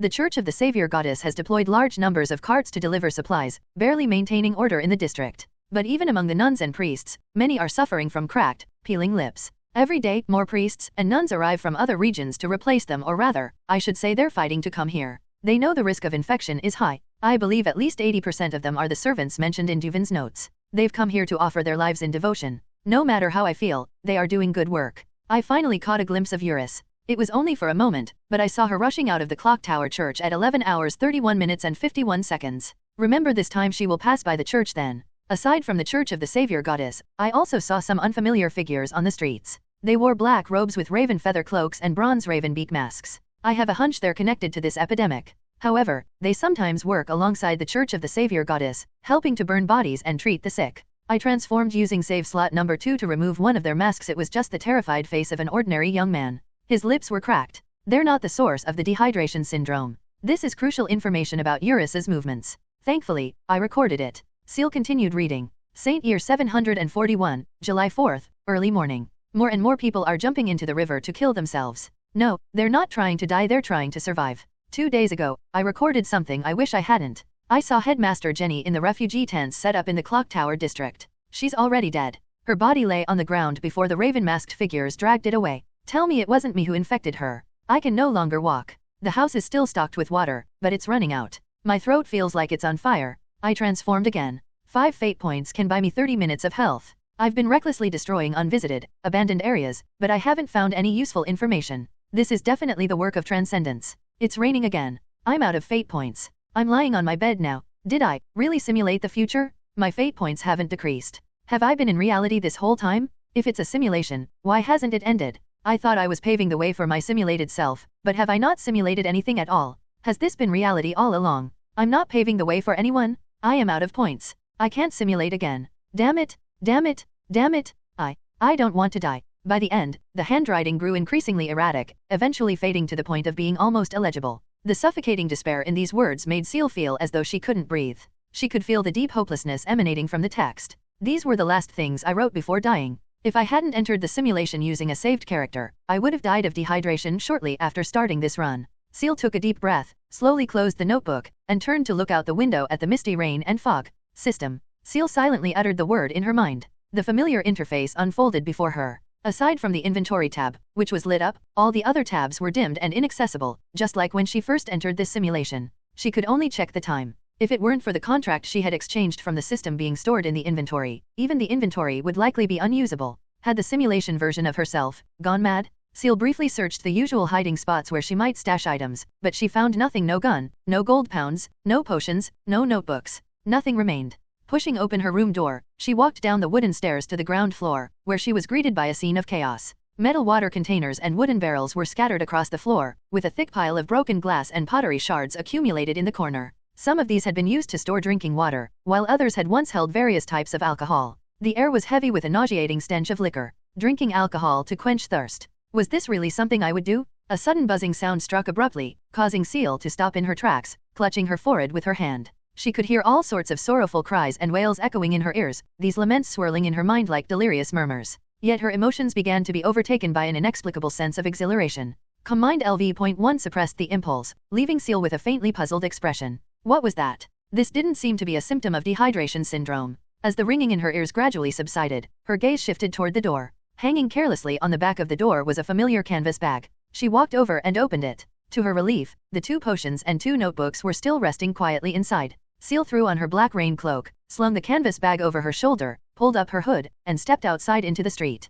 The overcast, rainy weather made it hard to distinguish day from night. The streets were deserted, devoid of any signs of life. Even the once constant rumbling of nearby factories had fallen silent. The only objects lining the streets were rows of barrels and clay pots used for collecting rainwater. The scene was eerily quiet. Her shadow followed close behind, rising onto its toes and lifting its hands above Ciel's head as if trying to shield her from the rain. Ciel decided to head to the Church of the Savior Goddess to see if she could learn anything. Given the scale of this catastrophe, the workers of the Clock Tower district who formed the church's core congregation would surely be a major focus of their efforts. And yet, according to the notebook, High Priestess Eurus had only appeared briefly. It didn't add up. Where were the higher-level transcendents of the Church of the Savior Goddess? Why did the notebook describe only those who had yet to step onto a transcendent path, those seemingly sent here to endure hardships and digest their potions, as if the district had been turned into a testing ground? After agreeing to protect Lychee, Avena had also vanished without a trace. What were her and her family's intentions? Leaving someone like Ciel to investigate the entire Clock Tower district on her own was no different from searching for a needle in a haystack. She needed to understand what actions and thoughts the known transcendent factions had regarding the current situation. As she contemplated these questions, Ciel made her way toward the clock tower. Oddly enough, the closer she got to the district's center, the more intense the buzzing in her head became. Abruptly, she stopped in her tracks. Before her, a phantom seemed to manifest out of thin air, like a beam of moonlight plunging straight toward her knee. The silent ray of moonlight passed through her knee and embedded itself into the cobblestone street behind her. No pain? Foresight vision? Her body reacted instantly. Ciel dove to the right in a roll, just as a streak of silver light shot down from above, piercing the spot where she had just been standing and embedding itself in the ground. The object buried itself almost entirely into the black cobblestones, leaving only a bright silver handle exposed. A scalpel? As Ciel recognized the object, the scalpel suddenly lifted into the air, flying back toward the direction it had come from. Upon closer inspection, a faint silver thread seemed to be attached to the handle. A transcendent? The moment she realized this, Ciel's shadow dove into the ground, slithering across the cobblestones like a dragon. It surged forward and grabbed hold of the scalpel's shadow as it flew. The instant it latched onto the shadow, the scalpel hesitated in midair. In the next moment, the shadow melded into the scalpel's own shadow. It was as if black flames ignited along the scalpel's shadow. The flames raced down the barely perceptible silver thread connecting the blade to its source, tracing the line all the way forward before stopping about 24 meters ahead. Not close enough. Steadying herself, Ciel wasted no time. She sprinted toward the direction of the burning shadow. As she ran, the black flames continued to spread forward. Avenger! A voice rang out from the rooftop ahead. A figure clad in black robes and wearing a black and silver ravenbeak mask leapt down from the roof, landing gracefully a short distance in front of Ciel. Seeing that Ciel had no intention of stopping, the masked figure backed away repeatedly, shouting, "Hey, wait, misunderstanding? We're on the same side." The raven-masked figure's words did nothing to slow Ciel. She closed the distance to within 24 meters and extended a shadowy black hand from the figure's own shadow, grabbing hold of their ankle. Just as her shadow was about to twist the figure's ankle, they raised a hand and removed their mask, hurriedly saying, "We're from the Redemption Society." The Inquisition? We're allies. Beneath the silver raven mask was a tall girl with long, silver-white hair. Her face was partially covered by a thick gauze mask, and her bright blue eyes were filled with panic. Ciel's shadow climbed up the girl's ankle, coiling around her waist and locking her in place. Its arms wrapped around her throat. The slightest movement, and Ciel wouldn't hesitate to snap her neck. If she hadn't mentioned the word Inquisition, she would already be dead. Redemption Society. Ciel maintained a safe distance of about 18 meters and asked, "Why are you here?" Huh. The silver-haired girl looked startled by the question. After a moment of realization, she responded, "You're not from the Inquisition." "I'm not." Ciel didn't deny her assumption. "Then who are you?" A well-meaning passerby with transcendent powers. Even in the drizzle, Ciel could see the beads of sweat forming on the girl's forehead. The Redemption Society. Is that a transcendent organization? After discovering that she was an Avenger, the girl had ceased her attacks. Was she familiar with the transcendence of the Church of the Savior Goddess? Moreover, the silver-haired girl's earlier strike had been aimed at her knee, avoiding more lethal areas. "What's your purpose here?" Ciel pressed on, letting her shadow tighten its grip slightly. Investigating the dehydration syndrome, the silver-haired girl quickly answered, wincing from the pressure around her waist. "It's part of a reconstitution ritual. We've entered a collaboration with the Church of the Savior Goddess." Collaboration, for the reconstitution ritual. Ciel frowned slightly and continued questioning. "What sort of collaboration?" "The Church of the Savior Goddess is dealing with a large-scale, unexplained epidemic in one of their key districts. They turn to the Redemption Society for assistance. The terms are that we claim all the gains after the matter is resolved, including all the bodies of the deceased." "All the bodies? Do you know Eurus?" Ciel asked. She wasn't going to take the word of a complete stranger at face value. For now, there was only one person whose words held any credibility in her mind: Eurus. "High Priestess Eurus? I do." The silver-haired girl froze for a moment before answering, She's currently handling the affairs of the Clock Tower Church." "Do you know where she is?" "I do. She's not far from the Clock Tower district." "Take me to her." "No problem." Seeing that Ciel had finally abandoned her murderous intent, the silver-haired girl let out a long breath of relief. She had no idea how this Avenger had managed to appear out of nowhere in the heavily monitored Clock Tower district, but if this Avenger wanted to meet Eurus, that was good news for her. The Inquisition of the Church of the Savior Goddess was notoriously unpredictable, and she had no intention of getting involved in their affairs. All she wanted was to trace the source of this epidemic. Ciel slightly loosened the grip of her shadow, allowing the silver-haired girl to lead the way while maintaining a cautious distance behind her. After all, each simulation cost 10 fate points. She wasn't about to die without gaining any useful information. There was one thing she still didn't understand: why wasn't Eurus, as the acting administrator of the Clock Tower Church, present in the Clock Tower district during such a major crisis? What was she doing elsewhere? The silver-haired girl showed no signs of resistance. Whether it was due to art of conversation having some subtle effect, Ciel wasn't sure, but the girl seemed focused solely on leading the way. Ciel knew the layout of the Clock Tower district's streets like the back of her hand, so she wasn't worried about being led astray. Soon, they arrived at a military checkpoint set up to block access to the district. The silver-haired girl exchanged a few words with the soldiers, showing the insignia pinned to her chest. She then turned around and gestured for Ciel to follow. And just like that, Ciel successfully passed through the checkpoint under the girl's guidance. None of the soldiers seemed to notice anything unusual, as they couldn't see the shadow clinging to the silver-haired girl's back. Outside the Clock Tower district, the surrounding area had been cleared, with military tents set up along the way. It wasn't until they neared a crossroads that Ciel began to see people again. The further she moved away from the Clock Tower district, the weaker the buzzing in her head became, until it was reduced to a barely perceptible murmur. She noticed a journalist wearing a gauze mask and holding a notepad approach the silver-haired girl, seemingly asking her something. The girl replied with an unknown remark, causing the journalist to recoil in fear and scurry away. Before long, the silver-haired girl stopped in front of an inn. The front desk was empty, and a no vacancy sign hung on the door. She turned to look at Ciel, who was standing a short distance away. "She's here, in room 202, the silver-haired girl called out. "The Church of the Savior Goddess has rented out the entire inn. Go upstairs and tell her to come down," Ciel replied. "Say that Juven is here." "Juven? What kind of name is that for someone so pretty?" the silver-haired girl muttered under her breath as she entered the inn. Ciel slowly backed into a nearby alley, keeping her eyes on the inn's entrance and upper windows. As long as the silver-haired girl stayed inside the inn, she couldn't escape the range of Ciel's shadow. About a minute later, a sharp pain surged through Ciel's body. Her shadow retracted rapidly, and with it came a flash of white light. A tall, white phantom emerged, gripping the collar of Ciel's shadow. It stood silently, gazing in Ciel's direction. The phantom emitted a faint, flowing luminescence, with shimmering wings of light hovering at its back. It raised a hand in a beckoning gesture toward Ciel before releasing the collar of her shadow. The moment it let go, the pain in Ciel's body vanished, and her shadow, as if startled, retreated back into her own. So this is Eurus's shadow. Ciel had known about Eurus's ability to make objects float. It seemed similar to her own shadow powers. However, this was the first time she had seen Eurus's white shadow in person. This confirmed, at least partially, that the silver-haired girl hadn't lied. The person inside was indeed Eurus. The white shadow led Ciel to room 202 and pushed the door open. Inside, Ciel took in the scene. Dressed in an ornate priestly robe, Eurus sat on a sofa in the center of the room. Her mask was pushed up to her forehead, revealing her closed eyes and long, silver-white hair. The silver-haired girl from earlier was sitting on the floor, clinging tightly to Eurus's leg. "Sis, that's her." The silver-haired girl pointed directly at Ciel, who stood in the doorway, before quickly scrambling to hide behind Eurus. "So they're sisters? That explains the matching silver hair. But why are sisters in separate organizations?" Ciel noticed a hint of confusion on Eurus's face. She realized she needed to prove her identity. Closing the door behind her politely, Ciel approached Eurus. With her left hand, she retrieved the 2 notebooks from her bag and handed them to the silver-haired girl behind Eurus. Simultaneously, she grabbed Eurus's hand with her right hand and pressed it against her own face. "Read me," Ciel commanded the silver-haired girl in a tone that left no room for refusal. Hiding behind Eurus, the silver-haired girl seemed emboldened. Unlike her earlier timid behavior, she quickly snatched the notebooks and sneered, "Fine, I'll read." Eurus initially looked puzzled, but as the girl began reading the contents of the notebooks aloud, her expression grew increasingly serious. When the girl finished reading, Ciel spoke first. "Thomas is dead. I killed him. I found these on him. Thomas was my enemy. I drank the Avenger potion."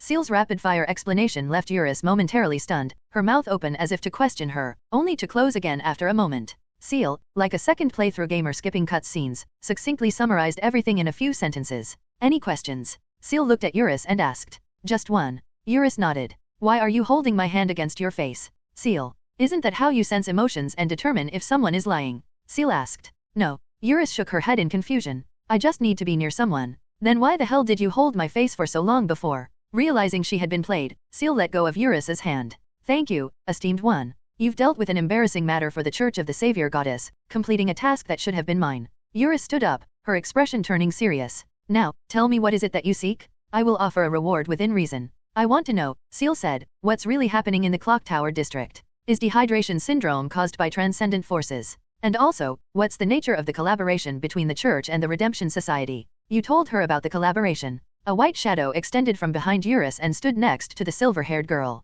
"She was choking me."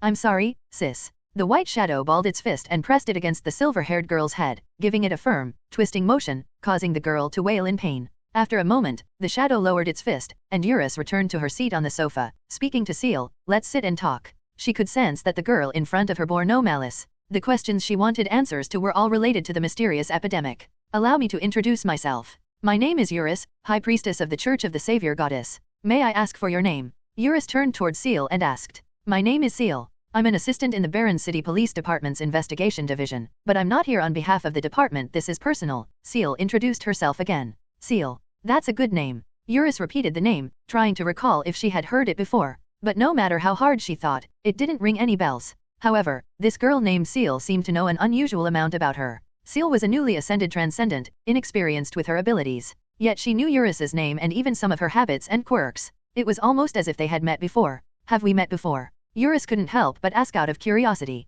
Yes, in a dream, Ciel replied directly. In the dream, you told me I was a saintess of another path and tried to recruit me to the church. Miss Ciel, you must be joking. Eurus smiled and shook her head, but inwardly, she was deeply alarmed. She wasn't lying. Had she really had such a dream? Now, may I ask High Priestess Eurus to answer my questions? Ciel asked. She didn't have much time to waste within the simulation. Of course. Eurus nodded. The Avenger before her seemed deeply concerned about the widespread dehydration syndrome. Eurus guessed that she might have lost a friend or family member to the illness and was now seeking vengeance. It fit the modus operandi of Avengers quite well. After carefully choosing her words, Eurus began to explain. At first, no one realized anything was wrong. About 20 days ago, the church hospital admitted a patient suffering from dehydration. The patient didn't survive, and the cause of death was acute kidney failure. When I arrived at the Clock Tower Church, the church hospital had already lost 5 people. Most of them had died from complications brought on by dehydration, seizures, kidney failure, shock, and the like. Even then, the hospital hadn't realized something was amiss.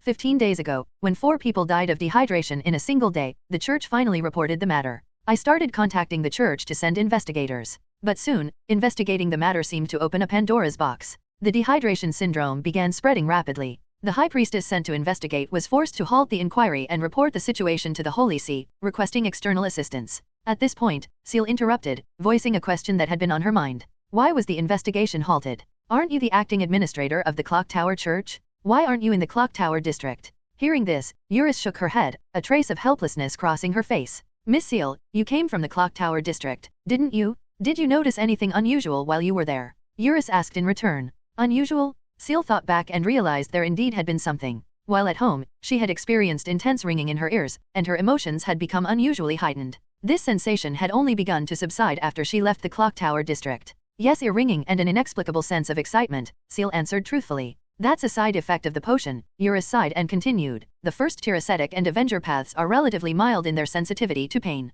But as one ascends higher, the ability to perceive pain becomes increasingly acute. The Clock Tower district has become a place where all forms of suffering converge. If I stay there, I can sense the pain of nearly everyone present. If I don't leave quickly, I'll succumb to the torment and lose my sanity. Conversely, those on the Avenger path derive greater pleasure from pain and are more prone to losing their sanity. If they fail to resist the murmurs in their ears, Avengers will be driven by the endless catalysis of suffering to become butchers. So that's why I was hearing the ringing. Is this illness caused by a transcendent? Ciel asked. Most likely, Eurus nodded. We suspect this is a meticulously planned reconstitution ritual, deliberately conducted in the church's district to prevent us from intervening. That's why we had to enlist the Redemption Society to investigate. The silver-haired girl behind Eurus poked her head out and interjected, it's probably the ritual to ascend a plague bearer to a source of cholera. It'll require a lot of people to die. Plague bearer? Ascend to source of cholera? Which tier is that? For that matter, how many tiers are there for transcendence? This was entirely beyond Ciel's knowledge. She hadn't yet had the chance to ask Avena about such information, having focused on questions directly related to her immediate safety.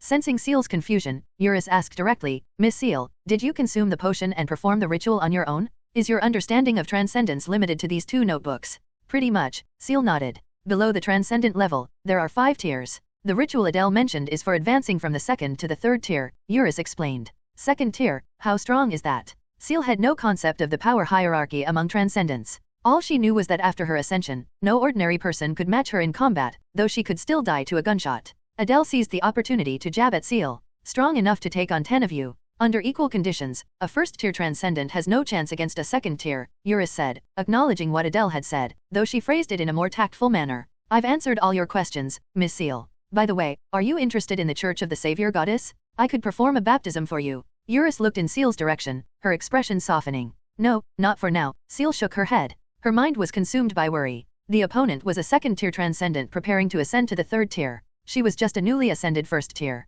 Ciel hadn't realized the gap would be this vast. Even if the opponent failed their ascension, Ciel wouldn't stand a chance against them. Have you found the person performing the reconstitution ritual? Ciel asked. No, they've hidden themselves well. Eurus shook her head. Thank you. Ciel stood, expressing her gratitude, before slinging on her canvas bag and turning to leave. Where are you going? Eurus asked curiously. Ciel didn't look back, simply waving her hand. The clock tower district. Hey, you'll die. Adele couldn't help but call after her. But Ciel didn't stop, walking as though she had already resigned herself to her fate. When Ciel's figure disappeared through the doorway and the door closed behind her, Adele reached out and shook Eurus's shoulder. Sis, why didn't you try to stop her? Avengers are like that. Eurus shook her head. They can't be stopped. Adele leaned on Eurus's shoulder, pursing her lips as though deep in thought. Then, as if struck by realization, she let go and ran after Ciel. That idiot, how's she going to get in without a pass? Only after Adele shut the door behind her, her footsteps fading down the corridor, did Eurus sigh again. Sigh. Physicians are like that. Why are you following me?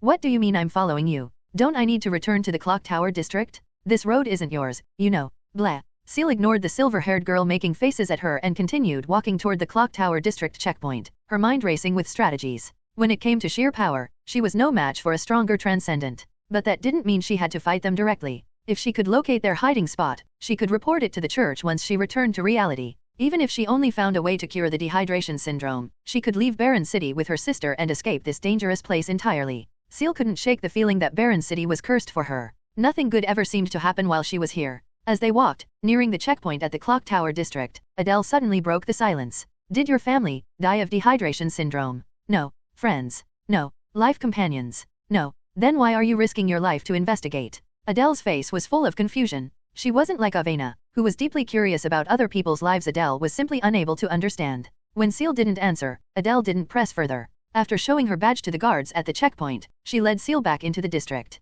Then, as if a thought suddenly occurred to her, she changed the topic. By the way, Ciel, since you're a new transcendent, do you write a mystical notebook? Adele asked curiously. Mystical notebook? This question caught Ciel's attention at last. She knew that Duvin's research notes were considered a mystical notebook. They were even more expensive to redeem due to the system needing to remove the intrinsic mystical imprint. But Ciel didn't understand why mystical notebooks were written or how to create one. You don't? What about other mystical anchor points? Adele looked surprised. Mystical anchor points. Ciel glanced at Adele. This was the first time she had heard of such terms. Avena had never mentioned them, and no one else had brought them up either. Well, think of it like this. It's something that, when you see it, reminds you that you are you. Does that make sense? Adele gestured dramatically. Without it, the murmurs from the potion might make you start doubting yourself. In severe cases, you could be assimilated by the potion. Self-doubt. Ciel had experienced that. Whether in reality or in the simulation notes left by her simulated self, she had struggled with self-doubt, unable to distinguish between reality and the simulation. But the simulation wasn't the potion.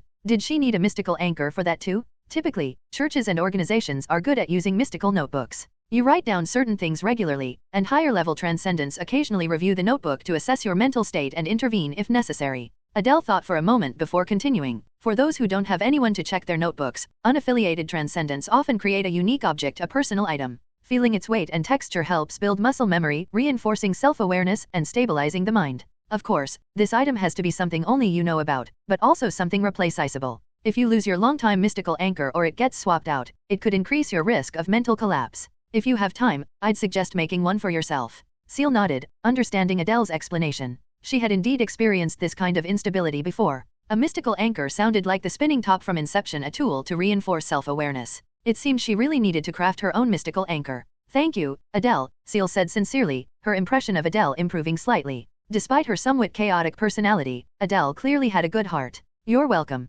Hearing Ciel's gratitude, Adele cheerfully reached inside her black robe and pulled out a gauze mask. Here, take this. No problem. Ciel accepted the mask and put it on. Since she would be staying in the clock tower district for a while, it was best to take precautions against infection. By the way, I have a question. Ciel glanced at Adele's silver raven mask hanging around her neck. This mask doesn't seem to offer any protection. Why do you wear it? Isn't it from 100 years ago? At this, Adele's previously gleeful expression turned sour. Because the next step in my advancement is Plague Doctor. Don't even get me started. Everyone on the physician path has to wear this mask over a mask. The way Adele grumbled about it made it clear how much she hated it. She began venting her frustration to Ciel as they continued towards South North Stone Street. After crossing one more street, they arrived at the spot where they had encountered each other earlier. A little farther ahead was the clock tower church. You wait here. I'll go to the church and get you an insignia. That way, the other physicians won't treat you as an unknown transcendent. Earlier, I only attacked you because you didn't have an insignia. Adele gestured for Ciel to wait where she was, while she continued forward on her own.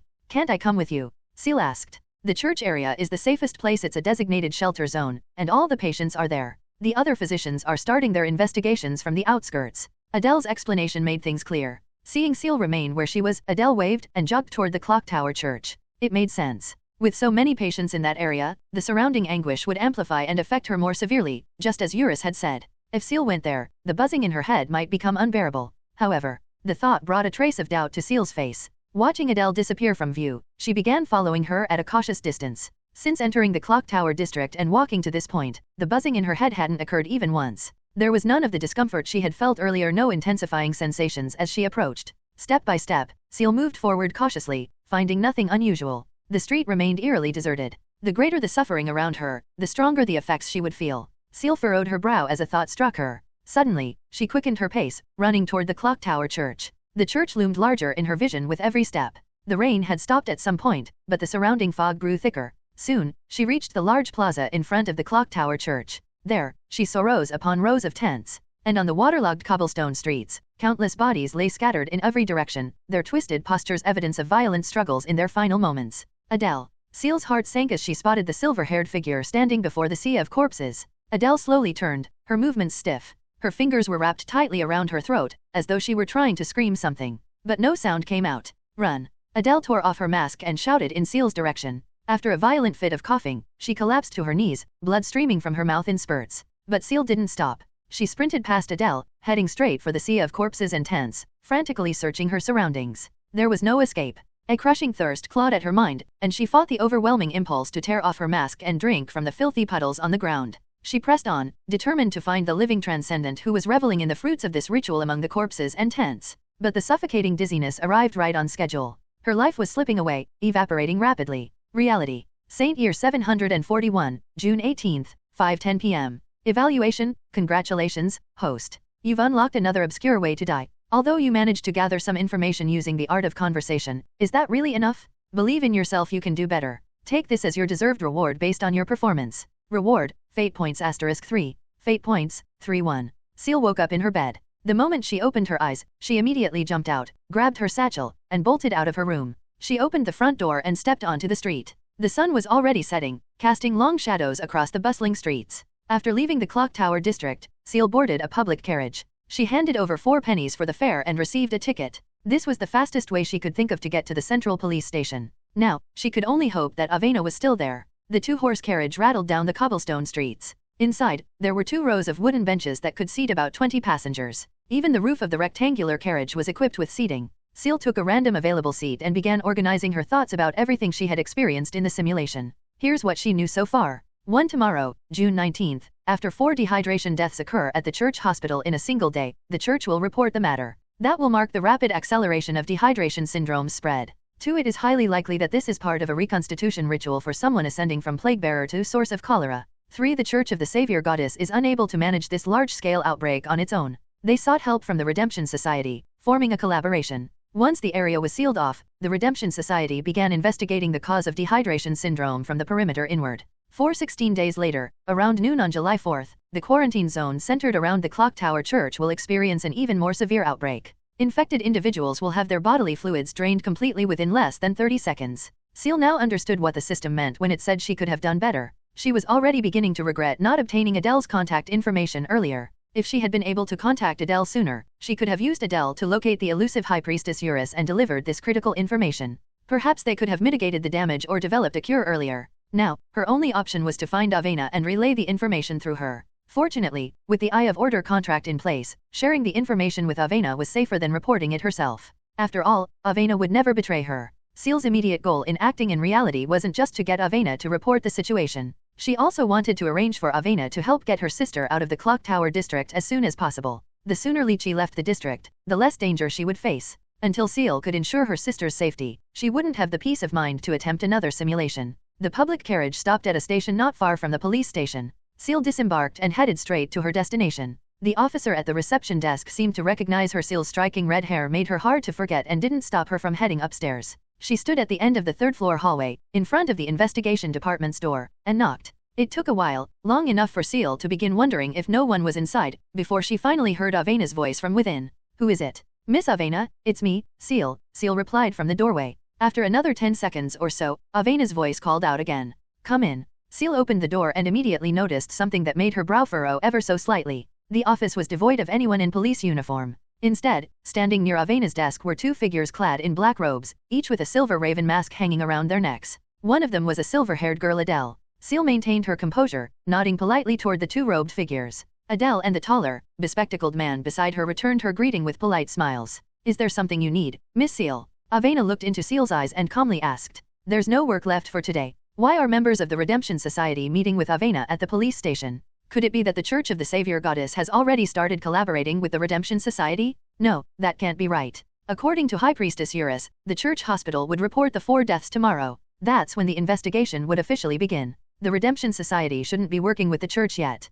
This must be a private arrangement between Avena and the Redemption Society. If Avena contacted them earlier than the church did, then why, during those 16 days in the simulation, did Avena never show up or ask Ciel for updates? She didn't seem like the type to shirk her duties. Miss Avena, I have an urgent matter to discuss with you. Would it be possible to speak privately? Ciel asked. It's fine. Go ahead and talk. We were just about to leave. Adele put on her mask and said to the person beside her, Let's go, Professor Cher. The man, referred to as Professor Cher, turned to Avena with a smile. Thank you for the information, Miss Roswell. My student will handle the follow-up. I'll take my leave now. With that, the man put on his mask as well. As he passed Ciel, he nodded politely before exiting the room with Adele. Ciel chose not to engage directly with Adele because there was another suspected transcendent beside her. Ciel's identity was better kept known to as few people as possible. Once they left, Ciel closed the door behind them and walked over to Avena. Is there something you need, Miss Ciel? Avena sat in her seat, looking up at Ciel and asked. I want to make a deal with you. Ciel directly reached out, took the Avenger potion from her canvas bag, and placed it on Avena's desk before continuing.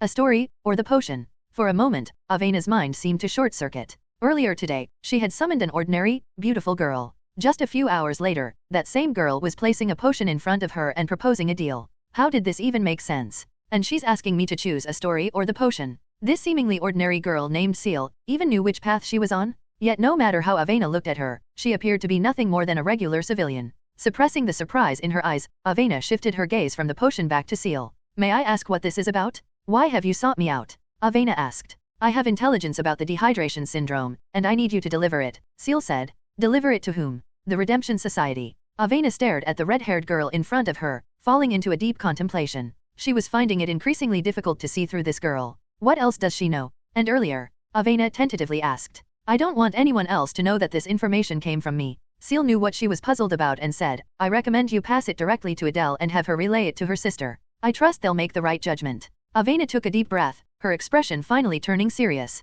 The amount of knowledge Ciel possessed exceeded her expectations. All right, tell me the details. Avena said, I'll relay the message for you, and I don't require anything in return. This information about the dehydration syndrome is something I need as well. If it proves accurate, I'll compensate you. Avena was clearly not someone who lacked money. She wasn't trying to take advantage of Ciel, just as she hadn't in the simulation, even when she found an auxiliary potion material. She still paid Ciel for it. Ciel paused for a moment to choose her words carefully before speaking. I need you to contact Adele and tell her that someone is conducting a reconstitution ritual to ascend from plague-bearer to source of cholera in the Clock Tower district. The ritual is taking place near the Church of the Savior Goddess at the Clock Tower Chapel. Avena's eyelid twitched. With every word that came out of Ciel's mouth, the shock in her heart intensified. By the time Ciel finished speaking, she couldn't help but stand up abruptly. Are you sure? Avena's voice quickened without her realizing it. Where did you get this information? My intelligence network. Ciel did not give a specific answer, but her response did not contain any lies. It was indeed her intelligence network, though the entire network consisted solely of Ciel herself.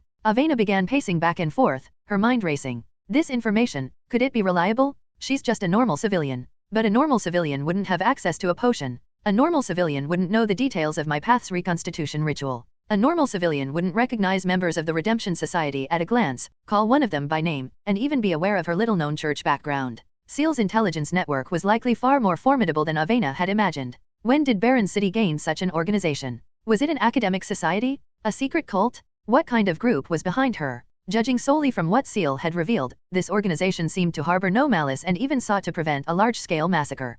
Thank you for the information. I'll make sure it's delivered. Avena looked back at Ciel and said, if it proves accurate, I'll ensure you receive the compensation you deserve. Can I receive part of the compensation in advance? Ciel asked. Avena hesitated briefly before asking, what kind of compensation? A worker at the stone match factory named Lychee. She's my sister. I need you to get her out of the clock tower district and keep her safe, Ciel said. Consider it done. I know the factory owner. I can arrange to have her transferred and settled immediately. Hearing Ciel's request, Avena agreed without hesitation. Given the level of intelligence Ciel possessed, the organization behind her certainly had the resources to protect a single civilian. This was likely a personal request on Ciel's part. Avena also saw this as an opportunity to establish a connection with Ciel. If she could learn more about the intelligence network behind her, all the better. Anything money could solve wasn't a problem for Avena. Ciel borrowed paper and a pen from Avena to write a letter to Lychee, telling her not to worry. She handed the letter to Avena, asking her to give it to Lychee when she arranged for her transfer. After leaving the letter and ensuring that Avena was already working on getting her sister out of the clock tower district, Ciel finally felt a sense of relief.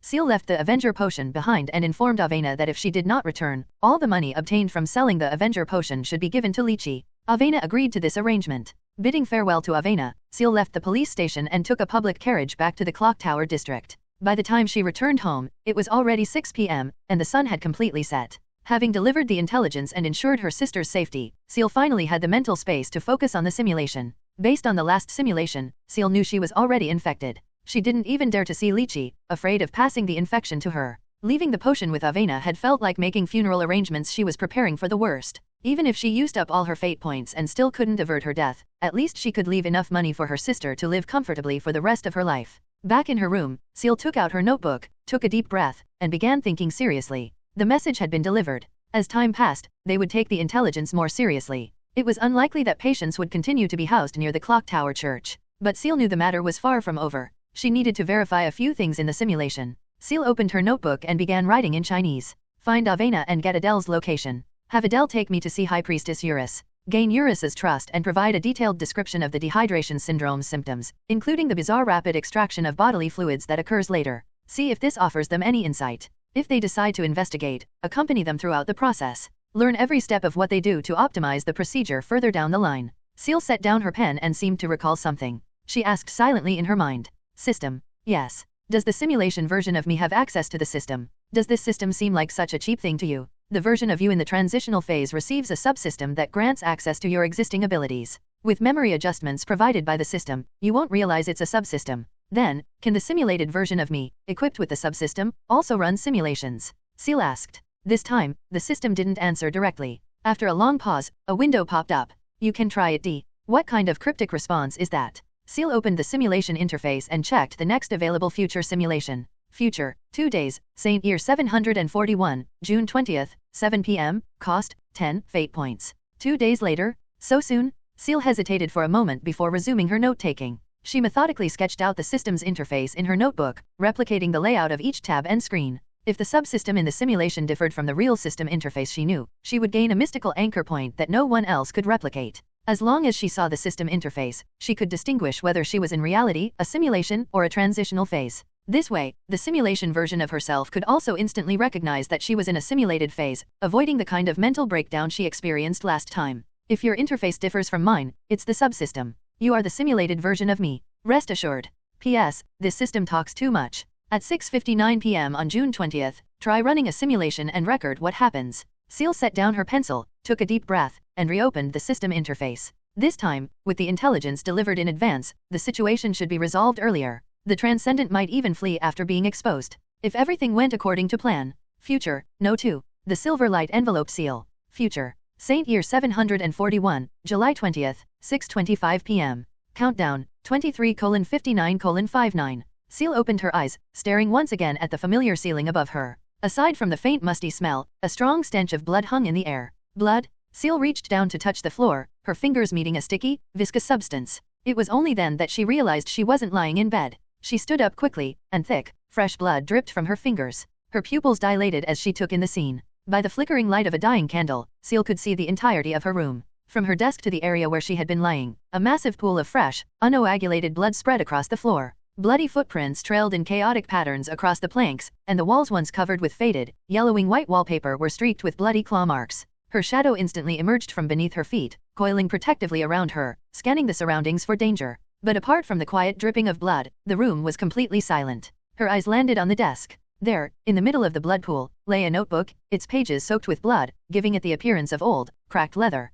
Ciel stepped carefully through the blood, her shadow pressed close to her back. Reaching out, she carefully flipped open the cover. It was her notebook, unmistakably so. What had happened here? Because the notebook had been thoroughly soaked in blood, Ciel had to peel the pages apart delicately to avoid tearing them. Thankfully, the blood hadn't seeped into the earlier pages, and the writing was still legible. Saint Year 741, June 18th, 6 o'clock p.m. 1 minute after finishing my journal entry, I tried opening the system. I compared it to the system interface drawn in the notebook. They looked almost identical, but the system didn't respond to any of my questions. It didn't talk a lot like you described, but for some reason, I hadn't noticed this earlier or realized anything was off. I found the differences between the subsystem and the main system interface, primarily in the simulation section. You had drawn 3 tabs, future, past, and old days, but my interface only has a blurry, unreadable section. I tried sketching it, but when I finished, I realized I had scribbled nonsense. I've decided to complete the tasks outlined in the notebook before attempting anything further. So the subsystem and the main system interface are indeed different.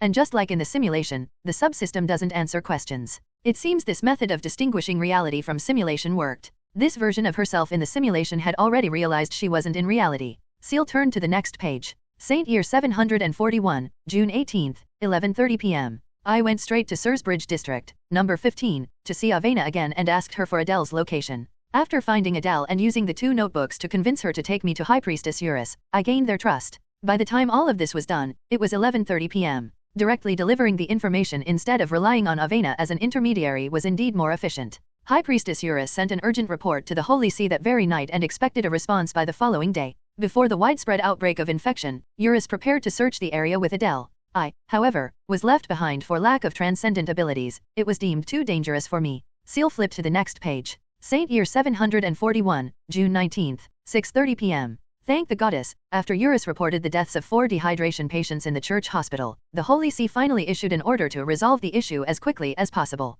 They even dispatched a bishop to assist with the investigation before the outbreak could escalate. The bishop was expected to arrive the following evening, a marked improvement in efficiency compared to last time. After obtaining investigative authority, Eurus sought help from the Redemption Society to speed up the search and prevent further deaths. They began a discreet investigation starting from the Clock Tower Chapel as the center, aiming to avoid alarming anyone while awaiting the arrival of the church's elite. The entries grew more concise, indicating that everything was proceeding according to plan without any unexpected incidents. Ciel carefully turned to the next page. Here, some blood had begun to seep into the pages, causing them to stick together. She had to peel them apart cautiously. The handwriting from this point on became hurried and erratic, as if written in a great rush. Saint Year 741, June 20th, 6:57 p.m. To avoid alarming anyone, the usual prayer day on the 20th went ahead as planned. Most of the congregation gathered in the plaza in front of the Clock Tower Chapel for prayers. The dehydration disease came early. The people praying in the plaza were all drained into husks. Only High Priestess Eurus managed to sense the surrounding anguish in time to escape with her life, but she was left gravely injured. She handed me her church insignia, instructing me to wait for the church's elite. To avoid succumbing to the suffering around her and losing her sanity, she took her own life shortly after leaving. I can feel my own dehydration symptoms worsening. I don't know if I'll survive until you arrive. If I die early, will you still make it here? I think I'd better try using the subsystem's simulation. Wish me luck. The writing filled the rest of the page. Ciel flipped to the next one. I am watching the system interface as I write this, documenting the changes in real time. The text on the simulation tab isn't written in any language I've ever seen. Just looking at it makes me nauseous. I am about to click into it. The simulation costs 10 points, and the subsystem deducted the points, but why didn't I enter the simulation? Wait, something's wrong. I'm seeing. The walls and floorboards around me are disintegrating. My vision pierces through the walls, revealing what's behind them. The changes are intensifying. I can no longer see most of the buildings, but the light is growing stronger. I can't find the notebook anymore. I don't even know if I'm still writing. Radiance. I see something grotesque that I've never seen before. Underground. Circular rings.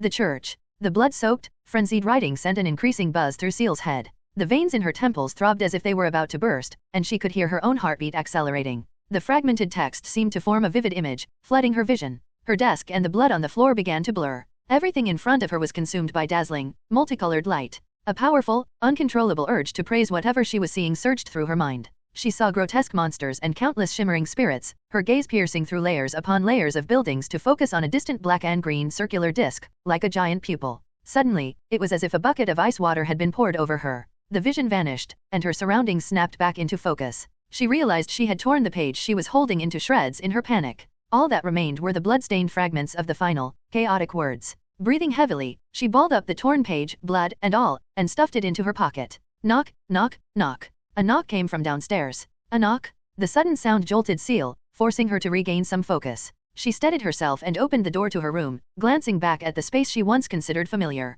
Her vision seemed to split into layers, as though she were seeing multiple overlapping perspectives at once. In this disjointed view, the chaotic, bloodied claw marks on the walls seemed to combine and form words. Coupled with the blood-soaked floor, the entire room resembled the scene of a sinister cult's ritual. I can't keep looking at this. Ciel forcibly averted her gaze and stumbled out of the room. Her legs gave way as she tumbled painfully down the staircase. The splitting headache and incessant buzzing in her mind were relentless, and a wave of nausea surged through her. Ugh! A mouthful of black blood spewed out of her, dripping down the stairs like dark, viscous water. The person knocking at the door seemed to notice something, as the knocking abruptly stopped. Through her hazy vision, Ciel saw a faint yellowish figure pass through the wooden door and glance in her direction before slowly approaching her. All she could perceive was a dazzling glow of yellow and white light. The dizziness and nausea receded slightly, though the maddening whispers in her mind refused to dissipate. Those murmurs urged her to take out the blood-soaked page in her pocket and return to the room she had just left. From behind her, Ciel's shadow emerged, its form flickering unsteadily with spurts of grayish flame. It supported her by the shoulders, helping her stagger toward the door. Ciel reached out and opened it.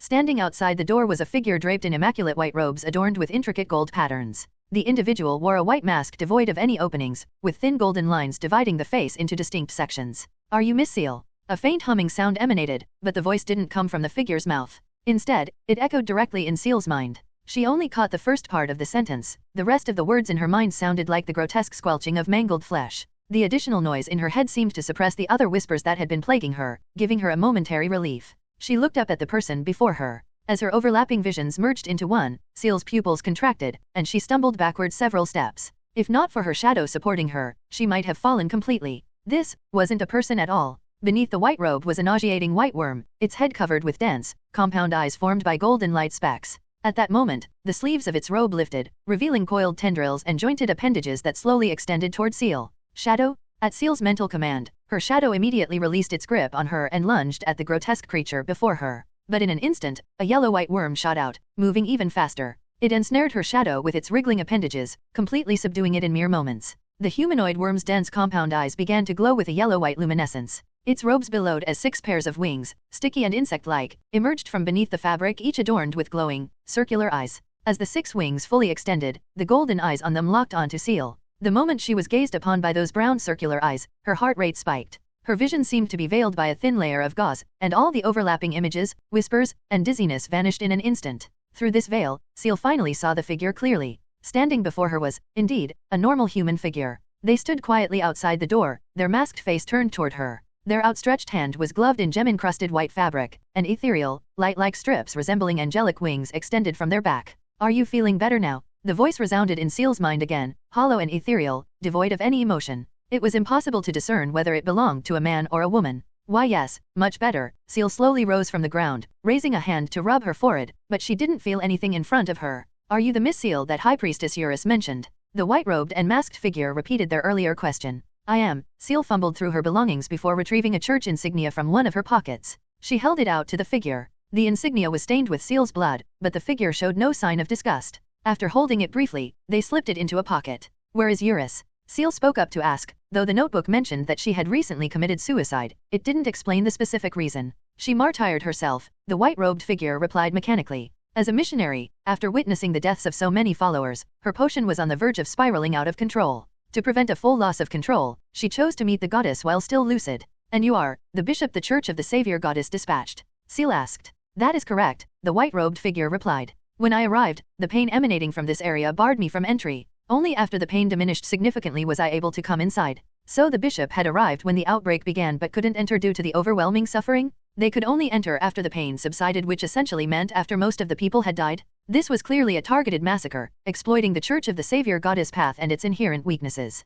High Priestess Eurus mentioned in her report that you have access to some unique sources of intelligence. May I trade the stabilization of your spiritual clarity for some of that information? The white-robed figure asked politely. Despite their courtesy, there was something deeply unsettling about them. Perhaps it was the memory of the grotesque worm she had seen in her overlapping vision, or perhaps it was the emotionless, mechanical quality of their voice. Either way, Ciel couldn't shake the feeling that what stood before her wasn't a person at all, but some unfathomable entity pretending to be human. There's a traitor, within the church or the Redemption Society. Ciel tried her best to avoid looking directly at the white-robed figure in front of her and continued speaking. The outbreak's original schedule was for July 4th, but after I had someone report the information to the church early, the outbreak was triggered prematurely. Shocking. The white-robed bishop said mechanically, and you're not lying. Though I know it's impolite to ask further, I must know how do you know the outbreak was originally planned for July 4th? After calming her breathing, Ciel looked at the white-robed figure again. Recalling her first encounter with Eurus, she said, Eurus told me. She said it was something the goddess wanted me to see. She wanted to take me to the church for baptism, but I refused. Ciel's words elicited no visible reaction from the white-robed figure. They stood motionless, as though frozen in the middle of processing her statement. After a moment, the figure lowered their head slightly and said, I see. If missionary Eurus intended to baptize a prospective saintess, it would have facilitated the complete digestion of her potion. That must have been her reason for wanting to take you to the church. Given that the situation is beyond repair, Miss Ciel, would you consider accompanying me to the church? Hearing the divine oracle has destabilized your spiritual clarity. It requires treatment and intervention. As expected, they're treating me like a saintess again. Ciel had anticipated that the individuals from the Church of the Savior Goddess could perceive her emotions and detect the truth in her words, but did they really never question anything beyond that? They couldn't even discern whether what she was saying corresponded to events that had occurred within this timeline. And judging from what the white-robed figure had just said, you're just going to leave this place alone? Moments ago, thousands of people died in the plaza in front of the Clock Tower Church. Ciel couldn't hold back her question. The person performing the reconstitution ritual might still be in the Clock Tower district. More importantly, there was still no cure for dehydration syndrome. The infection that had taken hold of Ciel in reality remained unresolved. If this issue wasn't dealt with, the simulation would lose all meaning. The deaths of the congregation are an established fact. The church will now initiate the next contingency plan. My sole task was to prevent the outbreak of infection. Now that the outbreak has already occurred, I have no reason to stay here and continue investigating. I must return to the Holy See to report. The white-robed figure's tone was icy, devoid of even a shred of human warmth. Hearing such indifferent words made Ciel's eyelid twitch. Whatever positive impression she'd had of the Church of the Savior Goddess had taken a significant hit. No need to investigate further? That may have been true for the white-robed bishop. But for Ciel, the need was very real. Even if the outbreak had already occurred, even if everyone had already died, as long as Ciel could uncover the truth, she could return to reality and prevent all of this from happening. Ciel steadied herself, her mind racing as she formulated a response. I'll go to the Holy See with you, but I have one condition. Please state it. The white-robed figure leaned slightly forward, assuming an attentive posture. Uncover the truth of what happened here and find the culprit behind it. Otherwise, I won't leave. Ciel's voice was calm. This is necessary for me to complete my reconstitution ritual. Since everyone in the Church of the Savior Goddess seemed determined to mistake her for a saintess, she might as well lean into the deception and use her false identity to make demands. As Ciel had predicted, the tactic worked. After a momentary pause, the white-robed figure straightened their posture. A voice, holy and serene, resonated in Ciel's mind. Of course, Miss Ciel. But if the investigation concludes that the individual is no longer here, I must insist that you accompany me to the Holy See. To ensure Ciel's cooperation in returning to the church, the white-robed bishop compromised. Hearing this, Ciel exhaled slightly in relief. She had no idea if the transcendent spreading the infection was still in the Clock Tower district, but with the white-robed bishop as her bodyguard, the situation was entirely in her favor. Agreed. Let's go, Ciel nodded. After all, she could only remain in the simulation for 24 hours. There was no chance of her actually going to the Holy See. The white-robed figure stepped aside, creating space for Ciel to exit the room. They then followed closely behind her, ensuring her safety. What should I call you?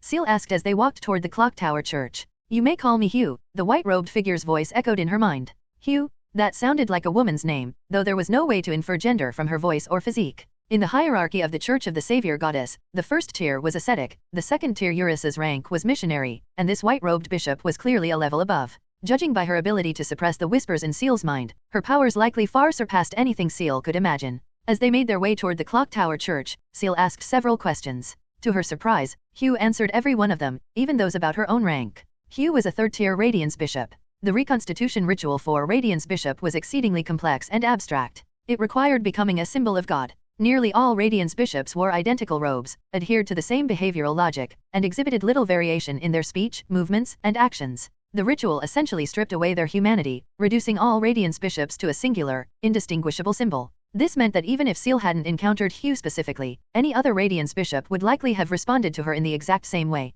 Day after day, they maintained this persona, playing the role of a symbol until their potion was fully digested. Throughout this process, they also had to resist the whispers in their minds. The mental strain on these Radiance Bishops was unimaginable. One other matter weighed heavily on Ciel's mind. Why had the version of herself in the simulation gone insane after initiating deep-level simulation for a second time? producing characters that didn't exist in this world. Even the brief glimpse she'd had of those symbols had left her profoundly affected, exposing her to fragmented visions and allowing the maddening whispers to invade her mind. Radiance Bishop Hugh, one more question. Earlier, when I saw certain symbols, I also saw strange scenes, filled with light, Ciel began to ask, but her thoughts were interrupted by a deafening, bell-like clang in her mind. The sound stabbed at her eardrums, forcing her to stop mid-sentence. Please refrain from describing the visions of the other side to me, Miss Ciel. Hugh stopped in her tracks. For the first time, her voice in Ciel's mind carried a note of urgency. Not everyone is like you, capable of retaining their sanity after seeing or hearing such things. The other side? What is the other side? Ciel asked. The term other side is merely a placeholder.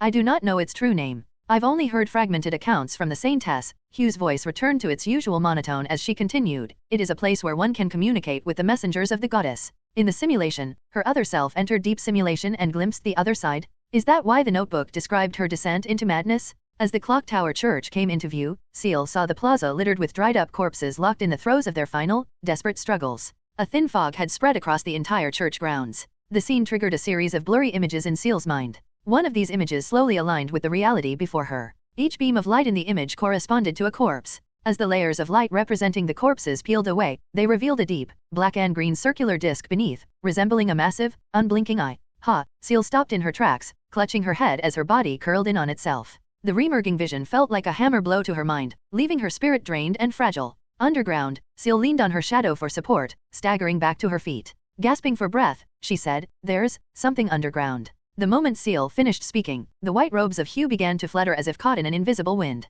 Streams of yellow-white mist poured out from her sleeves, hem, and collar, coalescing around her into numerous phantom-like figures. These phantoms scattered, moving swiftly across the plaza and turning over the corpses. Hugh's gaze quickly shifted in one direction, and her voice resonated in Ciel's mind. "There is a stone sewer maintenance hatch, Miss Ciel. Let's go." "No, Miss Ciel, you stay here." Behind Ciel, Hugh's form flickered incessantly, becoming translucent, while the phantom by the maintenance hatch began materializing. Several yellow-white phantoms remained close to Ciel, stationed as her protectors, while Hugh opened the maintenance hatch and leapt down without hesitation. Upon landing, Hugh's gaze immediately fixed on the end of the sewer passage leading toward the church. She walked along the stone-bricked path on the right, venturing deeper into the dark tunnel. Midway through, she abruptly stopped, crouching down to lightly brush her gloved hand over the ground. A faint alarm buzzed in her mind. There were traces of bacteria where she had just walked. Rising to her feet, Hugh continued forward. Before long, she arrived at a circular disc suspended in midair. It was entirely round, with a dark green border etched with intricate patterns resembling a serpent biting its own tail.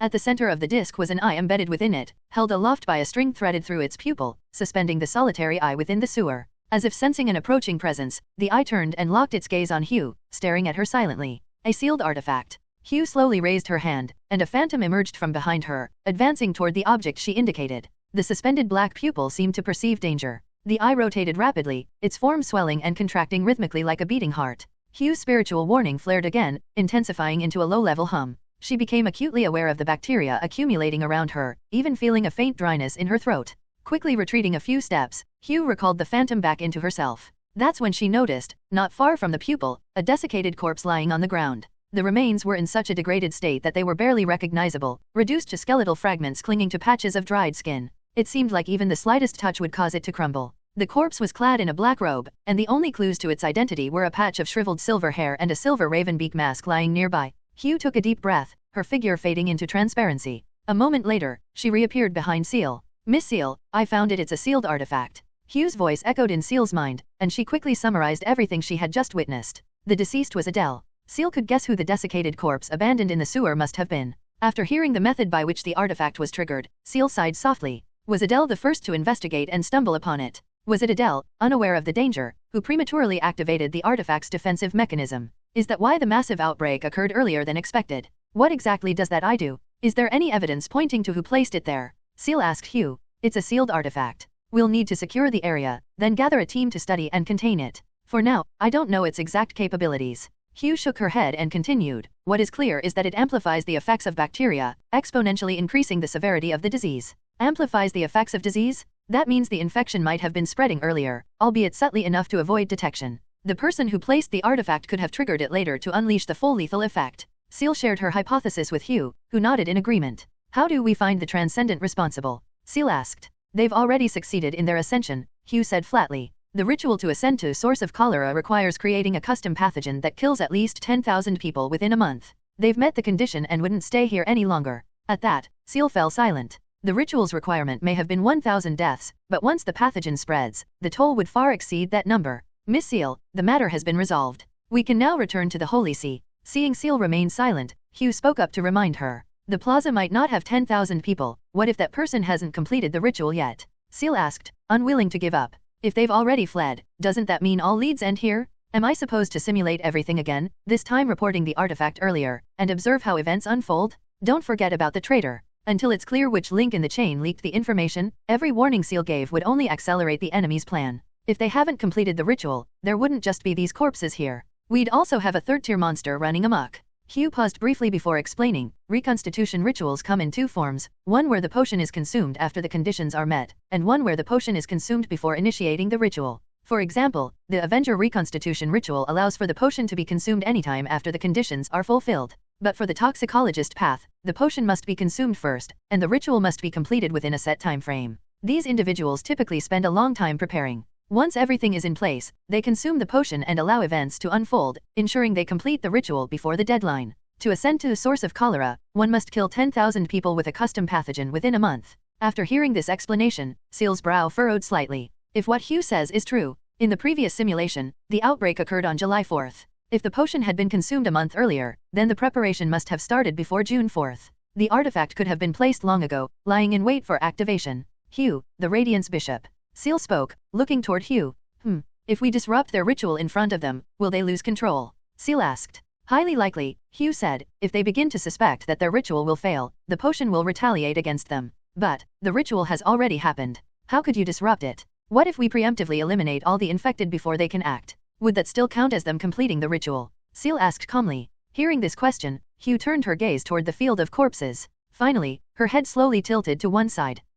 Technically speaking. Hugh's fragmented voice echoed in Ciel's mind, as though her question had completely stumped the Radiance Bishop. Breaking her twice in less than an hour, this might affect her reconstitution ritual, though thankfully, this was only a simulation. The real Hugh wouldn't be impacted. After a brief pause, Hugh's voice returned to Ciel's mind. Technically, only those who die specifically from the infection are counted toward the reconstitution ritual. Cases like this, where the sealed artifact accelerates the lethality of the disease, also count as infection deaths. However, the key is that the virus must be self-created. People following this path have an unusual obsession with the viruses and toxins they create. If you kill the infected before they succumb to the disease, their deaths won't be counted toward the ritual. Hearing this, Ciel nodded slightly to herself. If she could disrupt the ritual beforehand, the person conducting it would have no choice but to reveal themselves. If the ritual couldn't proceed, they would inevitably die, whether by causing widespread panic and forcing people to flee the Clock Tower district, or by killing large numbers of infected individuals. Such actions would undoubtedly draw out the plague bearer performing the reconstitution ritual. The dehydration syndrome itself wasn't highly lethal.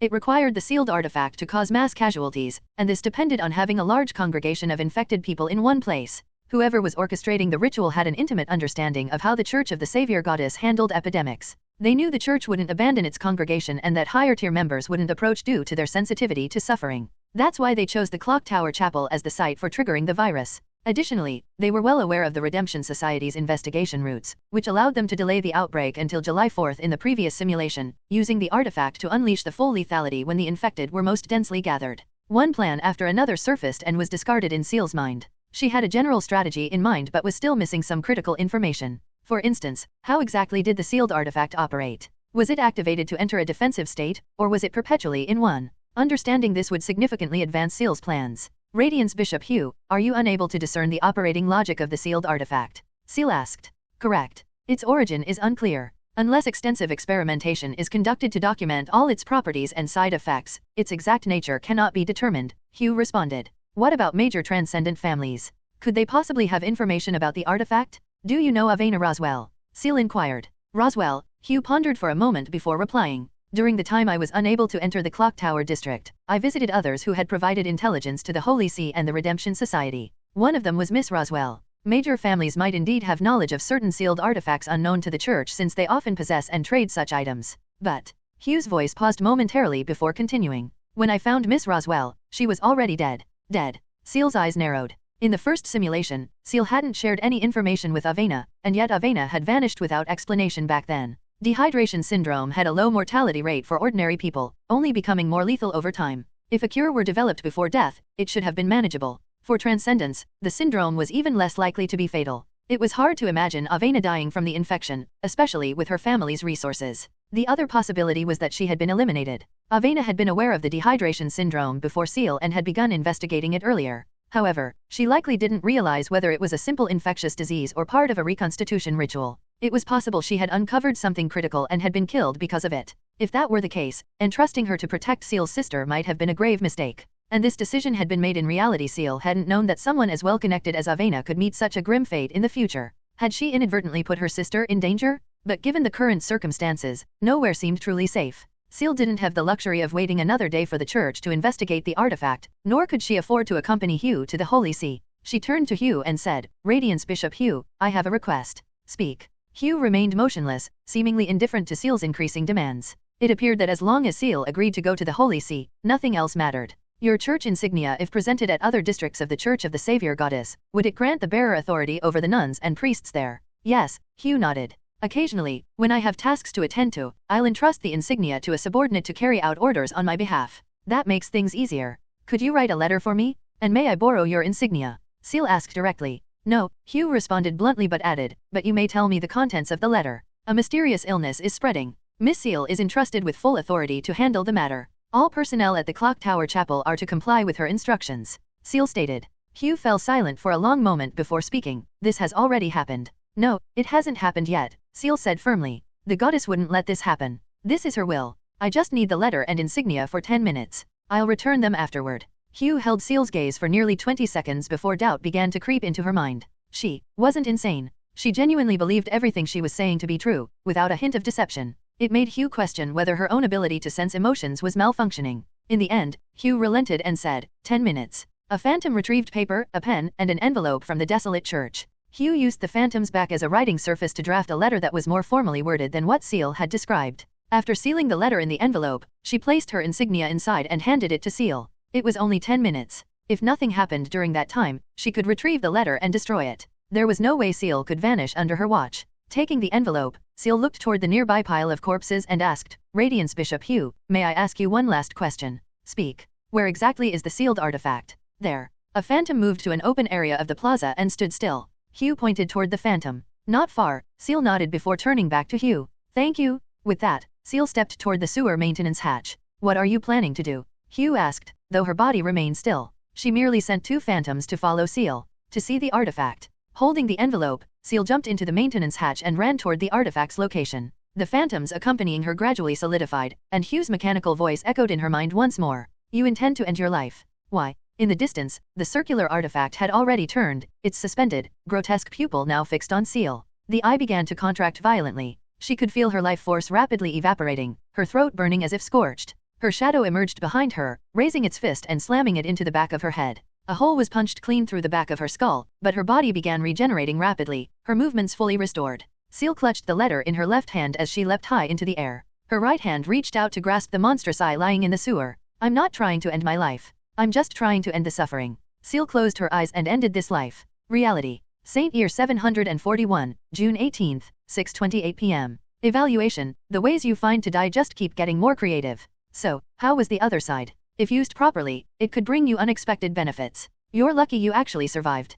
Clearly, you had a path to a living to the end conclusion following that bishop to the Holy See, but instead, you chose the more dramatic death. Too bad you missed the final plunge into the water. That splash? I'd only rate it 0/10.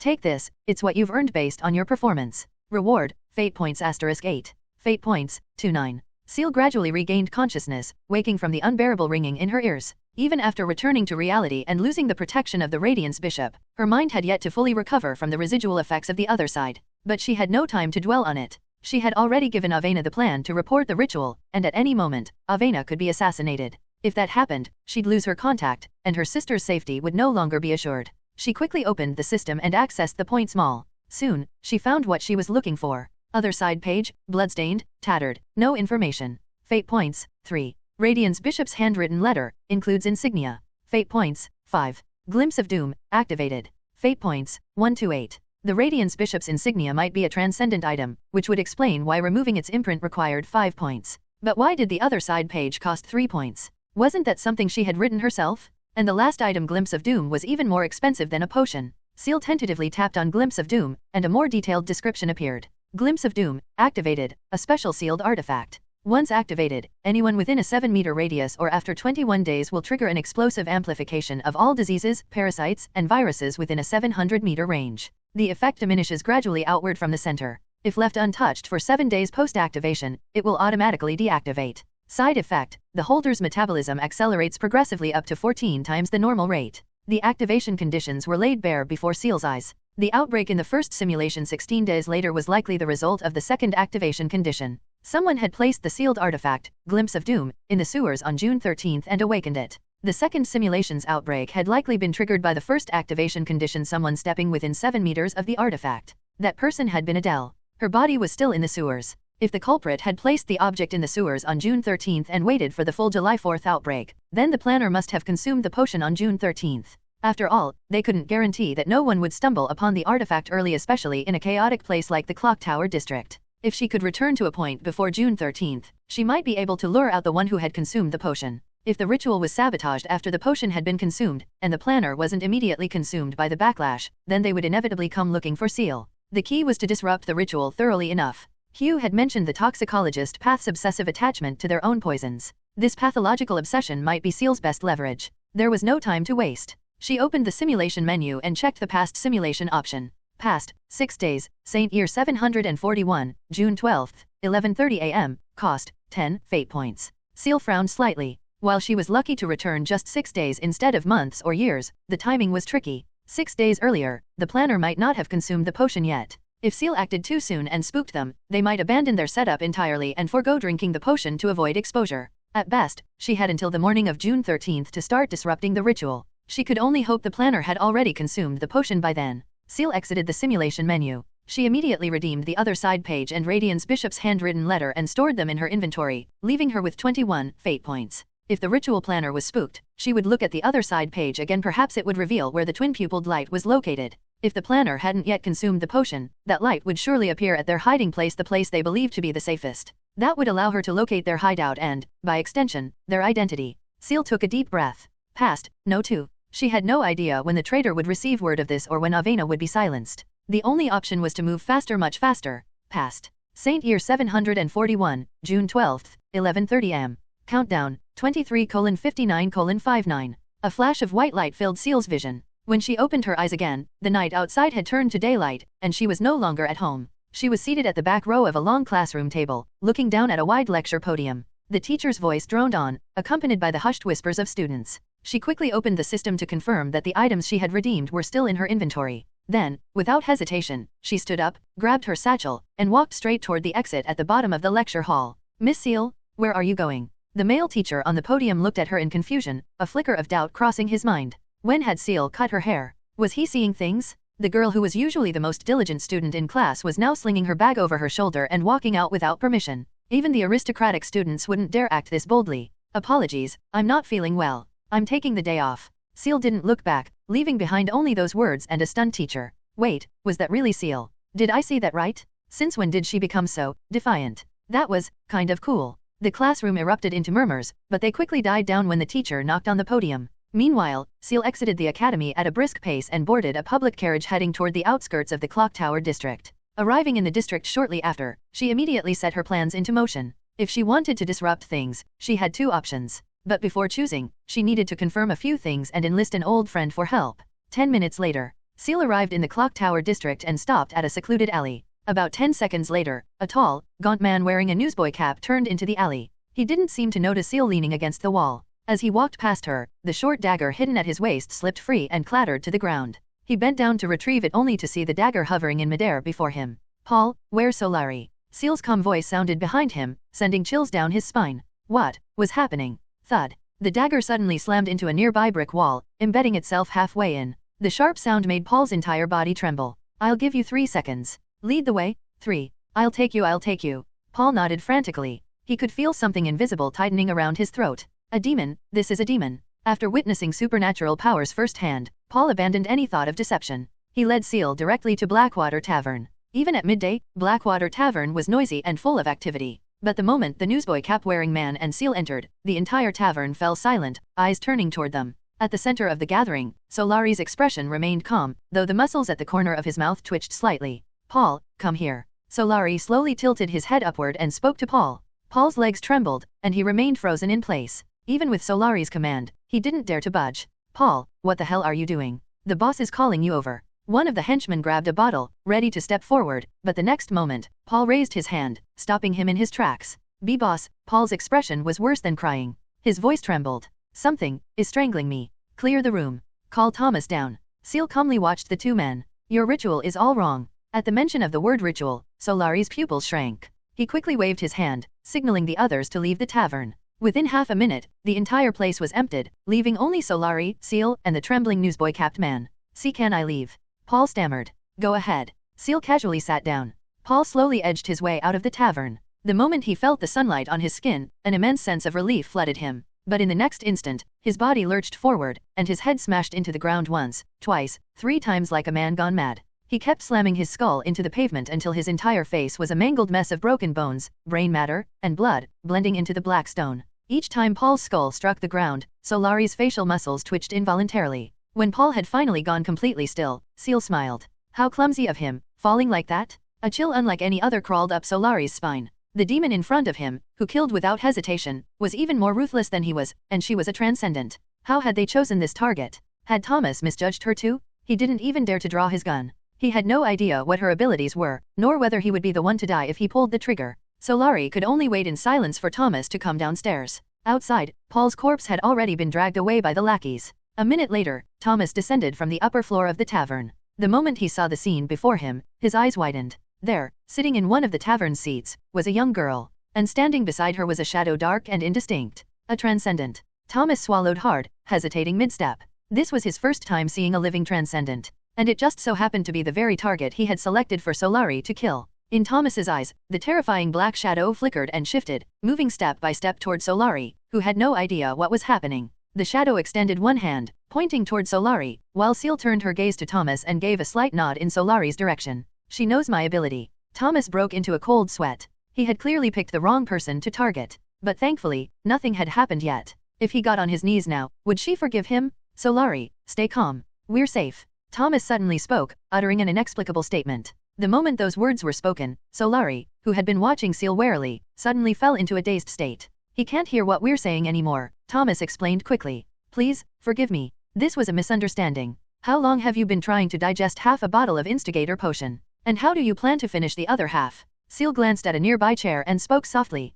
Sit down. Let's talk. Thomas didn't dare disobey. He sat down immediately, though his mind was filled with confusion. She knows so much about me, yet she hasn't killed me. Why? I have a way for you to fully digest your potion quickly. But in exchange, you need to give me the Avenger potion and Yuvin's research notebook. Ciel said. Those belong to the church. The Church of the Savior Goddess? Thomas tensed up.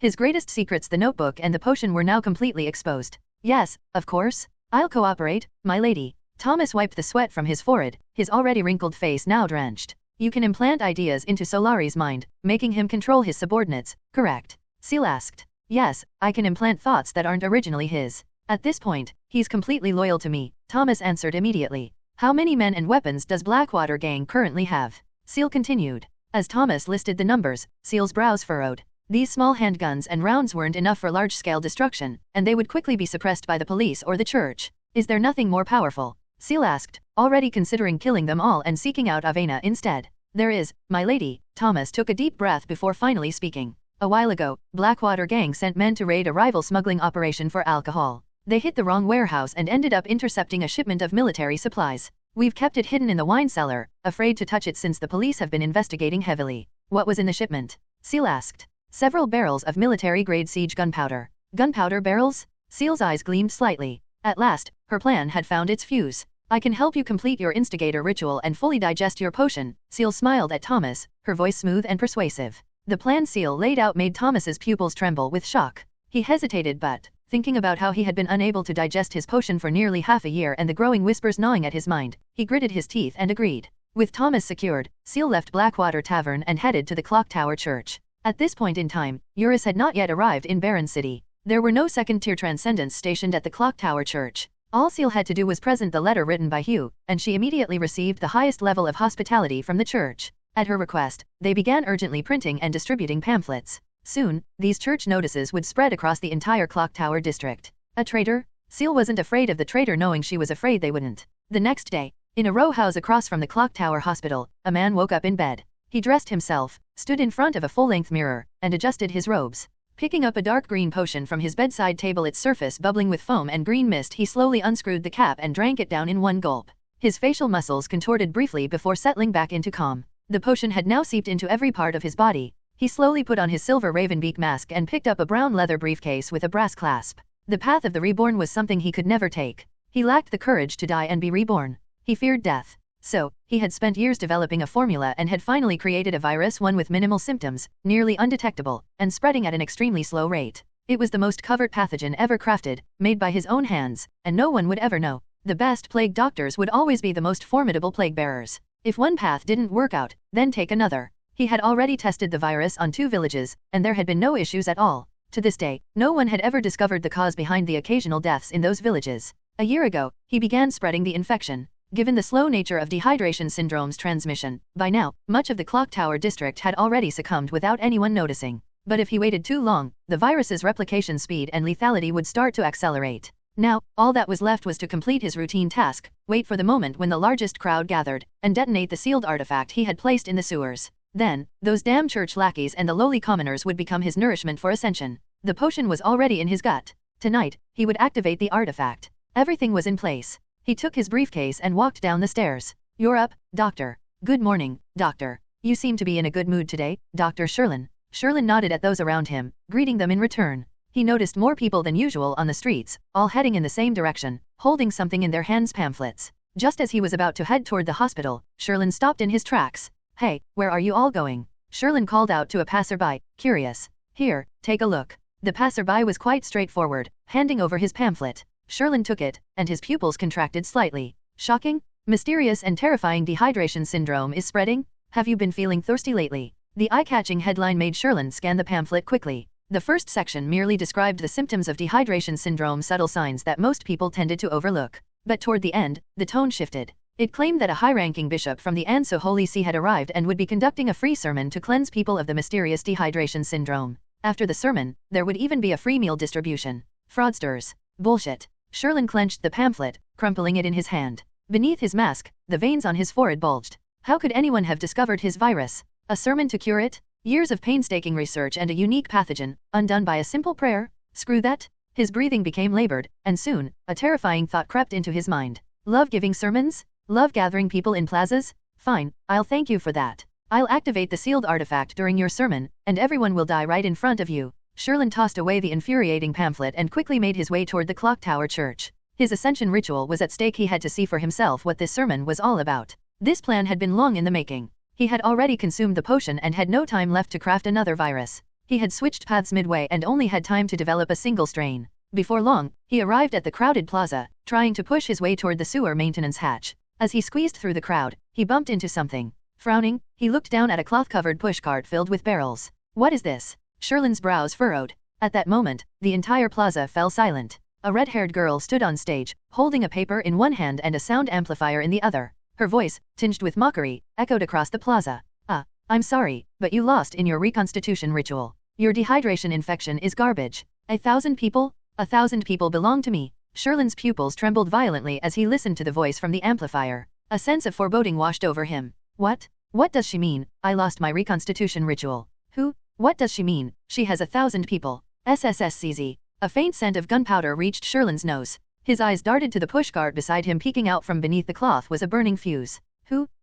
Sherlin's head shot up, scanning the crowd frantically, searching for the mastermind behind this. Boom, boom boom, boom. A deafening series of explosions erupted, igniting countless barrels of gunpowder. Fire, shrapnel, and dismembered bodies engulfed the entire plaza. Screams and wails filled the air as flames spread unchecked, turning the scene into a living inferno. Sherlin was flung backward by the blast, half of his mask blown away. His exposed face twisted in terror as he beheld the hellish carnage before him. His mouth hung open, but no sound came out. Madwoman. A madwoman? Was this a reconstitution ritual? Was this the instigator path or the assassin path? 10,000 people? How dare she? 10,000 people? How could she? Beneath his torn flesh, dark green muscle rapidly regenerated. His left eye socket, now empty, began filling with a dark green gelatinous substance. Dead. They were all dead. No.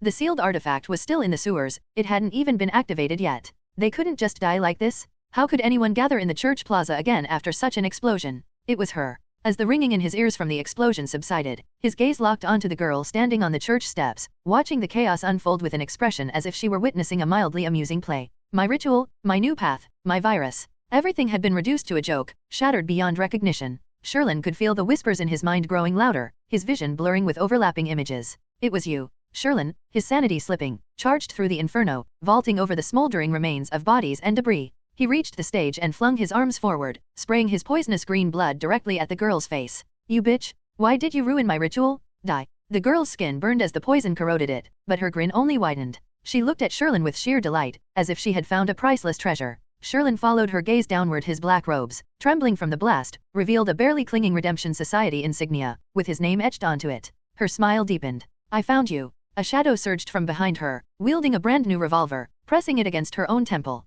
See you in a bit. Bang! A gunshot rang out. The shadow vanished. The revolver clattered to the ground. The girl's brains splattered onto Sherlin's face as she collapsed, lifeless, before him. Madwoman! Madwoman! Sherlin, surrounded by the raging inferno and the escalating whispers in his mind, threw his head back and howled. Why is this happening? Sherlin roared helplessly, a sinister green arm bursting from his mouth in sync with his cries. The potion was rapidly consuming his body, corroding his spirit and sanity. Reality. Saint Year 741, June 18, 6:30 p.m. Evaluation, I should really give you an achievement award. Citywide massacre? Do you even realize how many rituals you just completed in one go? You really missed out on seeing the faces of those nuns and priests. Shock, despair, utter devastation? Next time, I'll try to capture a snapshot for you. *D. Take this, it's what you've earned based on your performance. Reward, Fate Points *15, Charm LV.1, Deadly Blood Laurel. Fate Points, 26. 15 Fate Points, plus a new skill and an item. This simulation had yielded far greater rewards than Ciel had expected. The relatively low number of points was likely because she had yet to escape the inevitable death scenario. Time was short. She quickly schemed through the details of her new skill and item. Charm LV.1, your charm has increased slightly, making it easier to attract transcendent beings and entities from the other side, as well as gain their favor. Deadly Blood Laurel, a special sealed artifact. Wounds inflicted by its blade or bullets will bloom with blood laurels, causing continuous bleeding. Side effect, while holding it, you will suffer from a permanent, irremovable anemia condition. A sealed artifact? Ciel opened the inventory. At this moment, there were already 4 items inside. The Eye of Order contract, the Radiance Bishop's letter, the other side page, and the Deadly Blood Laurel. Looking at the vague, shifting icon representing the artifact, Ciel hesitated for a moment before deciding to retrieve it. This was her first sealed artifact. Perhaps it would prove useful in the future. A flash of silver light flickered in her hand, and an old-fashioned flintlock pistol appeared. The dark brown wooden grip fit snugly in her palm. Below the 35-centimeter-long black barrel was a 40-centimeter silver bayonet. Blood-red laurel patterns snaked along the blade and continued onto the silver flintlock mechanism, as if a cluster of crimson flowers had bound them together. The moment she grasped it, a wave of dizziness hit her. A deep fatigue settled in, making her feel as though she might collapse after just a few steps. Unbeknownst to her, the color drained from her face, leaving her looking pale and fragile. At the same time, knowledge of how to use the weapon surged into her mind. She could extract her own blood to fire it, allowing for ranged attacks. Alternatively, she could wield it like a short sword for close combat. Regardless of whether it was the blood-infused bullets or the slashes of the blade, any wounds inflicted would sprout crimson blood laurels, continuously draining the enemy's blood. If the enemy attempted to remove the flowers, they would tear out even more flesh and internal organs with the hooked barbs. What gunfighting technique! This was a weapon that dealt 1,000 damage to the enemy while causing 800 to the user. Using it while anemic and still needing to draw her own blood. Ciel wasn't even sure how many shots she could fire. At best, it could serve as a finishing move. Still, if she suddenly pulled it out at an unexpected moment, it might turn the tide of a battle. Ciel placed Deadly Blood Laurel back into her inventory. As the gunblade dissolved into a crimson mist, warmth returned to her body. Her previous weakness and dizziness from anemia gradually faded away. Dong. Outside, the bell of the clock tower church rang out at 6:30, signaling the workers that it was time to rest. Ciel quickly sat down, forcing herself to endure the mental fatigue from multiple simulations. She reopened the simulation interface. She needed to simulate the future and go as far forward as possible. She had to see if the information she had brought back about the traitor had altered the course of events. The system's simulation menu unfolded before her, and her gaze locked onto the future simulation option. Future, 1H, Saint Year 741, June 18, 7:30 p.m., cost, 10 fate points. 1 hour later, Ciel frowned. This was the worst-case scenario. It was highly likely she wouldn't see how events played out within the simulation. After a few seconds of thought, she opened her notebook and began writing. Find Avena immediately and relay the new intelligence to her. Convince her to get her family's strongest members involved to assassinate Sherlin ahead of time. Keep the notebook updated with detailed notes. I need to know everything. Avena was a safer option to work with. Thanks to their contract, she wouldn't betray Ciel. But if even Avena couldn't change the outcome, then Ciel would have no choice but to use the insignia and letter to report everything directly to the Holy See. At that point, worrying about being forcibly taken in as a saintess would be secondary to simply staying alive. Ciel gripped her notebook and whispered in her mind. Future, no 2. A flash of blinding silver light engulfed her vision. Future. Saint Year 741, June 18th, 7:30 p.m. Countdown, 23:59:59. Ciel opened her eyes and immediately realized that her surroundings had changed. She was now in the center of a vast study, seated on a sofa, a pencil in her hand, and her notebook resting on her lap. My notebook. Flipping to the latest entry, she saw her own handwritten characters. Saint Year 741, June 18th, 6:31 p.m. The simulation interface text became unreadable. Looks like I've officially entered the simulation. Saint Year 741, June 18th, 6:45 p.m. I rushed to the police station, but Avena was no longer there. I had to hire a carriage and get to number 15, Sursbridge District, as quickly as possible. Saint Year 741, June 18th, 7:29 p.m. I arrived at number 15, Sursbridge District, by 7:02. Avena was in the reception room, meeting with Sherlin. He came to poison her. I barged into the reception room and firmly asked Avena to step outside for a moment. It was an incredibly rude interruption, but thank the goddess the contract worked.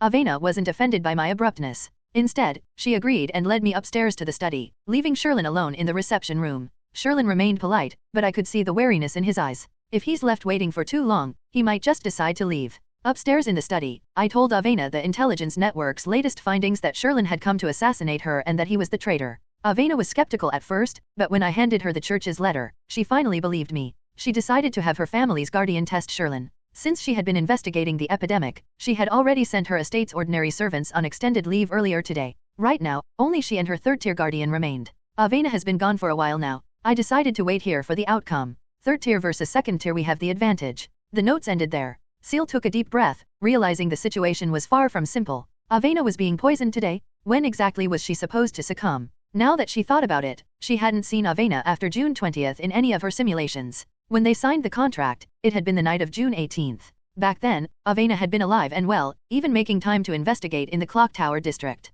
Had Ciel's warning caused Sherlin to act against Avena sooner? Boom! A loud crash resounded from downstairs, shaking the entire building. They were fighting. Ciel sprang to her feet and ran straight toward the door. Just then, the study's doors were flung open. Who? The shadow behind Ciel surged, ready to emerge at any moment. The door swung open, revealing Avena at the entrance. She slammed the door shut behind her and swiftly pulled a luminescent blue, prismatic stone from her waist pouch. With a flick of her wrist, she embedded it into the wooden door. Faint blue patterns spread rapidly along the door, extending to every corner of the vast study. Soon, the entire room was lined with glowing blue veins. He really came to kill me. Avena panted slightly, looking toward Ciel as she spoke quickly. The crown guard should be able to kill him, but watch the door for me. I need to send for reinforcements. Without another glance at Ciel, she rushed to the center of the study, pulling out various vials and bottles from her pouch. Judging by the fine crystal craftsmanship of the containers, their contents were undoubtedly valuable. Ciel's shadow darted out and stationed itself at the door, while Ciel herself prepared to draw the deadly blood laurel at any moment.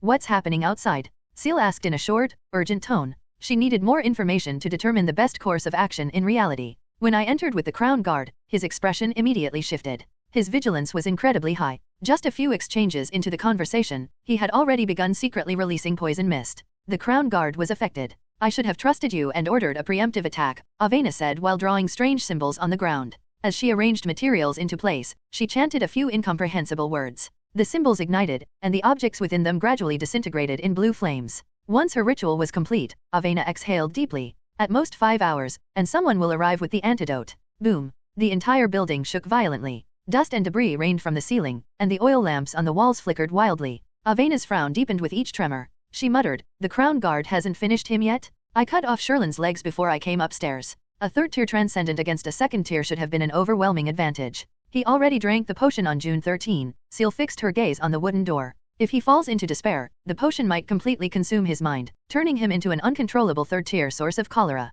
Avena pressed her lips into a thin line. At this point, nothing Ciel said could surprise her anymore. Earlier today had been their first real encounter. At first, Avena had thought of her as a quiet and pleasant girl, but within just a few hours, she had arrived bearing shocking intelligence. And now, barely 2 hours after Avena had reported to the church, Ciel's so-called intelligence network had already identified the traitor and even pinpointed the exact moment he had consumed his potion. As if someone had been watching Sherlin for 24 hours, witnessing him drink the potion firsthand? So he really had already consumed it. That made things much more dangerous. If he fully lost control and became a third-tier maniac, even the defense-specialized Crown Guard might not be able to stop him. The Crown Guard could forcibly extract Avena should things go south, but at least half of Sursbridge district would be engulfed in a catastrophic plague. Most of the residents here were nobles and merchants unaffiliated with the transcendent world. If a source of cholera ran rampant in this district, an enormous number of influential figures would die, sending shockwaves through Ansa. Even the Roswell family wouldn't be able to distance themselves from the fallout. Avena took a deep breath and swiftly lifted the hem of her dress, revealing a black thigh strap lined with small syringes and vials.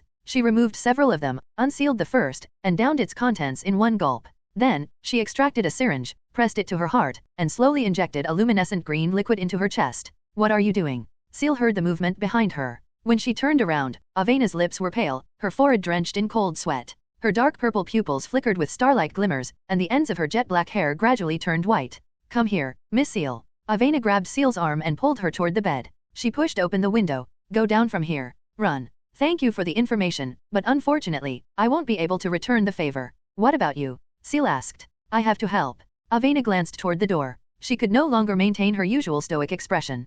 Pain racked her body, causing her facial muscles to twitch uncontrollably. Blood trickled from the corners of her eyes. "I can't let the source of cholera escape this estate." Boom. The manor trembled once again. Avena rushed toward the study doors, only to hear footsteps following behind her. "Miss Ciel." Avena gripped the doorknob, looking back at Ciel. Her trembling voice carried a note of confusion. "I won't let him leave this estate either." Ciel smiled at Avena. "Besides, there are still so many stories I haven't told you yet." There was no way Ciel was leaving. She had to stay and see this through. If Avena and her guardian survived, then in reality, Ciel would make the same choice to save her again. But if everyone perished here and the one who emerged was the source of cholera, then Ciel would have no hesitations about taking her sister and seeking refuge in the Church of the Savior Goddess. Avena couldn't hear Ciel's internal thoughts, but her heart trembled slightly at Ciel's words. The girl's figure became clearer in her vision, pushing away some of the bloody haze before her eyes. Avena said nothing more. She yanked the prismatic crystal from the wooden door and flung the doors open. Hiss. A thick, viscous blend of green and purple liquid oozed like living sludge, spreading rapidly across the floor, the door, the ceiling, and the walls. For an instant, Ciel felt suffocated. Everything outside had changed. The once luxurious hallway was now coated in the strange purple-green mucus. The ceiling was covered in grotesque, barnacle-like growths, their porous surfaces continuously secreting pulsating globs of sludge. "Drink this." Avena handed Ciel a vial. Without hesitation, Ciel took it and drank it down in one gulp. Her body felt like it was heating up, but her breathing became steadier. "Move." Avena charged through the sludge-covered floor, heading for the staircase. Ciel followed right behind her. Hello, everyone! As we wrap up this video, I want to share a quick note. I have a Patreon account. If you'd like to support me and enjoy on-demand audiobooks, you can become a Patreon member. Alternatively, you can check out my Google Drive link, which has 500-plus novel audiobooks available through my Ko-fi or Patreon shop. I appreciate your support.